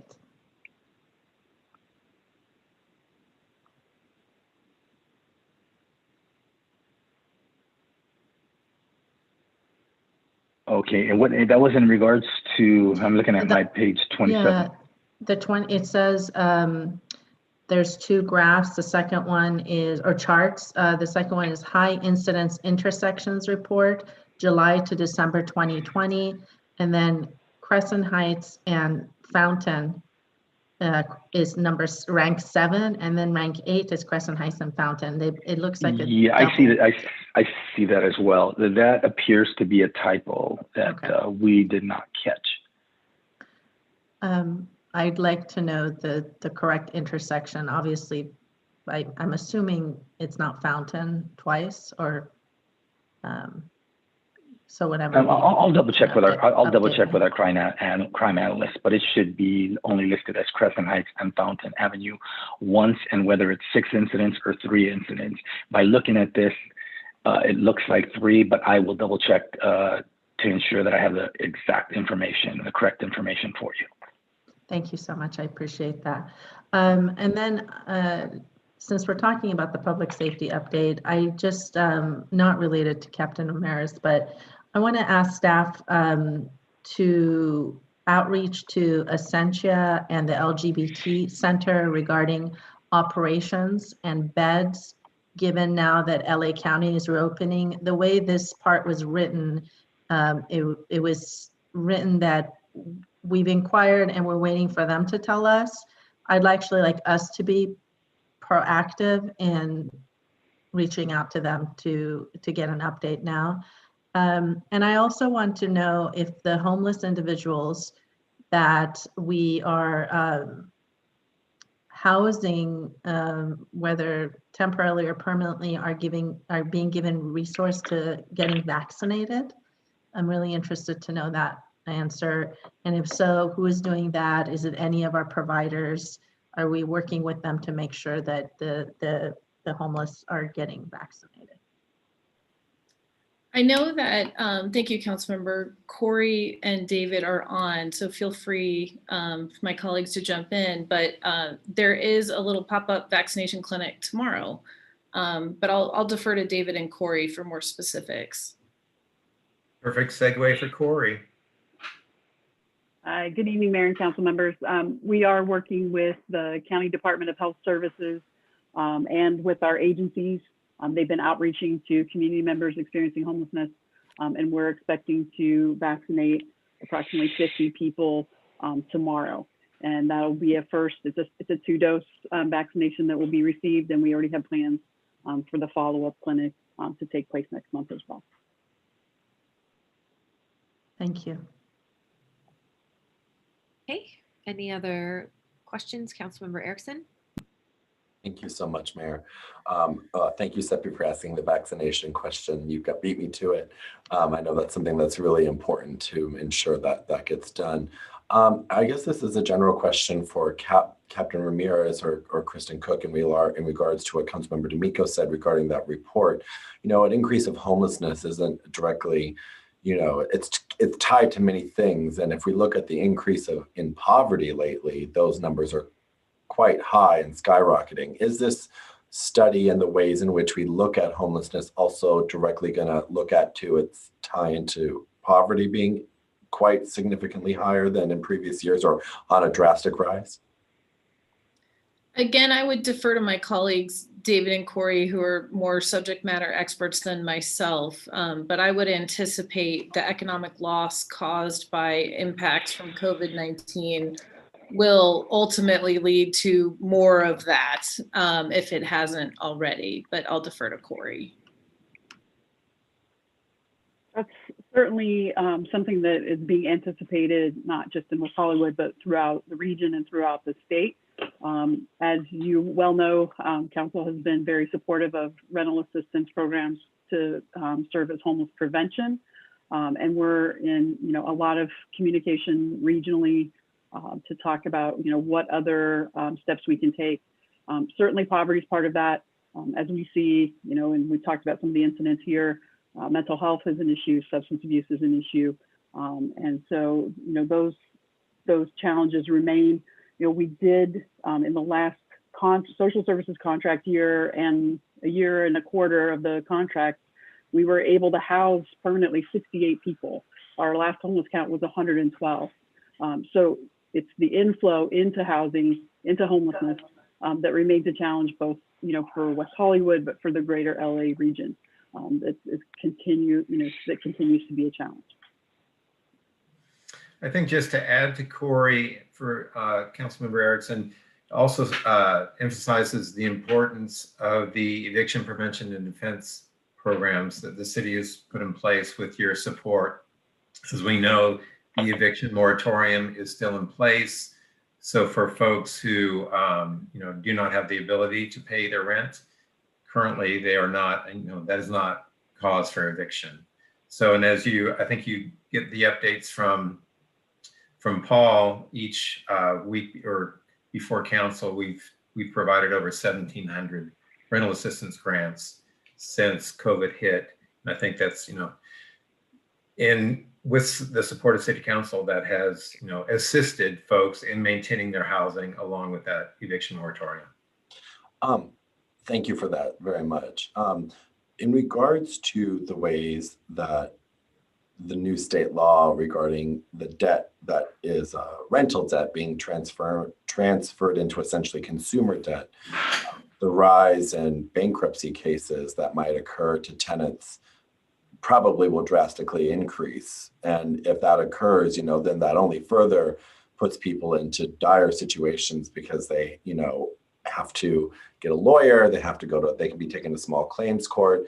Are you, as the social services provider, does BetCedec or do other individuals provide bankruptcy legal assistance to ensure that when that next wave hits, when those dollars are due a year or so from now, that residents who require that assistance can receive it? Or is that something that we still need to see further guidance on from this council? Well, I think that also takes us back to the beginning of this meeting and the announcements about the state rental assistance programs and the fact that now there's an opportunity for landlords to apply to receive funding to erase the majority, not all, but of that unpaid rent. So it's still a little early for that, but that is that is what we look to. The contract with BetCedec for eviction prevention and defense, and to represent if needed.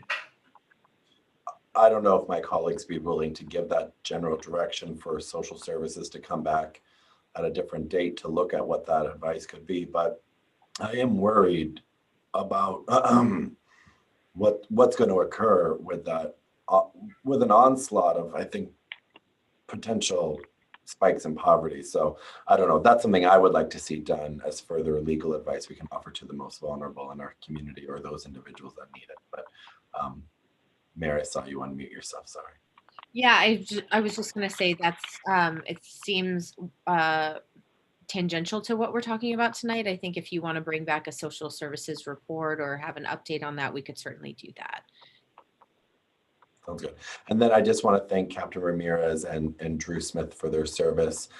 Drew, I hear you every time you go out because I live right there, and I know the service you provide to our community is great. And I greatly appreciate the service that you all provide. And Captain Ramirez, thank you very much for being always so responsive and responsible. And thank you as well as Kristen and Danny and all them that work so hard to keep our community safe. Thank you for the support. Mayor Pro Tem Meister. Thank you. Thank you. So first of all, I just want to go back to the report and where you have rape and sex-related felonies. I just wonder, do we track sex trafficking separately, or is that part of related felonies? Yeah, the actual sex trafficking, we have not had any sex trafficking in the city of West Hollywood.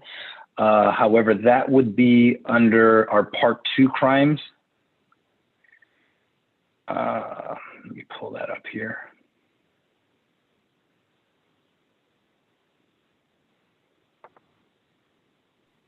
I'm sorry, I'm out of town. I'm working on a computer and I don't have a hard copy, so it's taking me a little bit to get to it. I'm looking at appendix page 19, and I just was curious those numbers included that, and if we have any idea if it does, if we have any idea of what specifically the sex trafficking is, only because we've been looking at that at the city and have had some. Yeah, no, this would not include this would not include any sex trafficking at all. So, well, that might be something that maybe Kristen can get us some numbers, just so that we can have a baseline, since we are doing more in terms of code enforcement on that. On page, Yeah, so, I'm sorry, go ahead. go ahead. I was going to say, if you look at the part 2 on Appendix 21, that would fall under sex offenses misdemeanor or sex offense felony on the part 2 crime section.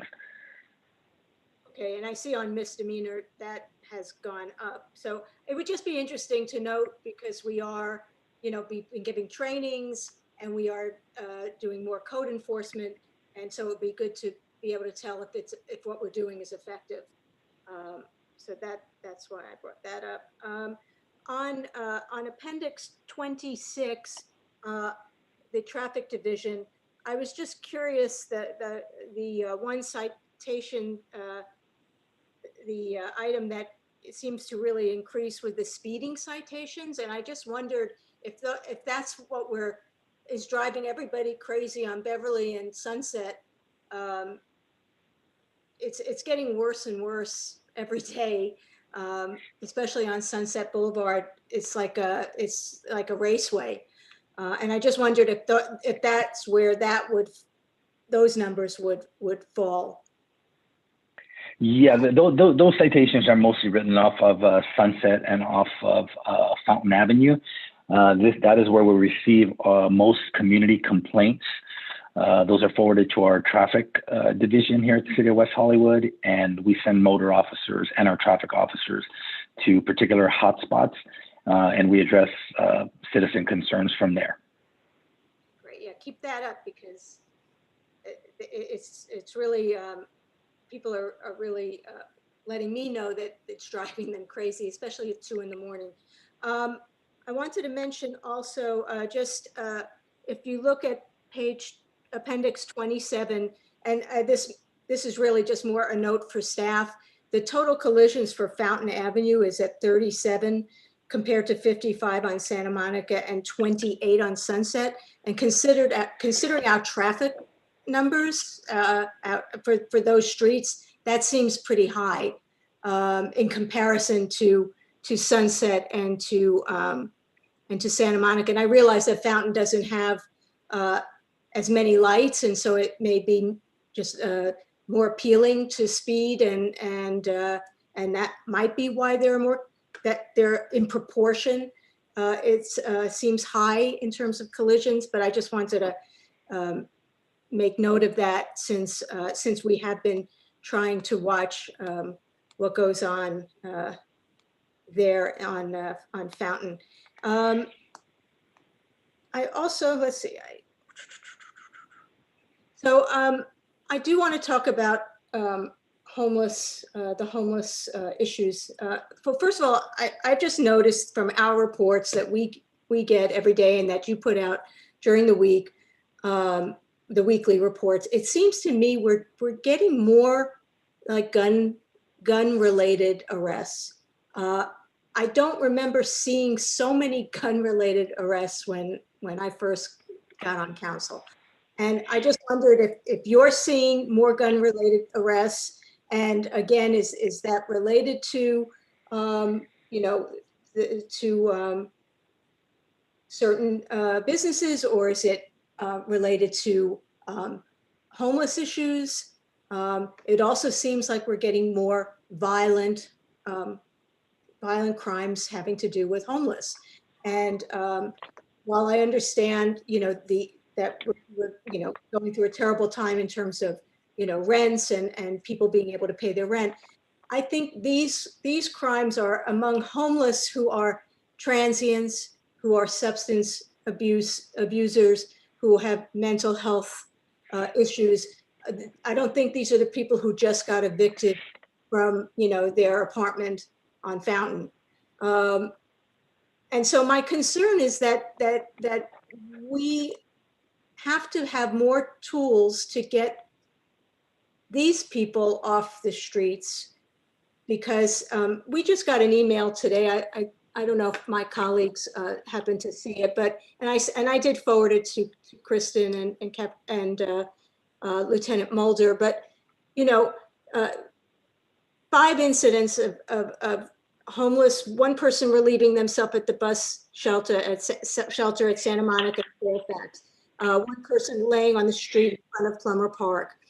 2 homeless men on the south side of Santa Monica verbally accosting a homeless woman who was already in an unstable condition. A woman standing at the corner of Gardner and Santa Monica, literally banging her head against a traffic crossing pole. A young homeless man wandering in the middle of the street. These are not the people who just came, out of an apartment that, where they got evicted. These are people who are in the streets that need mental health care. And we're not able to provide it because I don't know why. I mean, why are we not able to provide it? Why can't we get these people off the street? It seems to me if someone is banging their head against a pole, we should be able to take them off the street. I also see that we have a lot of homeless people out early morning. I literally this morning woke up to a homeless person in my front yard, getting some water, whatever. But the point being that our outreach teams are not out that early. They're not out at 7. And then when I do let someone know about it, going someplace at 10 o'clock when you've seen them at 7 a.m. is not helpful because they're gone. They're gone at 10 o'clock. So I just feel like we need to change our scheduling somehow with our homeless outreach. And the fact that, for example, that Essentia had to limit the number of beds during COVID, which is understandable, but was the county providing alternatives? I mean, the county is getting Measure H money. Is the county providing beds for people that Essentia can't handle, or the LA LGBT clinic? So it's very frustrating because, we're the ones, we're getting yelled at and deservedly so.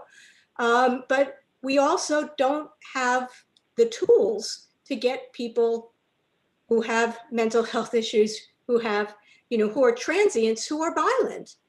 We should be able to get them off the street. These are not the same people that Councilmember Erickson is talking about. And these are the people that are, whacking people with a club as they're walking by, at 10 o'clock at night when someone's walking their dog, or, hanging out where we find needles in Plummer Park or wherever it is. And I think interestingly, I think one of the reasons that Councilmember D'Amico and I wanted to do this CPE study is because for us, at least I think I can speak for Councilmember D'Amico, that we're not defunding anybody. we want to provide whatever funding you all need to get things done, but we need to know how to allocate it in the smartest way to address these issues. And my concern is that the public safety with regard to violent incidents.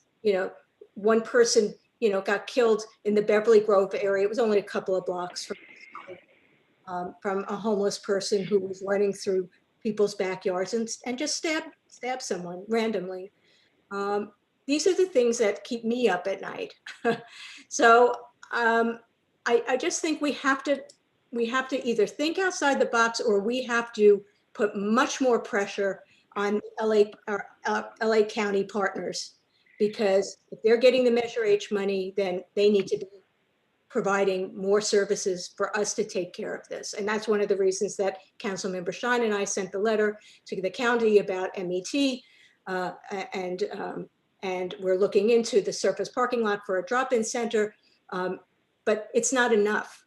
And especially with the violent crimes, that they're crimes, and these people must be taken in, and I'm not saying jail, because there's definitely mental illness or substance abuse, but they need to be taken off the streets. So I'm sorry, it's very frustrating, and you know, we've seen it just, you know, get worse and worse. So I'm going to end on a high note. I don't know if anyone wants to respond to me, but I will end on a high note and say that I want to thank the volunteers. I always say it, this report, it was 1,119 donated hours valued at $30,000, and we just want to tell you how much we appreciate your volunteering for the city, and thank you for that. Those are my comments. Thank you, Mayor Pro Tem. Are there any responses from sheriffs or fire at this time? Yeah, I can be very brief in a couple of responses. That in regards to most of the guns we're taking off the street are during vehicle stops and during stops where we have received an LPERS hit that the car is either a wanted felon, it's a stolen vehicle, or a wanted vehicle of some type. Our deputies are being more assertive during these traffic stops. They are when they take the vehicle and they do search the vehicle. They are finding these weapons. They're finding these weapons on suspects who have them on their bodies and in their possession. But I will say that a good majority of them are not residents of the city of West Hollywood. They are in transit from one end of town to the other, and we happen to stop them for one particular traffic violation or another. In regards to our homeless and any crime, if we get a phone call that there's a homeless person involved in a crime or acting out, we will send our team out there. And if our deputies determine that this is somebody with a mental illness, we call our MET team, who goes out there and handles the situation. And I will tell you that our MET team has effectively taken their fair share of homeless individuals into protective 5150 housing. It's an issue that we are continuing to work with. You can rest assured that we at the City of West Hollywood, or at the Sheriff's Department in particular, are not going to throw up our hands and say, oh, well. We're going to continue to address the issues, address the problems, but it's more of a community problem than it is a only Sheriff's Department problem. And we're going to have to do more and work with the county and work with the Measure H funds if and when they decide to disperse those, and we'll see where the housing is. And the hardest task is going to be getting these folks into housing. Because in as much as we would like to just take them there are kidnapping rules still in effect, and we're not allowed to put people in our cars and take them someplace that they don't want to be, aside from a hospital or 5150 housing. And I don't know if I said this before, but our use of force regarding homeless individuals is certainly on the upswing. We are seeing more homeless folks who are aggressive and taking on our deputy sheriffs. And on another question in regards to the poverty, I think it was Councilman Erickson, is during my conversation with colleagues from neighboring cities, they have noticed a number of homeless families now camping in vehicles in their vicinities and in their reporting districts. And these folks have been recently displaced and forced out of their apartments for whatever reason. But we're seeing more families out on the streets, not in West Hollywood in particular, but in neighboring cities. That's all I have. Okay, I will try not to be repetitive, but also to cover the questions I have from our report. Thank you for being with us later this evening. I'll start with item 2N. Maybe we can get that off the list. Nobody mentioned anything on it, but my question was with regard to the call boxes in the parks. They're currently slated to go into parks that are gated or don't necessarily have the same kind of traffic and openness that the other parks do. So I just wanted to know what determined those parks to get the call boxes at first, and sort of what sense we have that people will use them as opposed to using their cell phone to, call in incidents, because it is a cost that we'll have to think about for the budget. And I didn't really see in the report why those parks were chosen, or what sense we have that equipment will actually be used. Thank you, Mayor, members of the City Council. I'm Steve Campbell, the Director of Facilities and Recreation Services. I also have Helen Collins, our Facility Field Services Manager, with us tonight.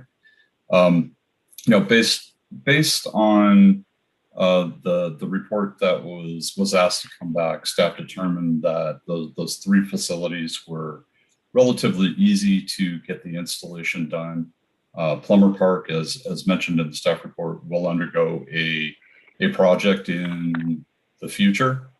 There's been some recent discussion at the council level about moving that project forward. So we felt that project could easily incorporate the phones when that came to fruition. Hart Park is a park that will also undergo some improvements, but we felt that it was an easy install, and the improvements that are being planned there could easily be worked around the phone system being installed. Hart Park, I mentioned Kings Road Park, as well as Laurel Park. Laurel Park, as well. Yes. Those parks are locked at night, but they do have a lot of daytime activity. So we felt that the phones would be of use there, and they're relatively easy installs in those locations. So. Are there consistent safety reports, public safety incidents that are happening at those parks as opposed to Plummer or West Hollywood Park? Helen, do you have data on that? We're not aware of any major incidents. No, we're not aware of any major incidents. I think it's been an ongoing practice to have the ability for people to make emergency calls from our parks, with the exception of Hart Park and Laurel Park. All the other parks in the city currently have or have had pay phones in them over the years, which would allow us to remove those and put in these emergency call boxes, which are not necessarily vandal resistant, but are much more vandal resistant than pay phones are. Our concerns are that the community has accessibility to some type of emergency call boxes or phones.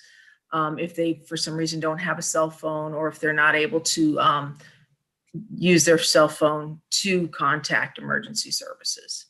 So this has been a practice that we've had. We currently have them in all of the parking garages, as well as it's planned for the West Hollywood Park project, based on the designs that council approved initially. And it has always been a staple within our parks to to allow people to have the ability to make emergency calls. We realize that cell phones have taken over cell phones have taken over, and very rarely do you see individuals using those pay phones. But we feel that it's always a best practice to have them in parks. The National Parks Association has also recommended that call boxes in all of their locations. We look at it as not just crime-related incidents, but as well as emergency-related incidents in parks, kids getting hurt on the playground, or someone being hurt in the park. So that's kind of the basis behind why we feel that it's important that we have call boxes, or some type of way for people to communicate in public parks to emergency services.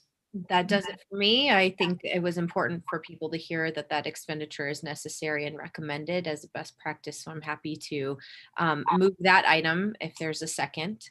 Second. Okay, let's take a vote on that, and then we can continue the public safety discussion. Councilmember D'Amico. Yes. Councilmember Erickson. Yes. Councilmember Shine. Yes. Mayor Pro Tem Meister. Mayor Horvath. Aye. The item 2N passes. Thank you. Thank you. And so now into my comments on the public safety report that was provided.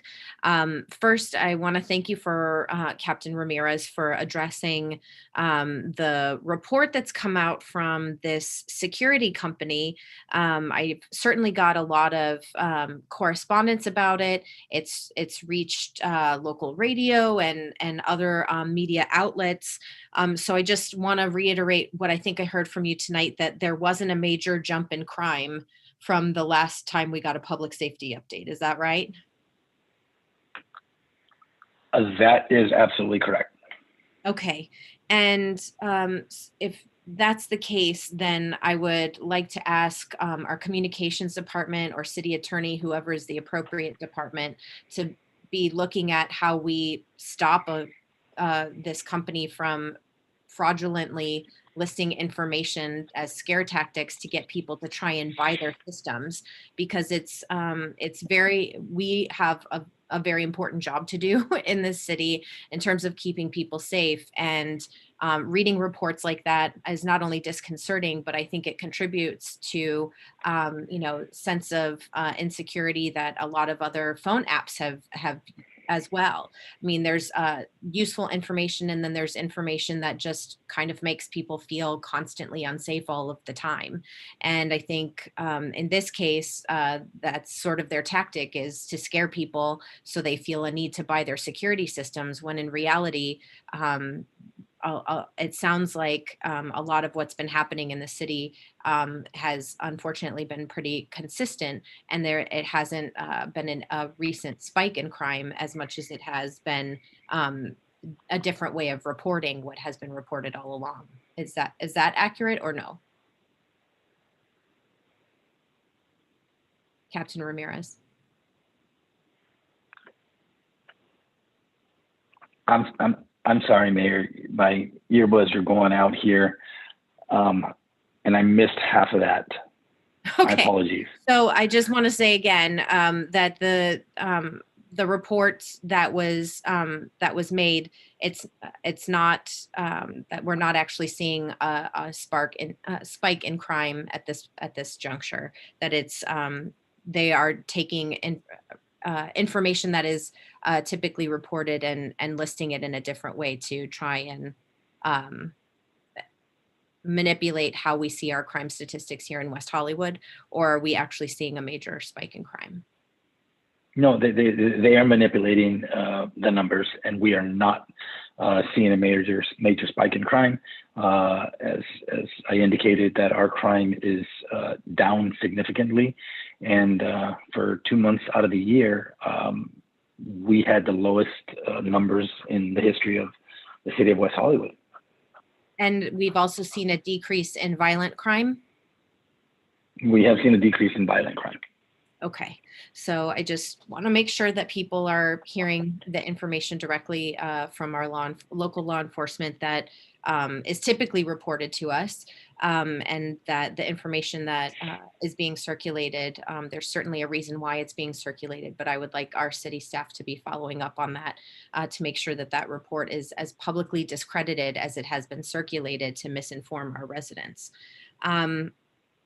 I think I'd also like to know, you mentioned details about the 2018 rape incident. I know that there have also been reports of sort of a prowler in mid-city, center city, preying in particular neighborhoods and peeking in and peeping Toms.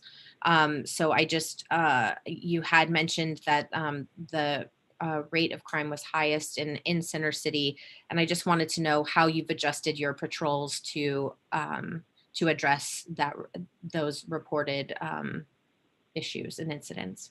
Yeah, every month my staff gathers. We look at the crime trends. We look at where the crimes are being committed, and we adjust our staff accordingly, and we adjust our cops team and our EPT teams accordingly as well, especially during the pandemic when a lot of our businesses were not open. Their hours were adjusted, and they were coming in pretty much around the clock to address issues pertaining to high crime in a particular area. Okay. And on a different note, I also noticed a report of increase in mail theft. I know that this happened a handful of years ago, and we at the time connected with the Postmaster General. What best practices were put in place at that time, and what sort of communication does your department have with the Postmaster General as it relates to mail theft? Well, I can say that some years ago it was determined that burglars did have a postal key. That seems to be the current issue as well. We have contacted our local postal inspector, or attempted to contact our postal inspector. We're waiting for a call back from him to discuss potential strategies. And I don't know how easy it is to change postal keys for every postal person in the county of Los Angeles, but it's something that it's a conversation that needs to be had. We are receiving or getting very good video of individuals who are committing these thefts. Unfortunately, everybody's wearing a mask, which makes it very hard to identify who this person may be. But we have, in an attempt to combat that, we have sent out information regarding mail theft on our social media platforms to lessen somebody's chances of becoming a victim. Yeah, but this is something that happened a handful of years ago, and we got the Postmaster General involved at that time.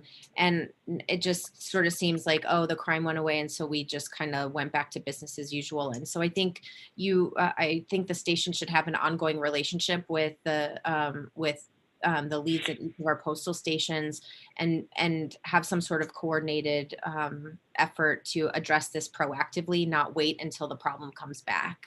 So if you need that contact information, I can provide it to you, because I'm in regular contact with our local postal offices. But I mean, it seems that that's something that we should be able to address and in an ongoing way, and not kind of let it come and go in waves.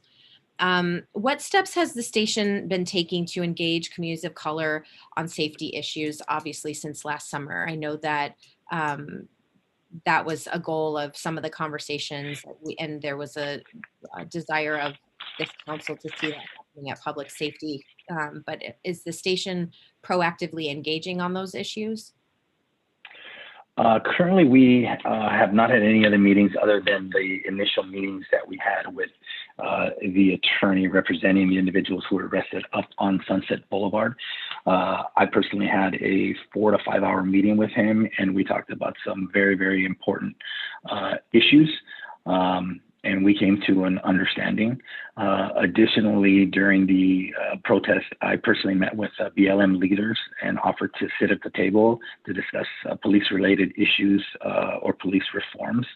I believe that I, as a person who grew up, I offer a unique perspective, having grown up in East LA Sheriff's jurisdiction and having served 30 years on the department. It's often said that change occurs from within. And as far as I'm concerned, and a number of my colleagues, we joined the department for that very reason. I have not had anybody call me back as of yet, but my offer still stands that I am willing to sit down with anybody who wants to discuss anything we do here at the City of West Hollywood, or anything that concerns the Sheriff's Department as a whole. I think race relations are of the utmost importance, and certainly at this time, at this period, police reform is necessary, and I'd be willing to sit down with anybody who wants my perspective on things. Okay. I know that with contract cities, there was a discussion of MET teams, and comparatively, West Hollywood has far more resources than most other cities that contract for service with the Sheriff's Department. We have a public safety working group at Contract Cities that's making recommendations to the department, to the county board, and to the district attorney with regard to public safety issues that have come up for discussion. And I can certainly make those available to you, Captain, or to my colleagues as makes sense. But I think given the conversation tonight, and just given a lot of what you're reporting to us, I think we need to have quarterly safety and quarterly safety updates, as well as updates related to issues around homelessness. And I'm concerned about conflating those two issues. While there are issues that of public safety that relate to our population that's experiencing homelessness, I don't think all people experiencing homelessness are criminals or vice versa. I don't think all of the safety issues are caused by people experiencing homelessness. And I do think that having those updates quarterly, I know we have a subcommittee that addresses this, but I think these issues are top of mind for the community. And I think people would see our council time well spent on these issues, making them public, and also for the benefit of the public to know how we're tracking them as a city and how we're engaging on these issues. I think Mayor Pro Tem Meister brought up, the times that the street teams are out and sort of how the response has been. But I think we need to be tracking this these issues more closely, and not kind of waiting every 6 months to have this conversation and say, oh, things are bad, or they're not the way that we want them to be. And then, 6 months later, we kind of have the same conversation. So I would like to see us, if my colleagues agree, have these conversations more regularly, so we can track these issues and have these conversations be more present for the public. Captain, how are uses of force during this time period for this report? How were those tracked, and where are those reported for us tonight? Well, to give you a clear understanding, I think it's important to clarify what constitutes force on the Los Angeles County Sheriff's Department. We have 3 categories of force. The breakdown of the categories is we have category 1 force, which is limited to any of the following, and there is no injury. Searching and handcuffing techniques that are resisted by the suspect. Hobbling, which is tying the ankles, resisted by a suspect. Control holds or come-alongs resisted by a suspect. Takedowns to the ground, use of OC spray or pepper ball projectiles. And that's when a suspect is not struck by a pepper ball projectile. That's if it only causes pain, discomfort, and does not involve injury or lasting pain. Category 2 is when it results in any identifiable injury or involves any application of force other than those defined in category 1. And we do, a complaint of pain is attributable to an identifiable injury. And then category 3 is when it involves any use of force, which results in a response from our Internal Affairs Bureau, IEB force shooting response team. All instances of category 3 force are investigated by IEB and reviewed by our Executive Force Review Committee. And an additional level of oversight conducted by the Office of Independent Review and monitoring by the Special Counsel. So in the past 6 months, we have had 28 category 1 uses of force, 20 category 2 uses of force, and no category 3 uses of force. So in regards to category 1, if the person wiggles and tries to get away and resists even the slightest, that's still a use of force that's reportable. Regarding accountability after force is used, the field deputy has to immediately notify a field sergeant. A sergeant will conduct a use of force investigation, which consists of interviewing all deputies, witnesses, and suspects. The report is subsequently reviewed by the watch commander, who is a lieutenant. Then it's reviewed by my operations sergeant, then my operations lieutenant, and then it's reviewed by me. After it's reviewed by me, I forward it to division for review. And at division, the division sergeant looks at it. Then his division lieutenant looks at it before forwarding it to the division commander. And if any issues are found, the case is discussed with the division chief. So as you can see, there are multiple layers of review and accountability. And now with our new body-worn camera, that footage is reviewed by sergeants, lieutenants, and by myself, including the commander and the division chief if necessary, regarding category 1 and 2 uses of force. And then these particular findings are included in the force investigation report. And in regards to the category 3, which is handled by IAB, forced body camera footage is reviewed by Internal Affairs Bureau, who would be the ones to investigate that particular situation. So I I think, hope that answers your question. yeah, so I think uses of force should be part of these regular safety updates. So we have a sense of, you know, how often they're being used and what, you know, especially because we're seeing, you know, increasingly, not only will your deputies have body worn cameras, but everybody's got a cell phone. And I think some of what you describe as, you know, different level category use of force still appears to be a pretty difficult use of force when you see it as a member of the public. I think that the Bureau or the department might define things in a certain way, but at the end of the day, you know, how it appears and what people experience is very tough to witness in some cases. And so I think we've seen incidents of that, especially last year.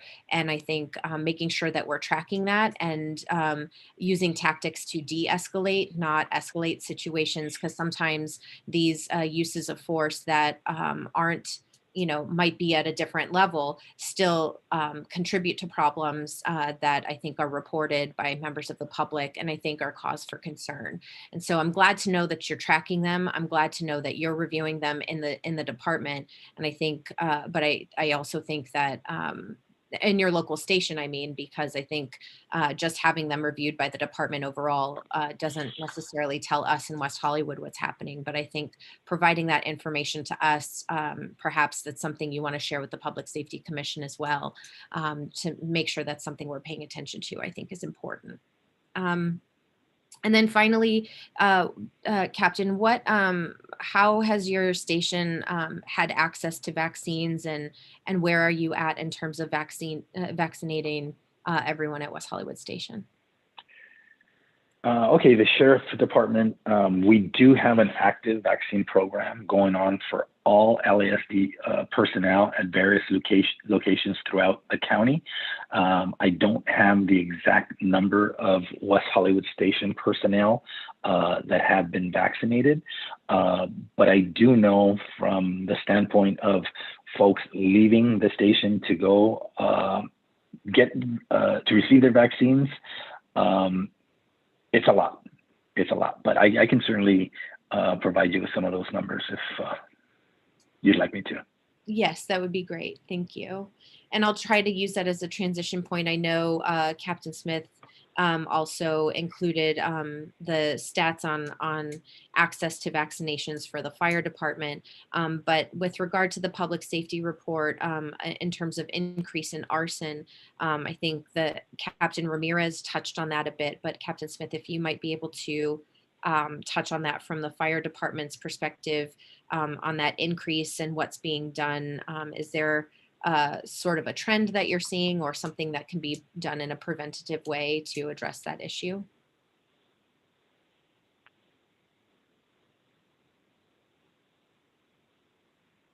Are you still there, Captain Smith or Chief Smith? I am.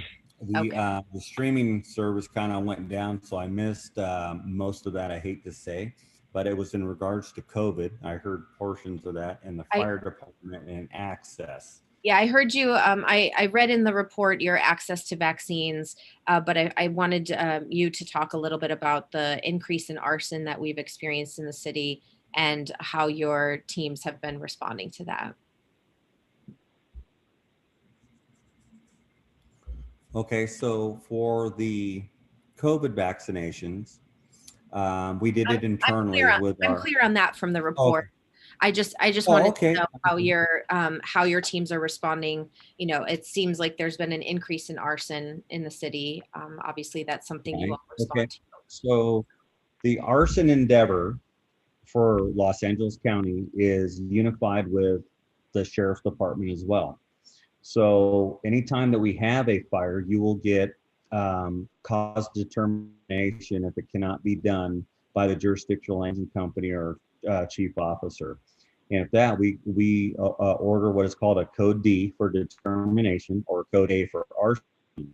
So code D would mean something that we need to really look at what the determination of cause is. And then if it leads us to arson, that's when a full-on investigation goes on. So is there a spike? We have seen a spike, but there's a tough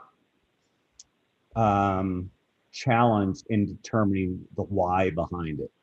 So I can say that our engine companies and our law enforcement partners are out there doing the work on being proactive in this. But as far as the why behind, there is more. But just because we have more arson fires, not all of them are significant. So, and then charging and convicting is another tough one if you can't prove it, of course.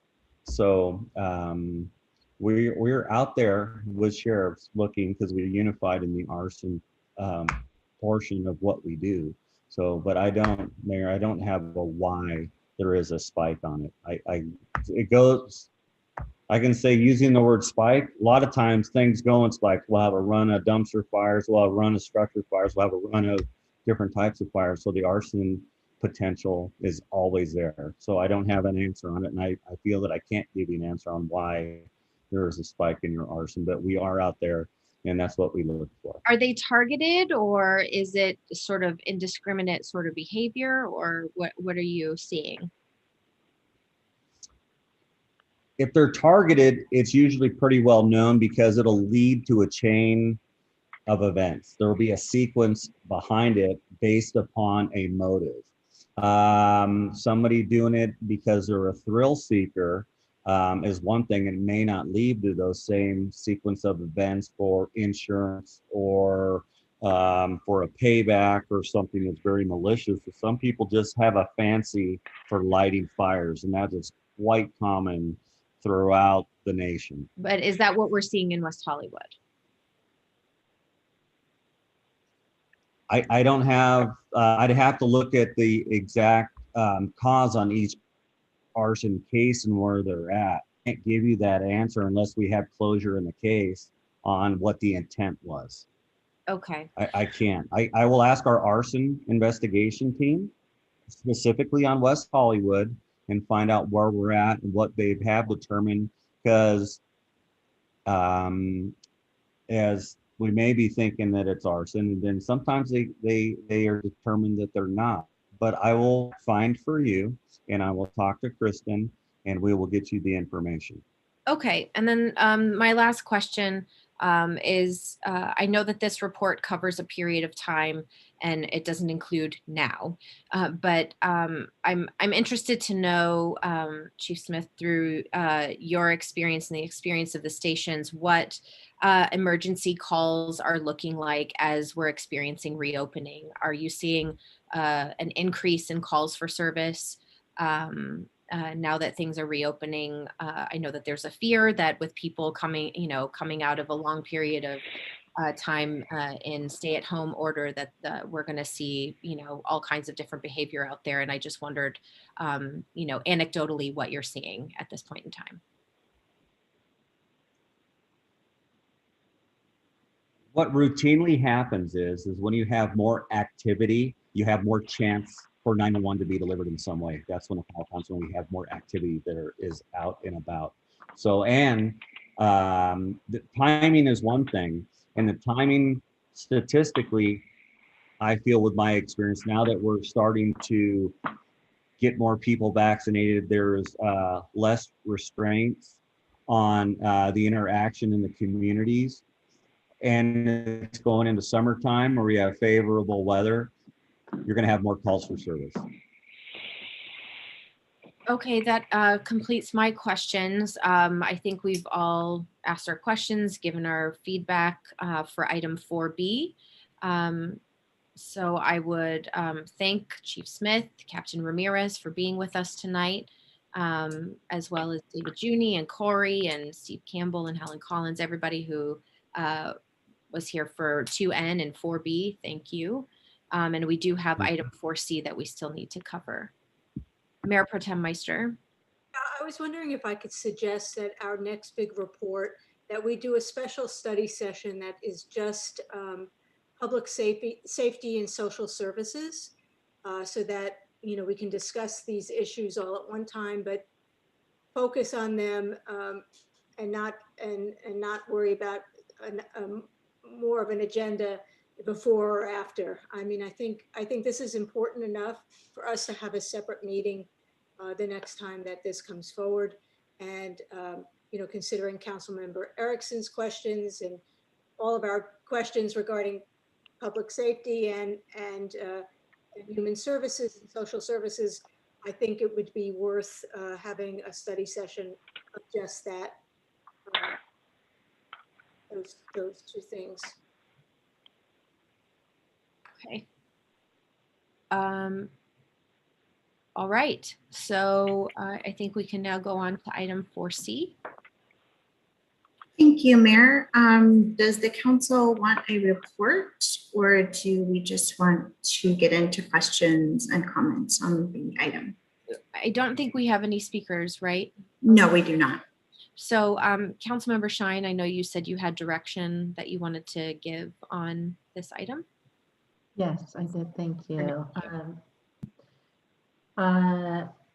Let's see here. I had asked that I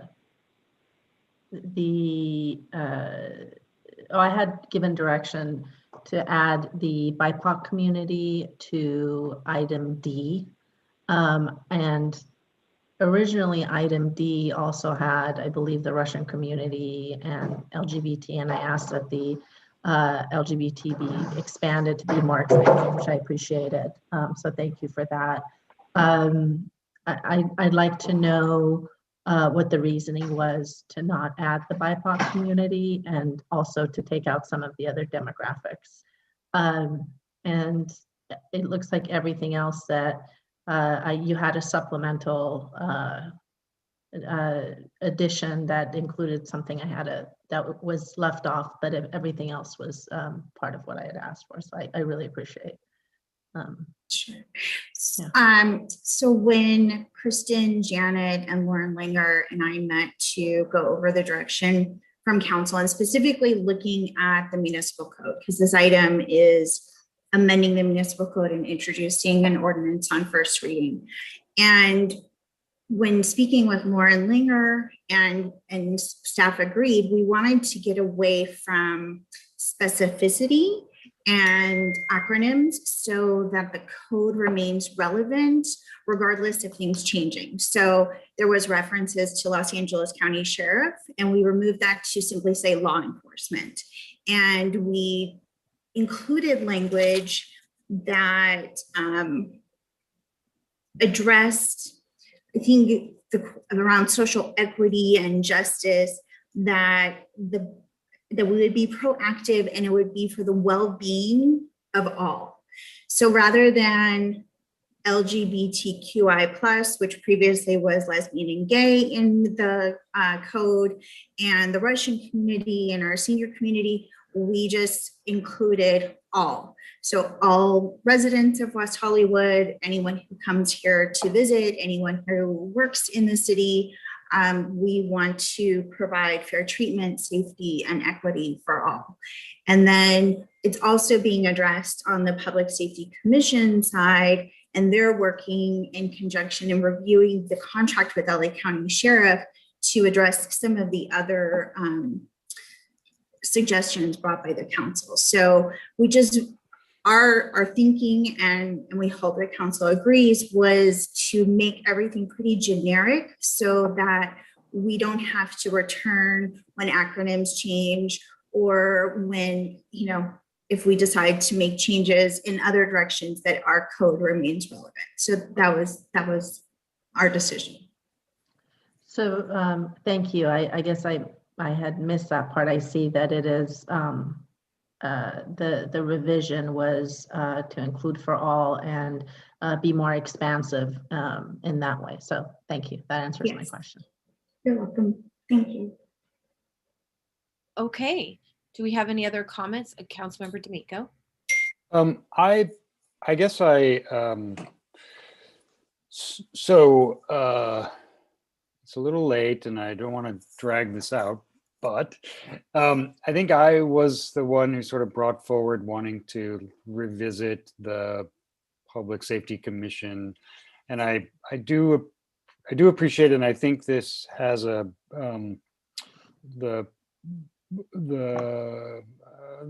basic set of things or thing that I was trying to make clear, that we were really going to talk about safety and not about crime. And but I wonder in some way if Kristen could I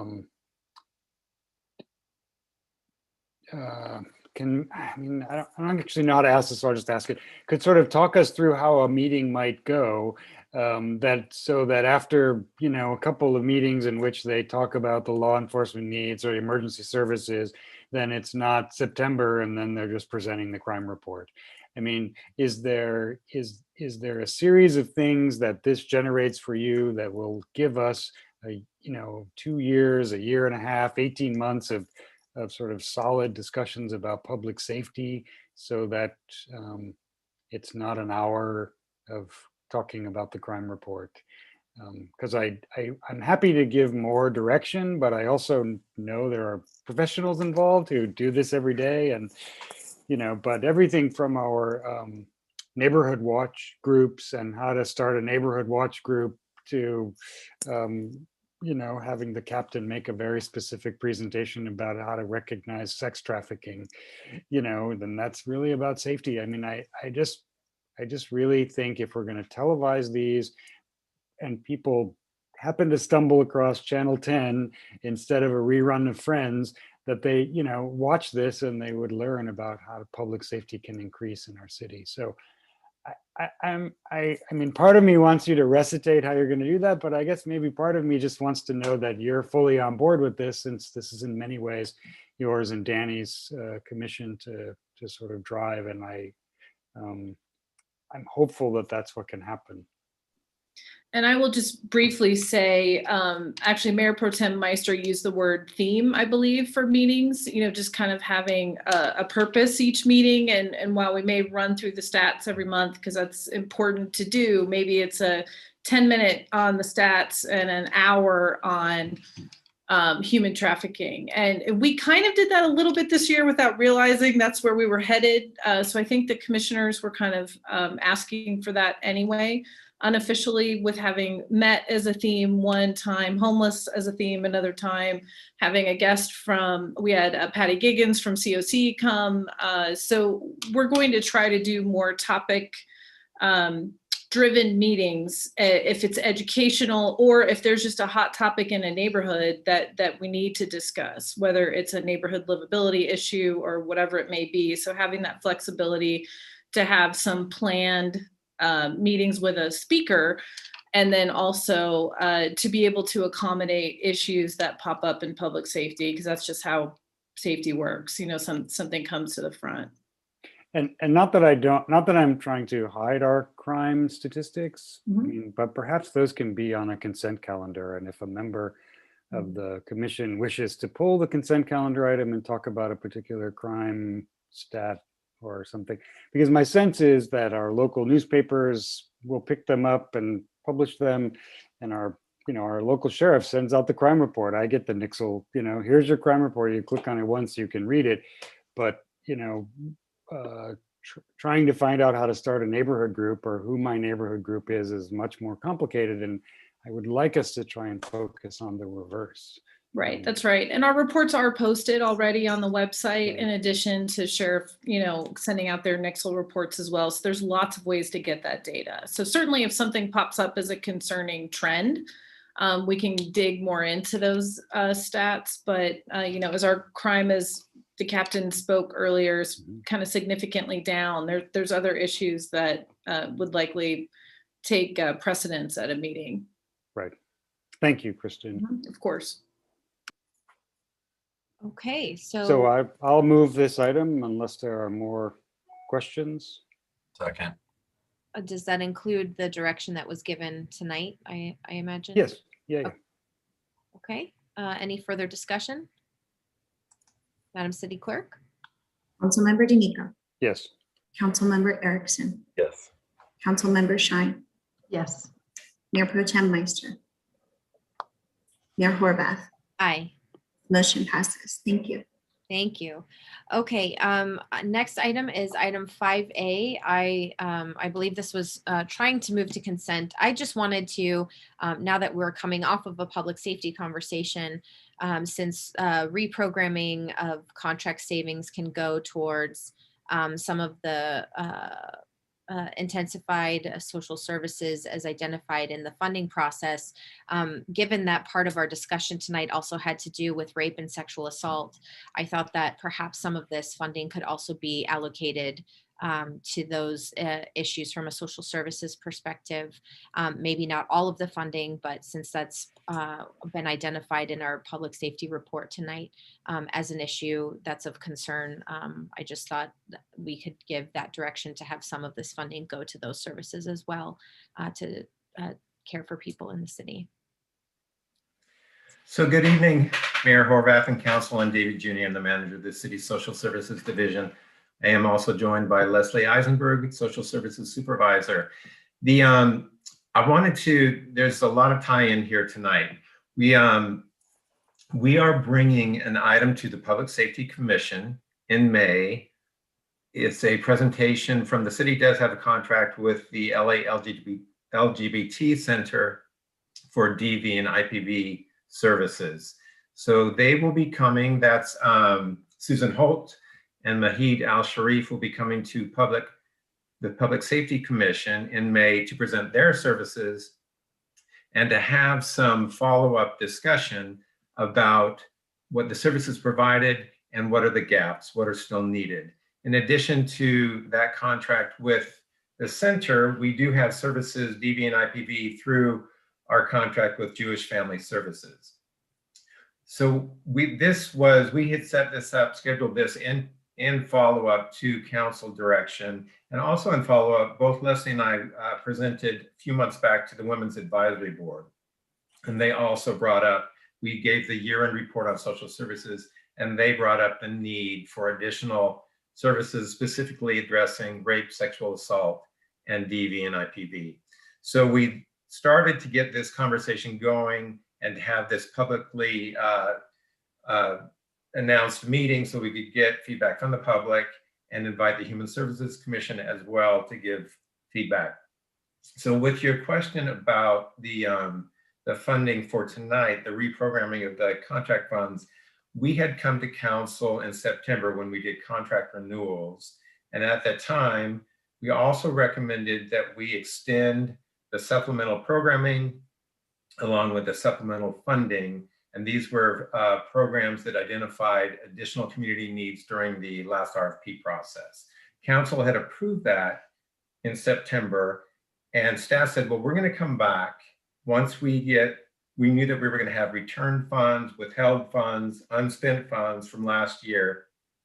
So we didn't ask for any money at that time to go towards that supplemental programming. We now have those return funds. It totals $155,941 in returned, withheld, unspent. And that money will go towards that supplemental programming. But there is a gap. That supplemental programming comes to about $343,000. There's a gap of $187,498. So the second recommendation for tonight is to ask for unallocated general fund reserves to fill in that gap and to continue that programming. So kind of a long answer for these funds are dedicated already. We received your approval to continue this programming and to fund it. So that's why we have the recommendation or the request for additional unallocated funds for the current programs. Then I think what I hope that you will ask of us, and Mayor Pro Tem and I are the budget subcommittee, but that you will look at funding for these issues, and maybe it's a new agency, maybe, you know, I think we've now been having this conversation for a while. I think these issues have come up. It sounds like it's come up from not just the council, but from the Women's Advisory Board and other places.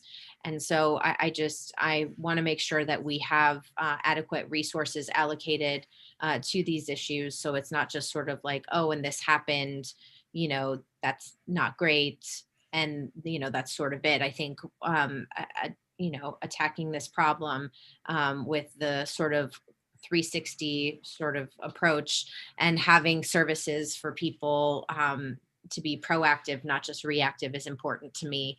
And so I wanted to take the opportunity when we're talking about financial allocation to, make sure that we're raising this issue. So if it can't be programmed tonight because these funds are completely committed and cannot be then allocated to that, given what we just heard in our public safety report, I think that those funds need to be made available as quickly as possible. And I hope that that's what we'll be hearing from your department when we look at the budget.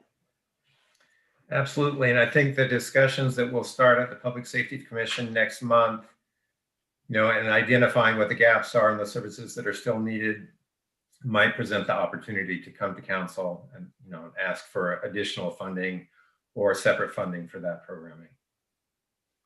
Okay. With that, I believe Councilmember Shine wanted to move this to consent, and so I'm happy to second that motion that she made.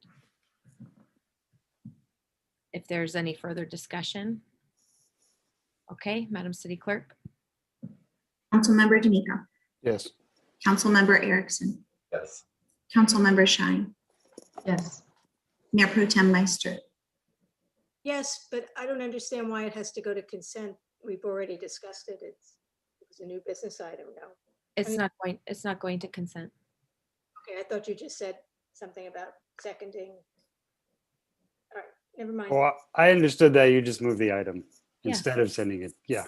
So we voted on the item, I believe. That's right. Yes. Correct. Yeah, that was my understanding of the motion on the floor. Okay. Speaking of which. Thank you, Mayor Horvath. Sorry. The motion passes. Okay. Councilmember D'Amico. Mayor, I have a question. Would my colleagues consider taking up items 5B, 5C, and 5E at the next meeting? It's 11 o'clock and, I just thought I would throw that out there. That's something from the long history of our city, that at 11 o'clock, we may raise the question about deferring items that are not critical to an upcoming agenda. And I would consider maybe if we have questions about them, we could ask the staff those questions, and maybe they might even end up on the consent calendar next time. Madam City Clerk, do we have speakers on the remaining items? Mayor, we do have speakers for item 5C. We have one speaker for 5C, and we have a few speakers for 5E. I will check to see how many are still in the meeting. Okay. Do we have a lot of discussion on these items? I think. I have quite a few questions on 5C that I can talk to staff later about too. Okay, well, I do think that we should hear at least from the public tonight, since they have waited this long. Does everyone feel comfortable with Councilmember D'Amico's request to defer these items to the next meeting? I will say, I think the next meeting is already sort of jam-packed, so maybe you got to bring your caffeine for the next one. But I think if we have another hour to go or something, that's another hour we're adding to the next meeting. So, okay. We're comfortable deferring these items to the next meeting, or do you want to knock them out tonight? Well, I do think we should hear from the public, and we should probably just keep going if we are ready to continue. I will suck it up and we'll just keep going. Thank you. Okay. We'll turn to members of the public to speak on, do we want a presentation on items 5B and C? Or we're familiar with the issues that are before us in those items? Okay, so Madam City Clerk, perhaps we can have the speakers on items 5B and C. Okay, we have one speaker for those items. Beverly Kenworthy, please press *6 and you will have 2 minutes to speak on this item.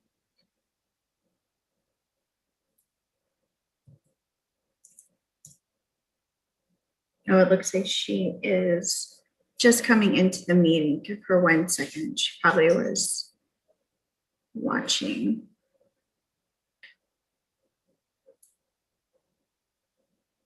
Beverly, go ahead and press *6. Thank you, council members and mayor, for letting us give public comment on item 5C. Overall, my name is Beverly Kenworthy with the California Apartment Association here in Los Angeles.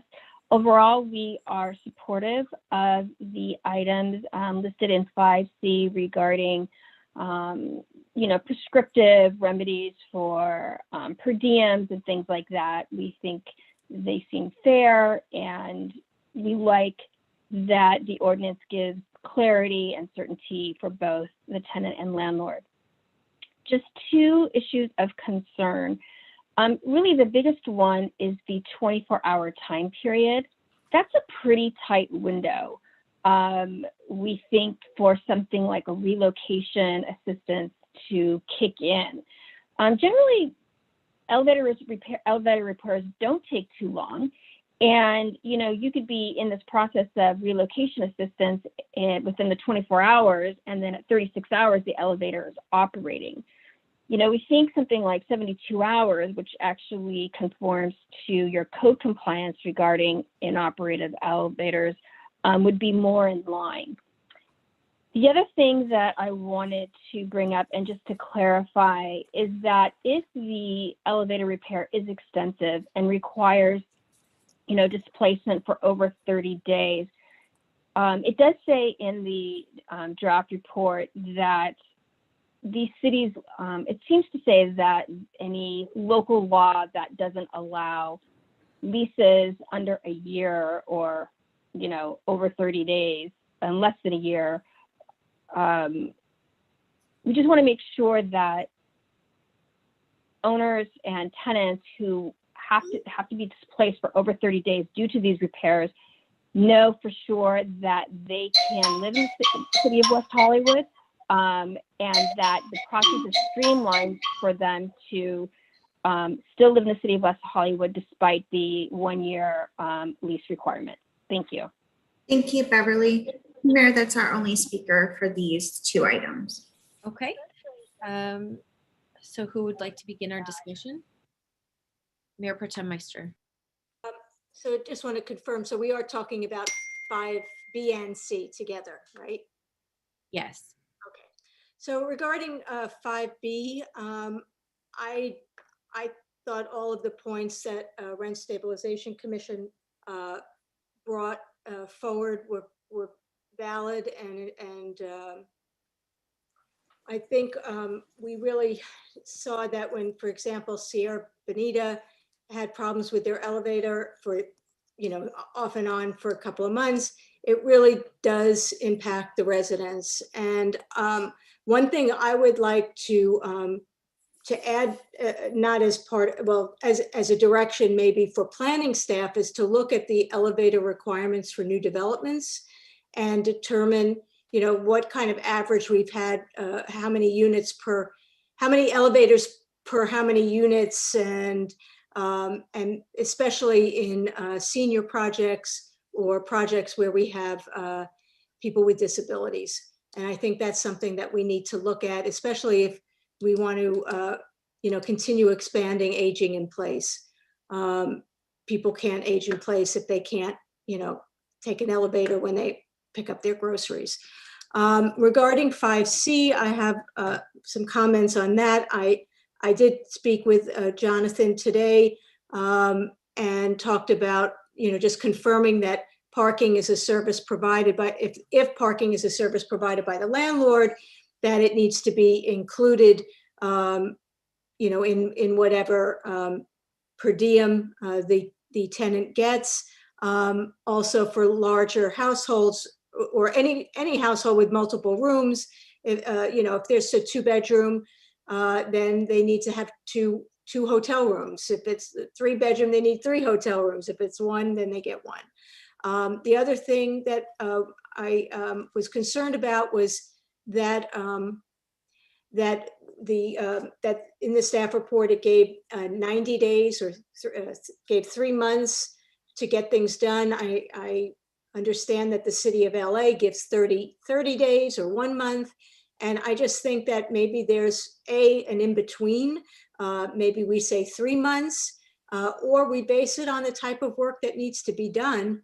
And also that we have monitoring in place, that if we do give 3 months, that we monitor, we have inspections at least once a month to make sure that the work is being done and that the landlord is not waiting till the second or third month to get the work done, because obviously we want to get tenants and the tenants want to get back into their homes as soon as possible. So I would like to make sure that a monitoring process is in place with this, and that we look at the most a 3-month period rather than a 90-day, 3 month rather than a 6 month period to get work done. And then if we need to accommodate a longer period of time because of the type of work, that, obviously staff has the ability to do that. Those are my comments. Thank you. Councilmember Shine. Thank you. Well, first I want to thank Mayor Pro Tem Meister for those comments. I wholeheartedly agree with all of them.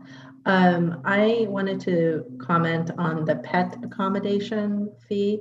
I want to make sure that the pet accommodation fee is also paid up front by the landlord, just like the hotel fee. Is that the case the way this is written? If the tenant actually wants to have the pet with them, then it would be included in the per diem. If the tenant doesn't want that, and from my feedback from the commission, I think that most tenants would want pet-friendly hotels, at least I would think so. But if they don't, then it would be a reimbursement. That's the way it's currently written. Okay, can we, I'd like it to be paid upfront, even if they, let's say they can't find a pet-friendly hotel, or for some reason they do want to board the pet. If we're having the landlord pay the hotel fee, then I would like the fee paid upfront in either circumstance. If it's to the boarding facility, it's just a matter of also providing that fee. I think that's important because these fees can add up. And if the tenant is in the hotel, even for 7 days at $50 a day, a lot of our tenants have multiple pets.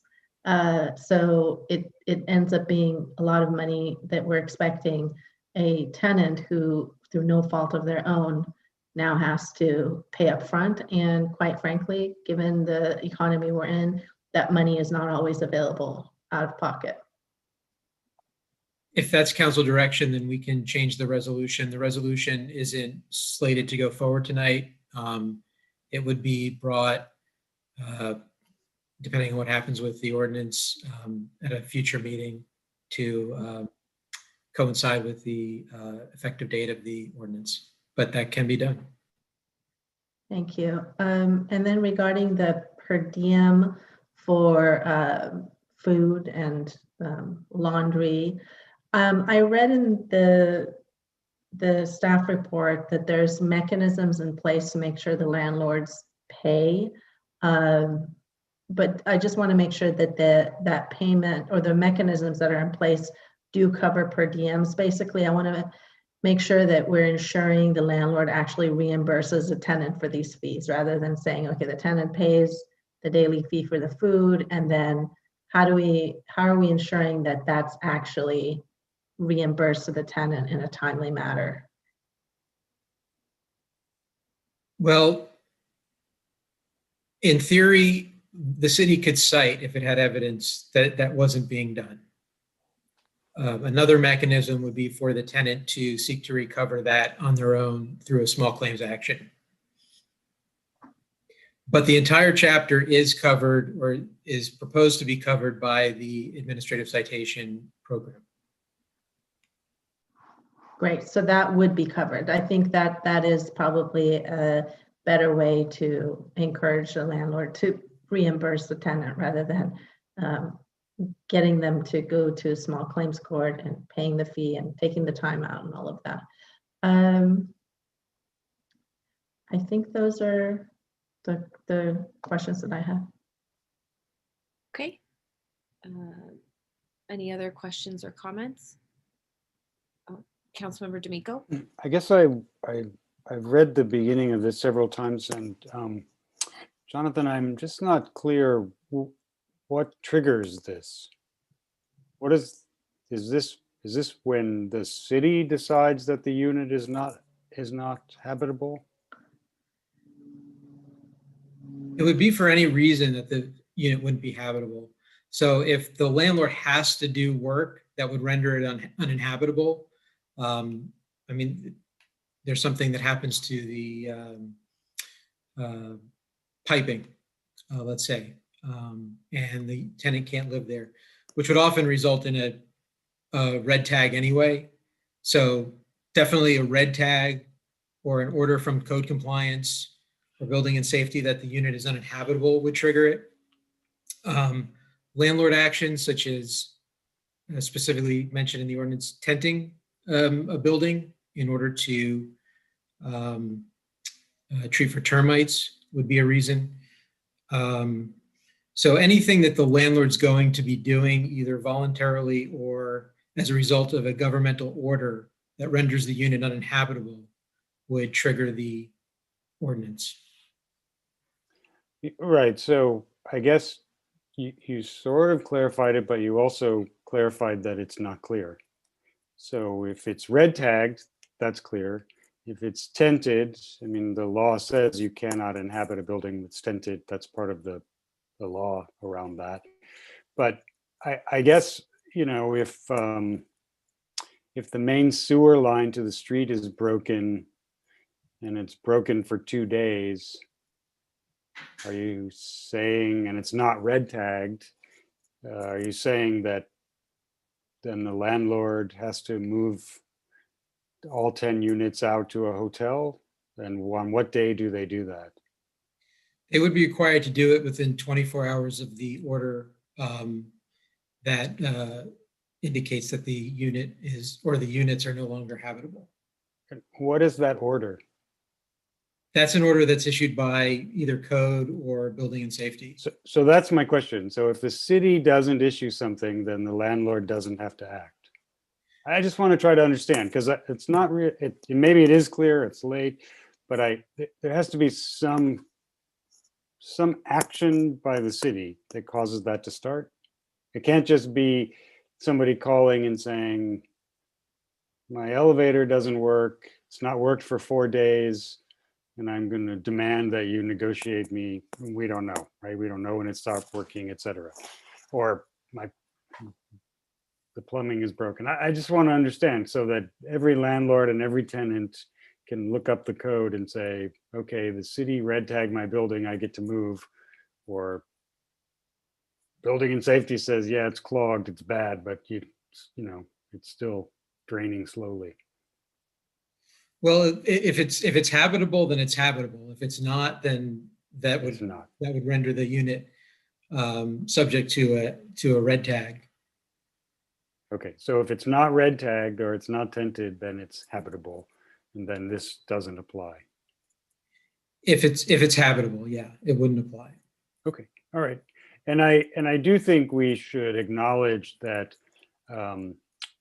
taking 72 hours to fix an elevator is unpleasant, but it's reasonable. My concern would be that if somebody is really not able to leave, how are they going to pack a bag and carry it down the stairs? So, I mean, I think, you know, we could have, and, you know, could have people coming and going every time an elevator breaks. I would suggest we sort of reverse engineer that and say, if an elevator is broken after 48 hours, we will pay delivery fees for anything that needs to be delivered.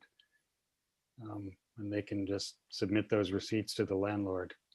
But I think, you know, if everything else in their apartment is working, but their elevator, doesn't make sense to try and move, you know, somebody who has mobility problems to some hotel where everything will be a problem. That's my thought about it. I don't necessarily need to push that, but I do think people are comfortable in their home, and if the only thing that isn't working is the elevator, and we now know you can have just about everything delivered within 6 or 8 hours, including all of your groceries and all of your medications.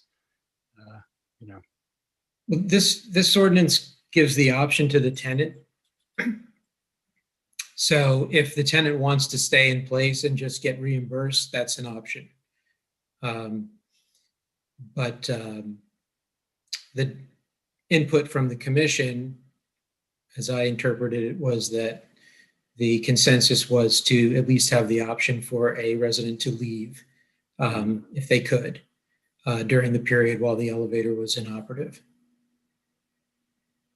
I want to, I'm sorry, go ahead. Are No, you finished? thank you. Councilman? Yeah. Okay, well, I wanted to pick up where you're leaving off, if I might. I think, I'm glad to hear that the commission brought this forward. I think we've all received more emails than we care to ever relive about inoperable elevators in any number of buildings around the city, and the issues that they cause, especially when it's in a building for people who are living with different abilities or other issues. I personally deliver food for Project Angel Food to 2 of those buildings every Thursday morning. In the past 2 weeks, I've had to climb up 4 flights of stairs delivering full bags of groceries to people who never would be able to get them themselves if they had to go shopping themselves. So I think that's an issue, and it's something that I'm glad that we're addressing, and I'm glad the Mayor Pro Tem agreed that we should bring up this item from the commission. However, I think, the goal of our actions tonight shouldn't be, how are we relocating people because of this problem, and more, how do we get this issue resolved as quickly as possible? I think that's, to me, the goal of our conversation tonight. I agree that 72 hours is better than 24, especially when you're dealing with something over a weekend. So I'm comfortable with changing that time requirement if that is the wish of my colleagues tonight. But I think that what I would prefer to see is if a building has more than 2 reports of an inoperable elevator in a 6-month period, or it could be 3 months if I think the Mayor Pro Tem indicated that they are required to have an elevator maintenance plan where there's an on-call service agreement to address these issues. So they know that they have somebody that they can call that can address this issue in the timely 72-hour manner that we're asking them to. We're putting people on notice, but we should have that. And then I also think that instead, we can have language about relocation if that's required, but I'm much more interested in a services and safety plan for people. I don't think it's enough to just say you can get your money back or you can move out, because I think both don't solve the problem of somebody who can't actually access their building, somebody who might be in danger, God forbid there's some sort of public safety emergency. So I think in the event that an elevator is inoperable, I would like the management to be responsible for identifying how people in those upper floors, especially people living with disabilities, will be able to be taken care of in terms of a potentially life-threatening emergency, and how they will be provided food and any number of things should the elevator be inoperable for an extended period of time. And I think those are the issues that we're hearing from people, that they are not able to carry up all of jugs of water or those essential goods that people have. And so for me, I'd rather see that be the requirement, and that can include relocation if that's the best option. But for the people who who want to stay at home, who don't want to go through the very difficult process, as Councilmember D'Amico correctly pointed out, of leaving their homes and trying to relocate for some period of time, I think making sure that they're provided the support they need is important. So I know that's different than what we have exactly before us tonight, but I think that kind of solution more directly addresses the concerns that we've been seeing in our inbox over the past number of months.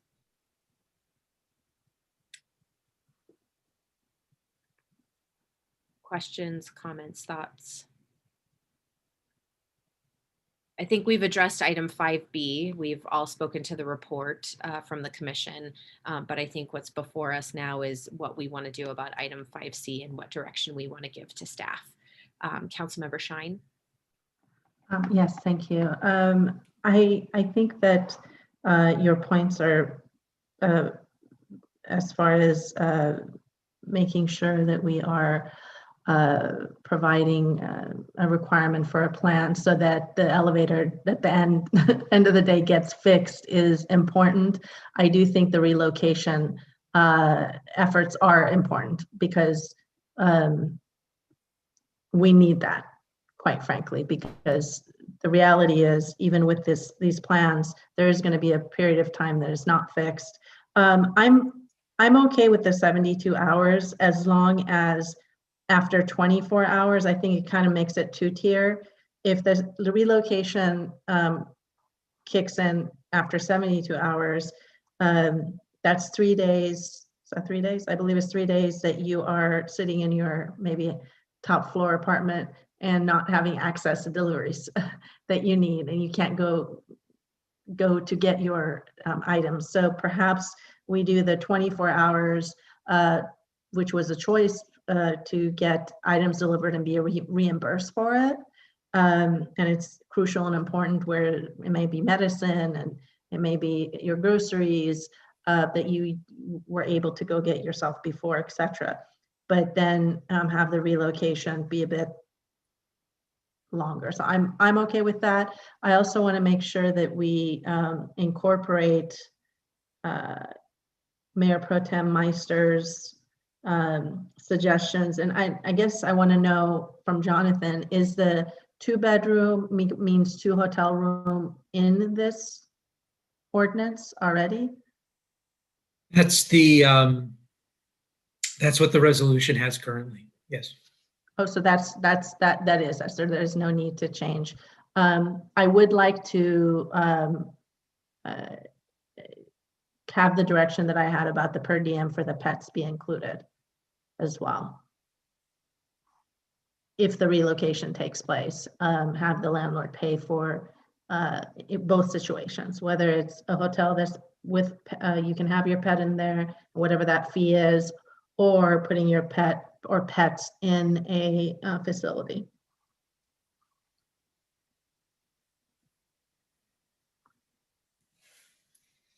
Mayor Pro Tem.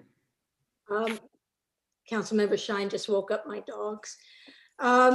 So I just want to bring an example of something that happened a number of years ago. Again, at Sierra Bonita, it was when their boiler went out, and it was literally out for like 7 days, and people were not moved, and they had no hot water for like 6 or 7 days. I think it was 7 days. How would this ordinance, would that take care of that?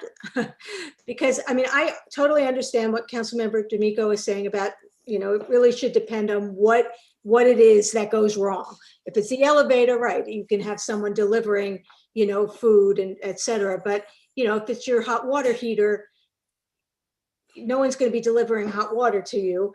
And there's only so many days really that you can go without hot water. Or electricity or whatever that is. So how does this ordinance then work in those circumstances? Would that be 72 hours or 24 hours or, Jonathan? Yep. Danny's here and he might have a better sense of when code starts to take action in that kind of specific situation. Can you speak to that, Danny? Sure, absolutely. So from the date that we received the report, a code enforcement officer would go out there, inspect the property, and as written right now in our municipal code, we do have certain timeframes. So for hot water specifically, it would be 72 hours. So we would, upon confirming that there wasn't hot water at a property, we would issue a notice of violation that would provide that 72 hours. But that 72 hours would begin from the date the code enforcement officer actually went out on site. And so that clock would start ticking at that point. And in that notice of violation, we would incorporate that if compliance wasn't met within that time frame, that the relocation as proposed this evening could be implemented. So it would give us that ability to do that. And then we could also have the ability to issue administrative citations as well if that 72-hour time frame came and gone. So in that example, we would those people would be able to get an accommodation now. They would be able to go to a hotel.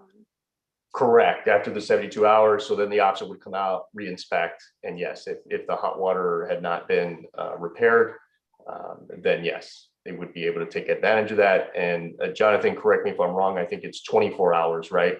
After the 72 hours is when they would need to provide a tenant with those relocation services. That's correct.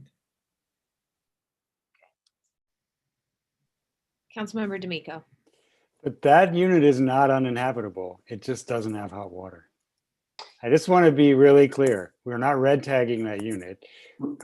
What are we saying we're doing so we can put it in this ordinance? I mean, Jonathan said if we red tag a unit, then it's uninhabitable, or we tent it, then it's uninhabitable. So does it also include if we get an administrative citation? Yeah, so great point, Councilmember D'Amico. I'm glad you asked that question. So in our municipal code, it does specify exactly what deems a unit to be uninhabitable. So hot water is specifically stated in there, lack of electricity is specifically stated in there, lack of heat, and so forth. So there are specific timeframes and sections and things that are outlined in our ordinance already that would allow a code enforcement officer or a building inspector to be able to deem a unit uninhabitable, in addition to having the building official issue a red tag. So it doesn't need to rise to that level because it takes very severe violations to rise to a red tag level, but we have other parameters already in place. So all those that are in the code would apply to this situation in which 72 hours after you're first notified and make a visit, and then 24 hours after 72 hours, people could start relocating. That is correct. And I think that's all really great. I just want to be sure that I understood it. And I think I do now, and I want to thank you. Okay, Councilmember Shine. Yes, thank you. I thought it was 72 hours and then relocation, not an extra day on top of that. I will say, given that I was without a hot water for 3 days myself, that's a long time to go without hot water. Believe me, it's especially in the winter time. I know we don't get that cold of a winter, but you can't washing your hands, cleaning your dishes, no hot water, nothing gets clean, can't even really take a shower. And that can be a long time. If you need to exercise and you can't because, so that's a long time to be without hot water. So I actually would, given now that I know it's 72 plus 24, I guess I'd be more comfortable with 48 plus 10, 24 hours, so that the total was 72. Or am I understanding that correctly, Danny? Well, in terms of what specific sections are already written into our municipal code that have those parameters for heat, electricity, gas, so that is a section that's completely separate from what's being proposed this evening. So if we wanted to change the time frame from 72 to 48, that would be something that we would have to return back with as a separate amendment. Yeah, so that's not part of the rent stabilization relocation services amendment. Okay, so I got confused because necessary repairs was on there. Termite treatment, inoperative elevators, and government order. I thought maybe the hot water will be a necessary repair. So what is considered a necessary repair? Jonathan, I don't know what you listed under necessary repair under the relocation. It's not defined, but it would be anything required to get the unit back into, well, it's defined in the sense that it's anything that would require to get the unit back into compliance with the code.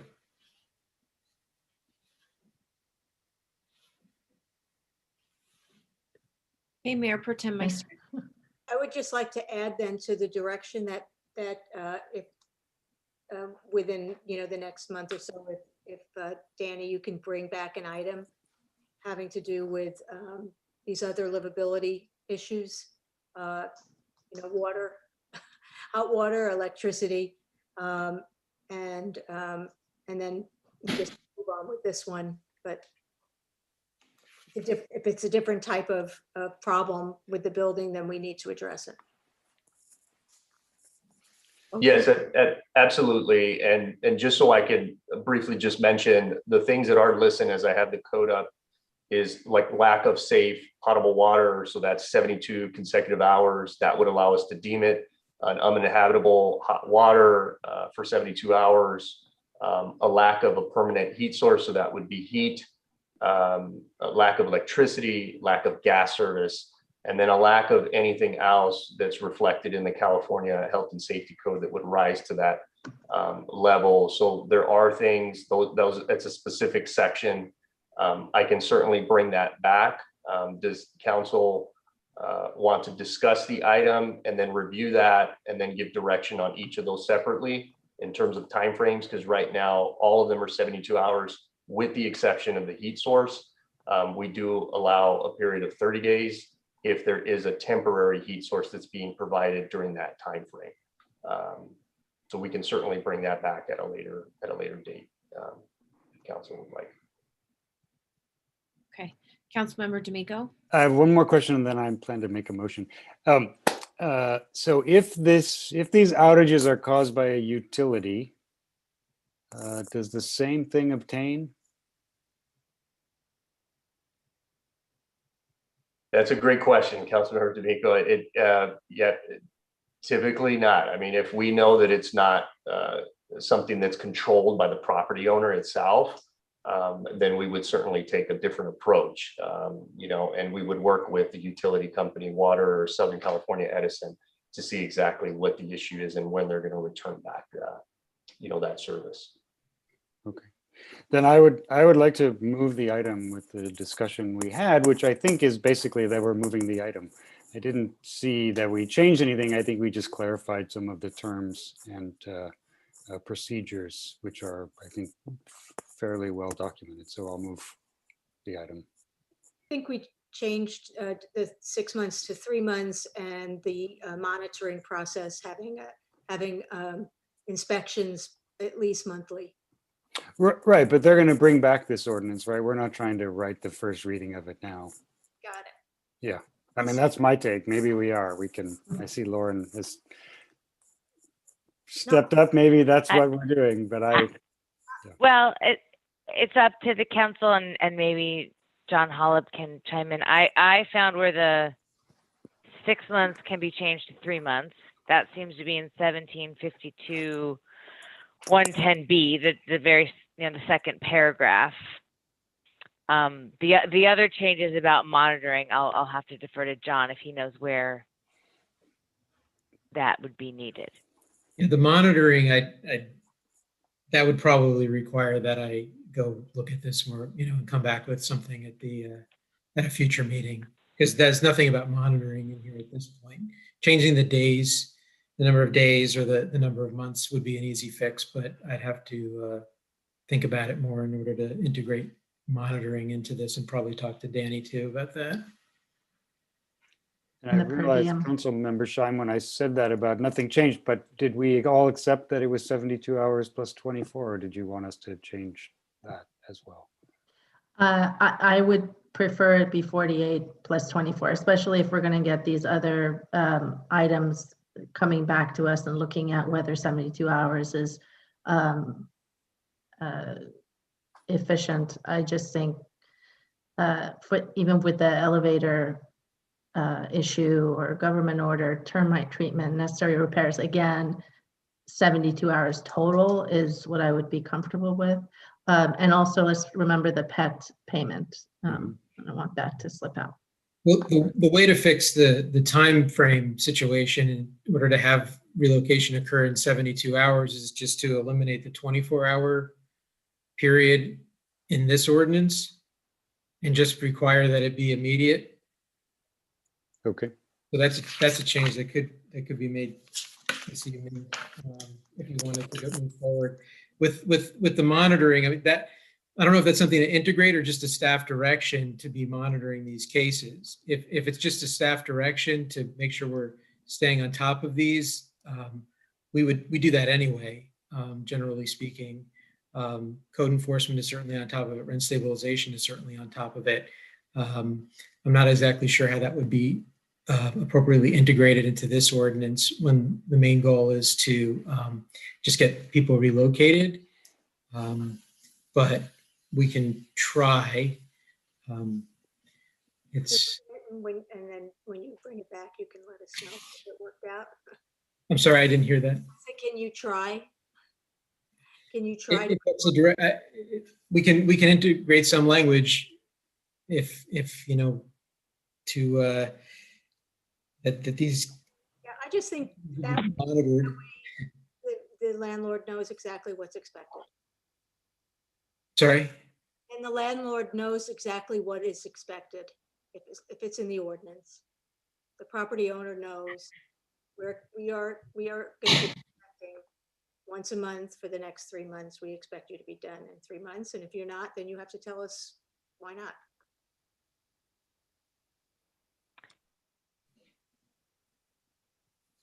Okay. Was everyone clear on the motion? Very. Okay. So I think Councilmember D'Amico made the motion. Is there a second? Second. Okay. Any further discussion? Lauren Langer. I have a question. So are we introducing it on first reading tonight or bringing these changes back? It can come And back to the I'm actually consent calendar for me. That's fine by me. It's bring it back. Bring it back on consent, Lauren. I think after we saw with smoking, I think that's actually a really good idea with these little changes we're making. That's a trigger word, Lauren. Don't bring up the smoking word again, please. Okay, so we're clear and we know what's happening. Okay. Bring the ordinance back on consent for introduction on first reading. Got it. Excellent. Madam City Clerk. Thank you. Councilmember D'Amico. Yes. Councilmember Erickson. Councilmember Shine. Yes. Mayor Pro Tem Meister. Yes. Mayor Horvath. Aye. Motion passes. Okay, we moved 5D to consent. Item 5E is the last item on our agenda, evaluation of minimum parking requirements in the zoning code. I don't believe we need a report, but I do think we need to hear from our members of the public if any of them are still here. Yes, thank you, Mayor. Apologies. Let me get my first. Our first speaker on this item is Adam Darvish. Adam, please press *6 and you will have 2 minutes to speak. Okay, thank you. I'm Adam Darvish, again, speaking as a resident. Main thing on this item I wanted to bring forward to the council is to consider the residents and the impact on residents. I've heard that several times tonight, which I was happy to hear your concerns about the residents, what effect that would have. As I think I explained in the past as I called in, the event that I went through and peeled the onion, I noticed and talking to Danny Rivas, there was no consideration, nobody's fault. Again, no discussion about the traffic flow into the residential street from the hotel. I know this is a different case. I did see that back in 2018. There was a change made, I believe, or 2017 about reduction, and some reductions were made. As we know, LA is not New York, not Chicago. We don't have that transportation that they have. And people come to the city in the evenings to go to restaurants, go to bars. They need parking. So again, I'm just calling to ask, and maybe I'm assuming, because I know that there will be an evaluation. I'm sure that would be looked at and considered what effect that would have on residents. But just wanted to share that as a concern when I saw this item on the list. And that's all. Thank you so much. Thank you, Adam. Our next speaker is Charlie Jasper. Charlie, please press *6 and you will have 2 minutes to speak on this item. Good evening, City Council. My name is Charlie Jasper. I'm a resident of West Hollywood for 2 years. I'm a Los Angeles native. Lived here 28 of my 37 years, except for 8 in the U.S. Army and college. So I have some things to say about this, because here we go again. One city councilman is trying to eliminate the parking requirements for certain housing projects, and this seems to be placing personal ideology over what's actually best for our fellow citizens. We all know that this city is the 4th densest city in America, denser than Sacramento and San Francisco. We don't even have a branch from the subway system in place already, and we won't for years. I remember in the 90s being promised it was the subway to the sea. I still can't even take it to the VA. There is no current alternative to getting from one place to another in West Hollywood without the use of a car unless you're close enough to walk or have the time to wait for the bus. That means we need to have parking spaces available if we stand by our city's core value of quality of residential life. Parking is also necessary for visitors as well as West Hollywood residents. For the city's tax base, we rely on tourism, and that only comes with low crime and adequate parking. West Hollywood is fortunate to be, better off than many of our adjoining cities, but as Captain Ramirez stated, we still have our challenges. This is still unacceptable, and it demands our attention more than, do we really need so much parking? I certainly hope that all other city council members protect the interests of their constituents and not those of the developers who will greatly benefit financially if we eliminate or reduce the already generous parking requirements.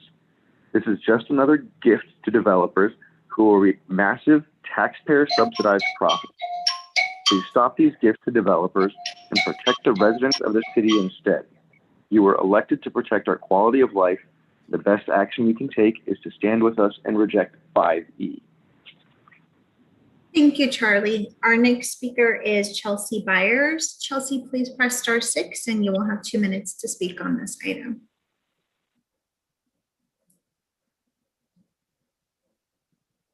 Chelsea? Let me ask her to unmute. Hi, can you hear me now? Yes, go ahead, Chelsea. Okay. Thank you. Good evening, council members, Madam Mayor. I appreciate the opportunity to speak on this item. I think too often the topic of parking minimums gets thought of in what we stand to lose or what will be taken away. And when I think about the idea of reducing or eliminating parking minimums, I just really think about what we have an opportunity to bring into our city and what space this creates. And we know we need more housing. And I've seen time and time again how individual housing projects have to forego the opportunity to bring more housing in sacrifice of parking that will not be used. I myself have not used the personal vehicle that is sitting in the driveway for months now. And it's not just because of the pandemic. I have groceries. I just found alternative ways because I enjoy the city we live in.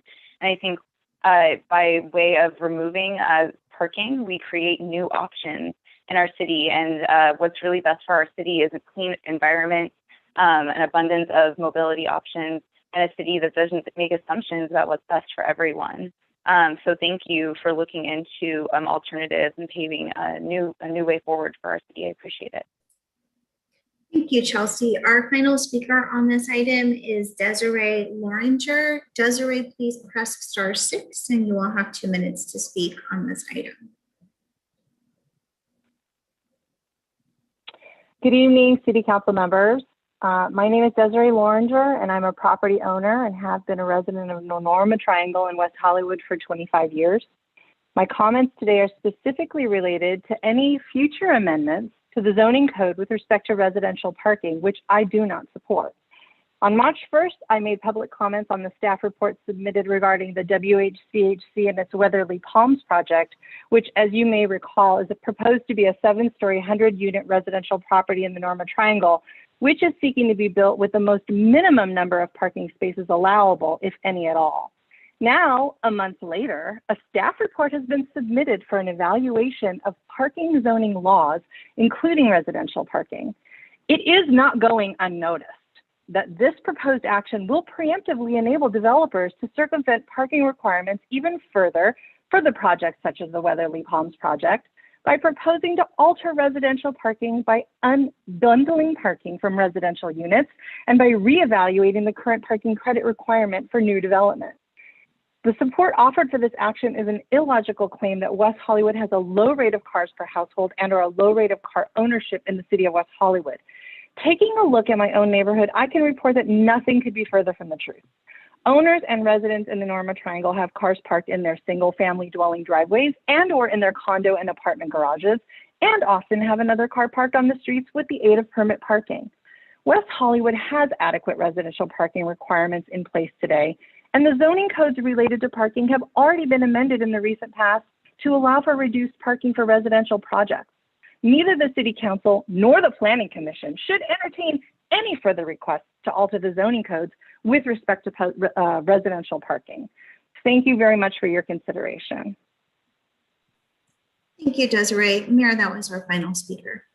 Okay, now we can get into comments. Who would like to begin?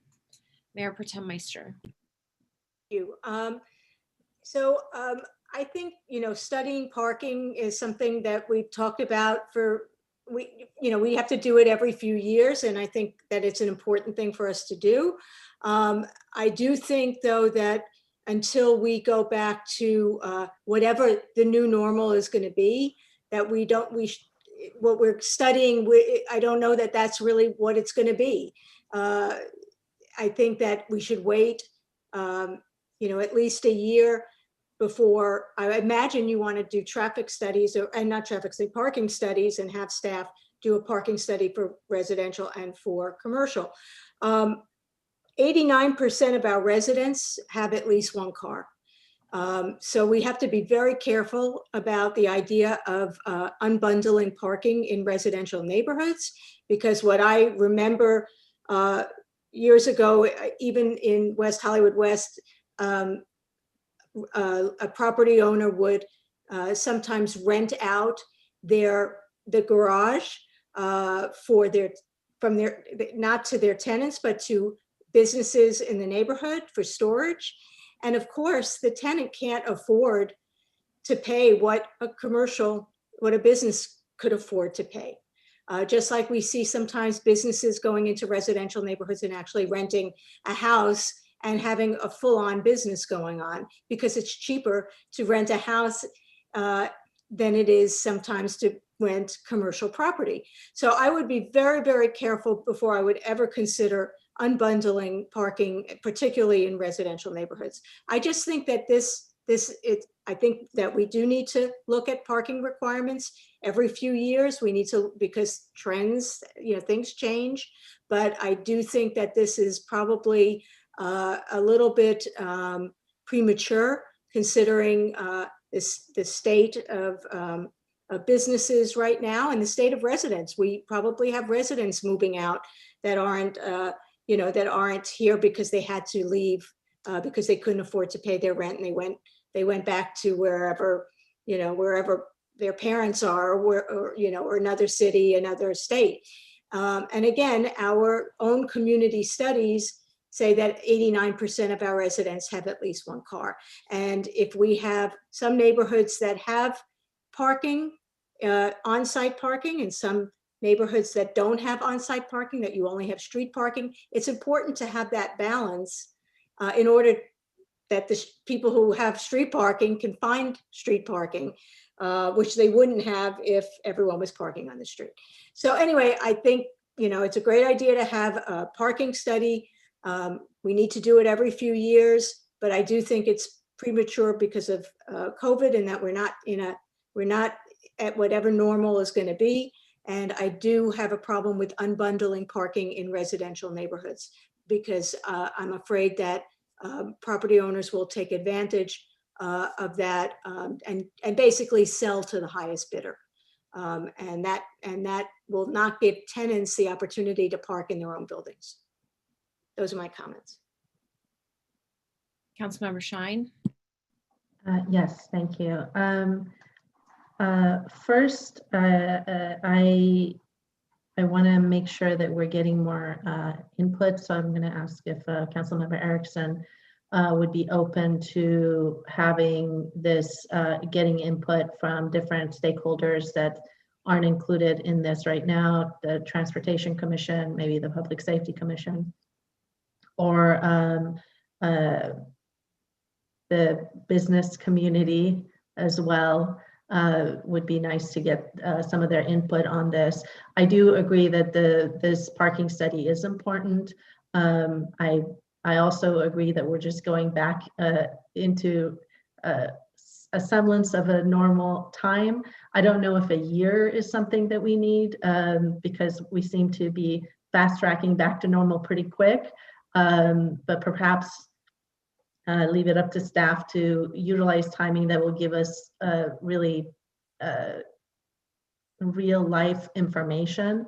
I'm not convinced that we need to do away with parking in any more than we have because of our residential neighborhoods. I think we've reduced parking, and also we have the new no minimum parking requirements for 100% affordable housing at this time.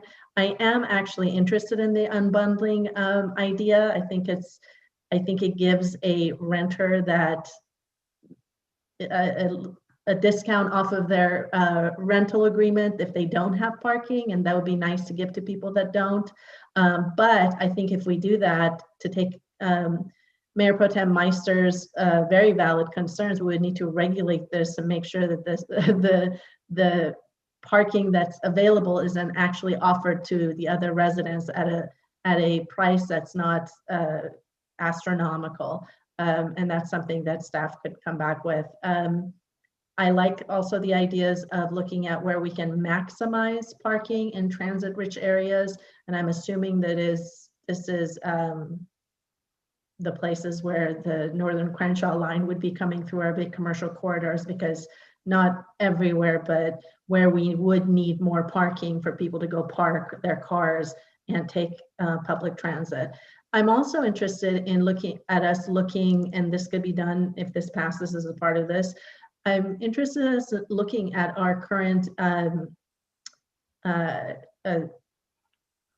streets and where we can maximize parking so that as we continue to build developments that are affordable, that maybe won't have parking in them, what can we do to, in streets where instead of the cars going one right after each other, they're more, and I forget the name of this, but you drive into the parking. It seems there's more parking available that way. So what can we do creatively to utilize what we have and change it up a little bit so that, and I think this is something that this study can easily, staff can come back with as for that too. So I don't particularly have a issue with studying, but I want to leave it to Councilmember Erickson to see if you'd be open to any of those suggestions. May I go, Mayor? Sorry. Or did you want to go? I do have some comments. Great. I think it's important when we are discussing issues that we not only hear from people who have a perspective that they want to share, but that for the purposes of civil discourse, we also consider the perspectives of others. And I know that this was an issue that was raised recently, so I want to just reflect back some comments that I heard tonight.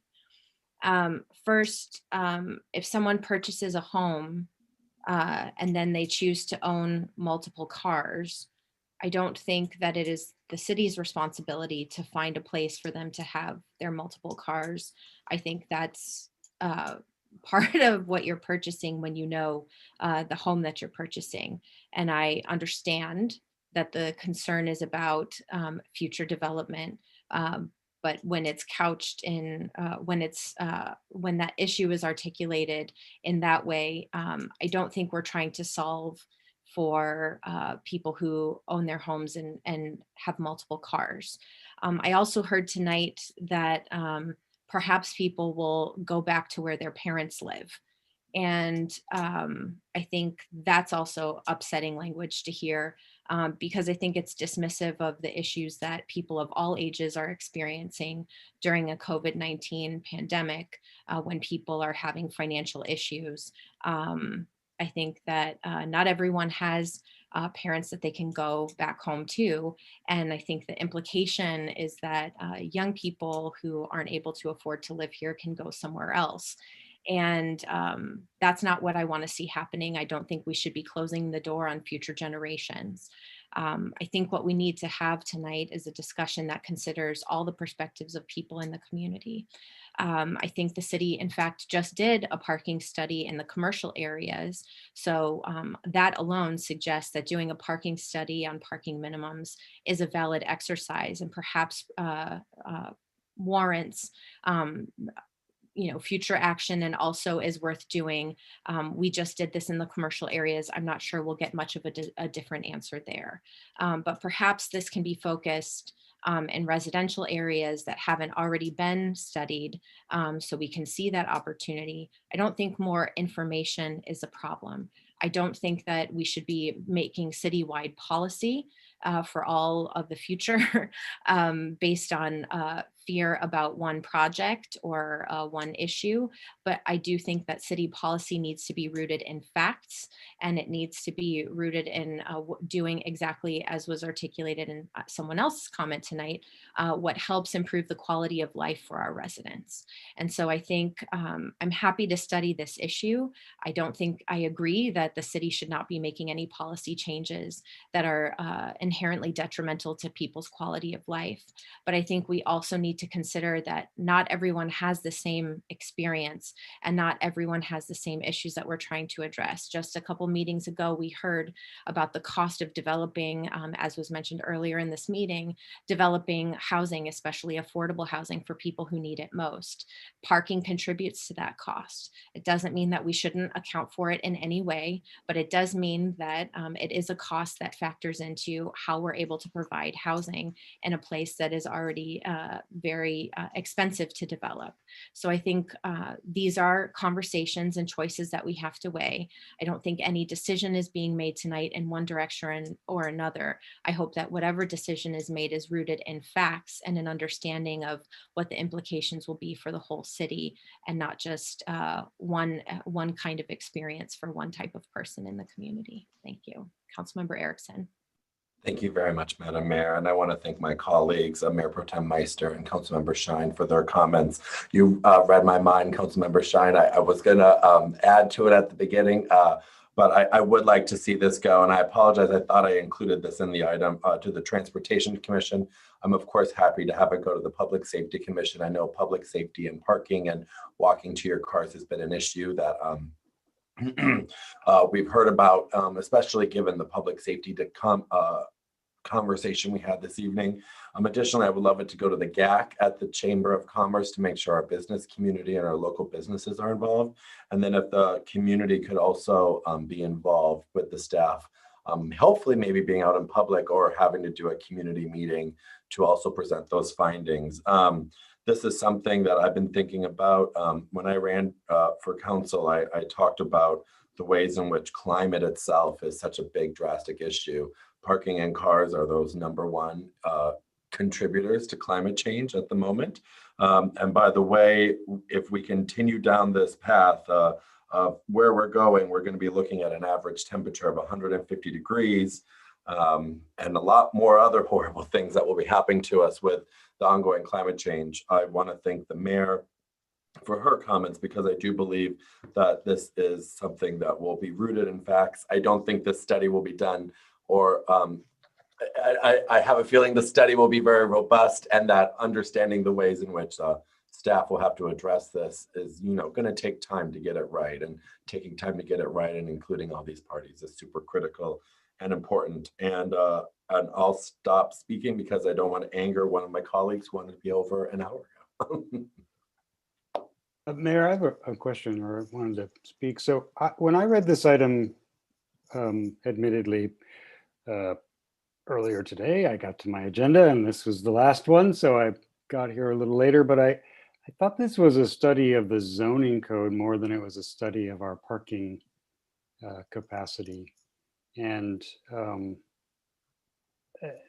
so, and maybe I'm splitting a hair, but what I thought I was reading was that if a developer builds a building on Santa Monica Boulevard and it has 10,000 square feet of space, but they don't have two 5,000 square foot tenants, that we were studying sort of trends in operations and occupancies and what would be an appropriate amount of parking for a 10,000 square foot building near some transit, near some already operating commercial that would feed on existing commercial activity, because more and more our developments are not single site developments. They're not destination developments. More and more parts of our city are destinations, and people make 2 or 3 stops once, then they park their car once. So I thought that's what we were studying. And that's actually the study I'm interested in. I think we did just study our commercial parking requirements, and we lowered them, and I think they are probably as low as they should be, especially now given COVID and what we're experiencing in terms of use. I do think, as Councilmember Shine said, that we are returning, or I just hate that expression of returning to normal, because so much about what was normal before, I'm just hoping we don't go anywhere near again. But I think we are changing how we have been living the last year into something that will be new. And so I do think, perhaps if it seems like we're going to pass something, perhaps what we need to do is pass this and then have the staff come back with the fiscal impact of what this study will cost. That will be a month or 45 days from now. And then it will take them 3 to 4 months to get an RFP out and answered and choose a consultant. And that will be, 6 or 7 months from now. And then perhaps the study can start in the first of the year and run for some number of months as the seasons change and we get used to what we're doing. So I'm interested in that being more of a timeline, maybe even slightly longer, as I know sometimes that's how long those things take. And I know our mayor and our mayor pro tem are working on our budget, so perhaps they can budget some dollars for this. And in terms of parking for residences and reconfiguring parking, I mean, I think there's a kind of famous aggregated parking idea, which is that you count up the number of cars and you count up the number of parking spaces and count up the number of uses and, sort of target it that way. If, as Mayor Pro Tem said, 89% of our residents have cars, knowing that 30,000 of them are of driving age, 90% of 30,000 is 27,000. So we need to find and confirm that there are 27,000 residential parking spaces on or off street. And then start from there. If it turns out we have 40,000, then maybe we're right. Maybe we don't need more parking. Maybe we just need to think about where that parking is. And if you build something in a neighborhood, like my neighborhood, which I can tell you every night, there's 1 car on my street on Rugby Drive. There's certainly parking capacity. And I remember talking with Joan English, wherever she might be, about the very fact that there was parking capacity in parts of our community. She wasn't interested then. Maybe we're interested now. So I think that there's usefulness in studying this. I think it's, as the mayor said, I think it's wrong to think this is about making life worse. I think what this is really about is making a system, which is really a system of checks and balances, pluses and minuses, cars and parking spots and making sure that they have a relationship to each other, because we all know that it's different now. So I'm interested in that study. If that's the study we're doing, which we're not putting any money into it, so my guess is somebody has to return to us with the outline of that study, then I am enthusiastically voting for this. If we're doing something else, and I'm not sure what that would be, I'll still vote for it because I think we need to do a study of the parking, and we can't study it enough. You know, even if we just studied Rugby Drive, I'd be happy to know what that really is about. But you know, I do really think that in all the conversations I've had with Rick Abramson, with Paul, with different colleagues at my work, you know, there's a different world emerging.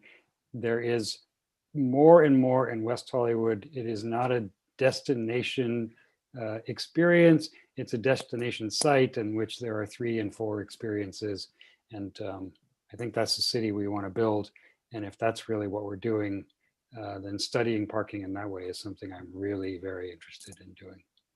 With that, I leave this to Councilmember Erickson to make a motion since he's put this on the agenda, and I'm happy to second it. I would make a motion, and I do hear that study in what this item is, and I think that staff has received that direction, because I definitely think that's something worth exploring as well in that way, because I think it is the same thing, and I think we're just talking in the same circle, just at different ends right now. So that's my motion. I'll make that motion, Mayor, sorry. Okay, and I I'll understood. Second that. Okay, is there any further discussion? Okay, Madam City Clerk? Councilmember D'Amico, Yes. Councilmember Erickson, Yes. Councilmember Shine, Yes. Mayor Pro Tem Meister, Yes. Mayor Horvath. Aye. The motion passes. Okay, so that was the last item on our agenda. Do we have any additional public comment tonight? No, Mayor, we do not. Wonderful. Thank you for sticking in and doing an additional hour plus. I think it saves our next agenda. Thank you all for the thorough discussion, and I think it led us to some pretty good outcomes, and we'll see you in, well, I know we'll have a closed session coming up. So that will be our next meeting, and there will be reports of that at our next official city council meeting. See you then. Someone to come and disassemble my TV studio. Thanks, everyone. Bye, everyone. Bye. Good night.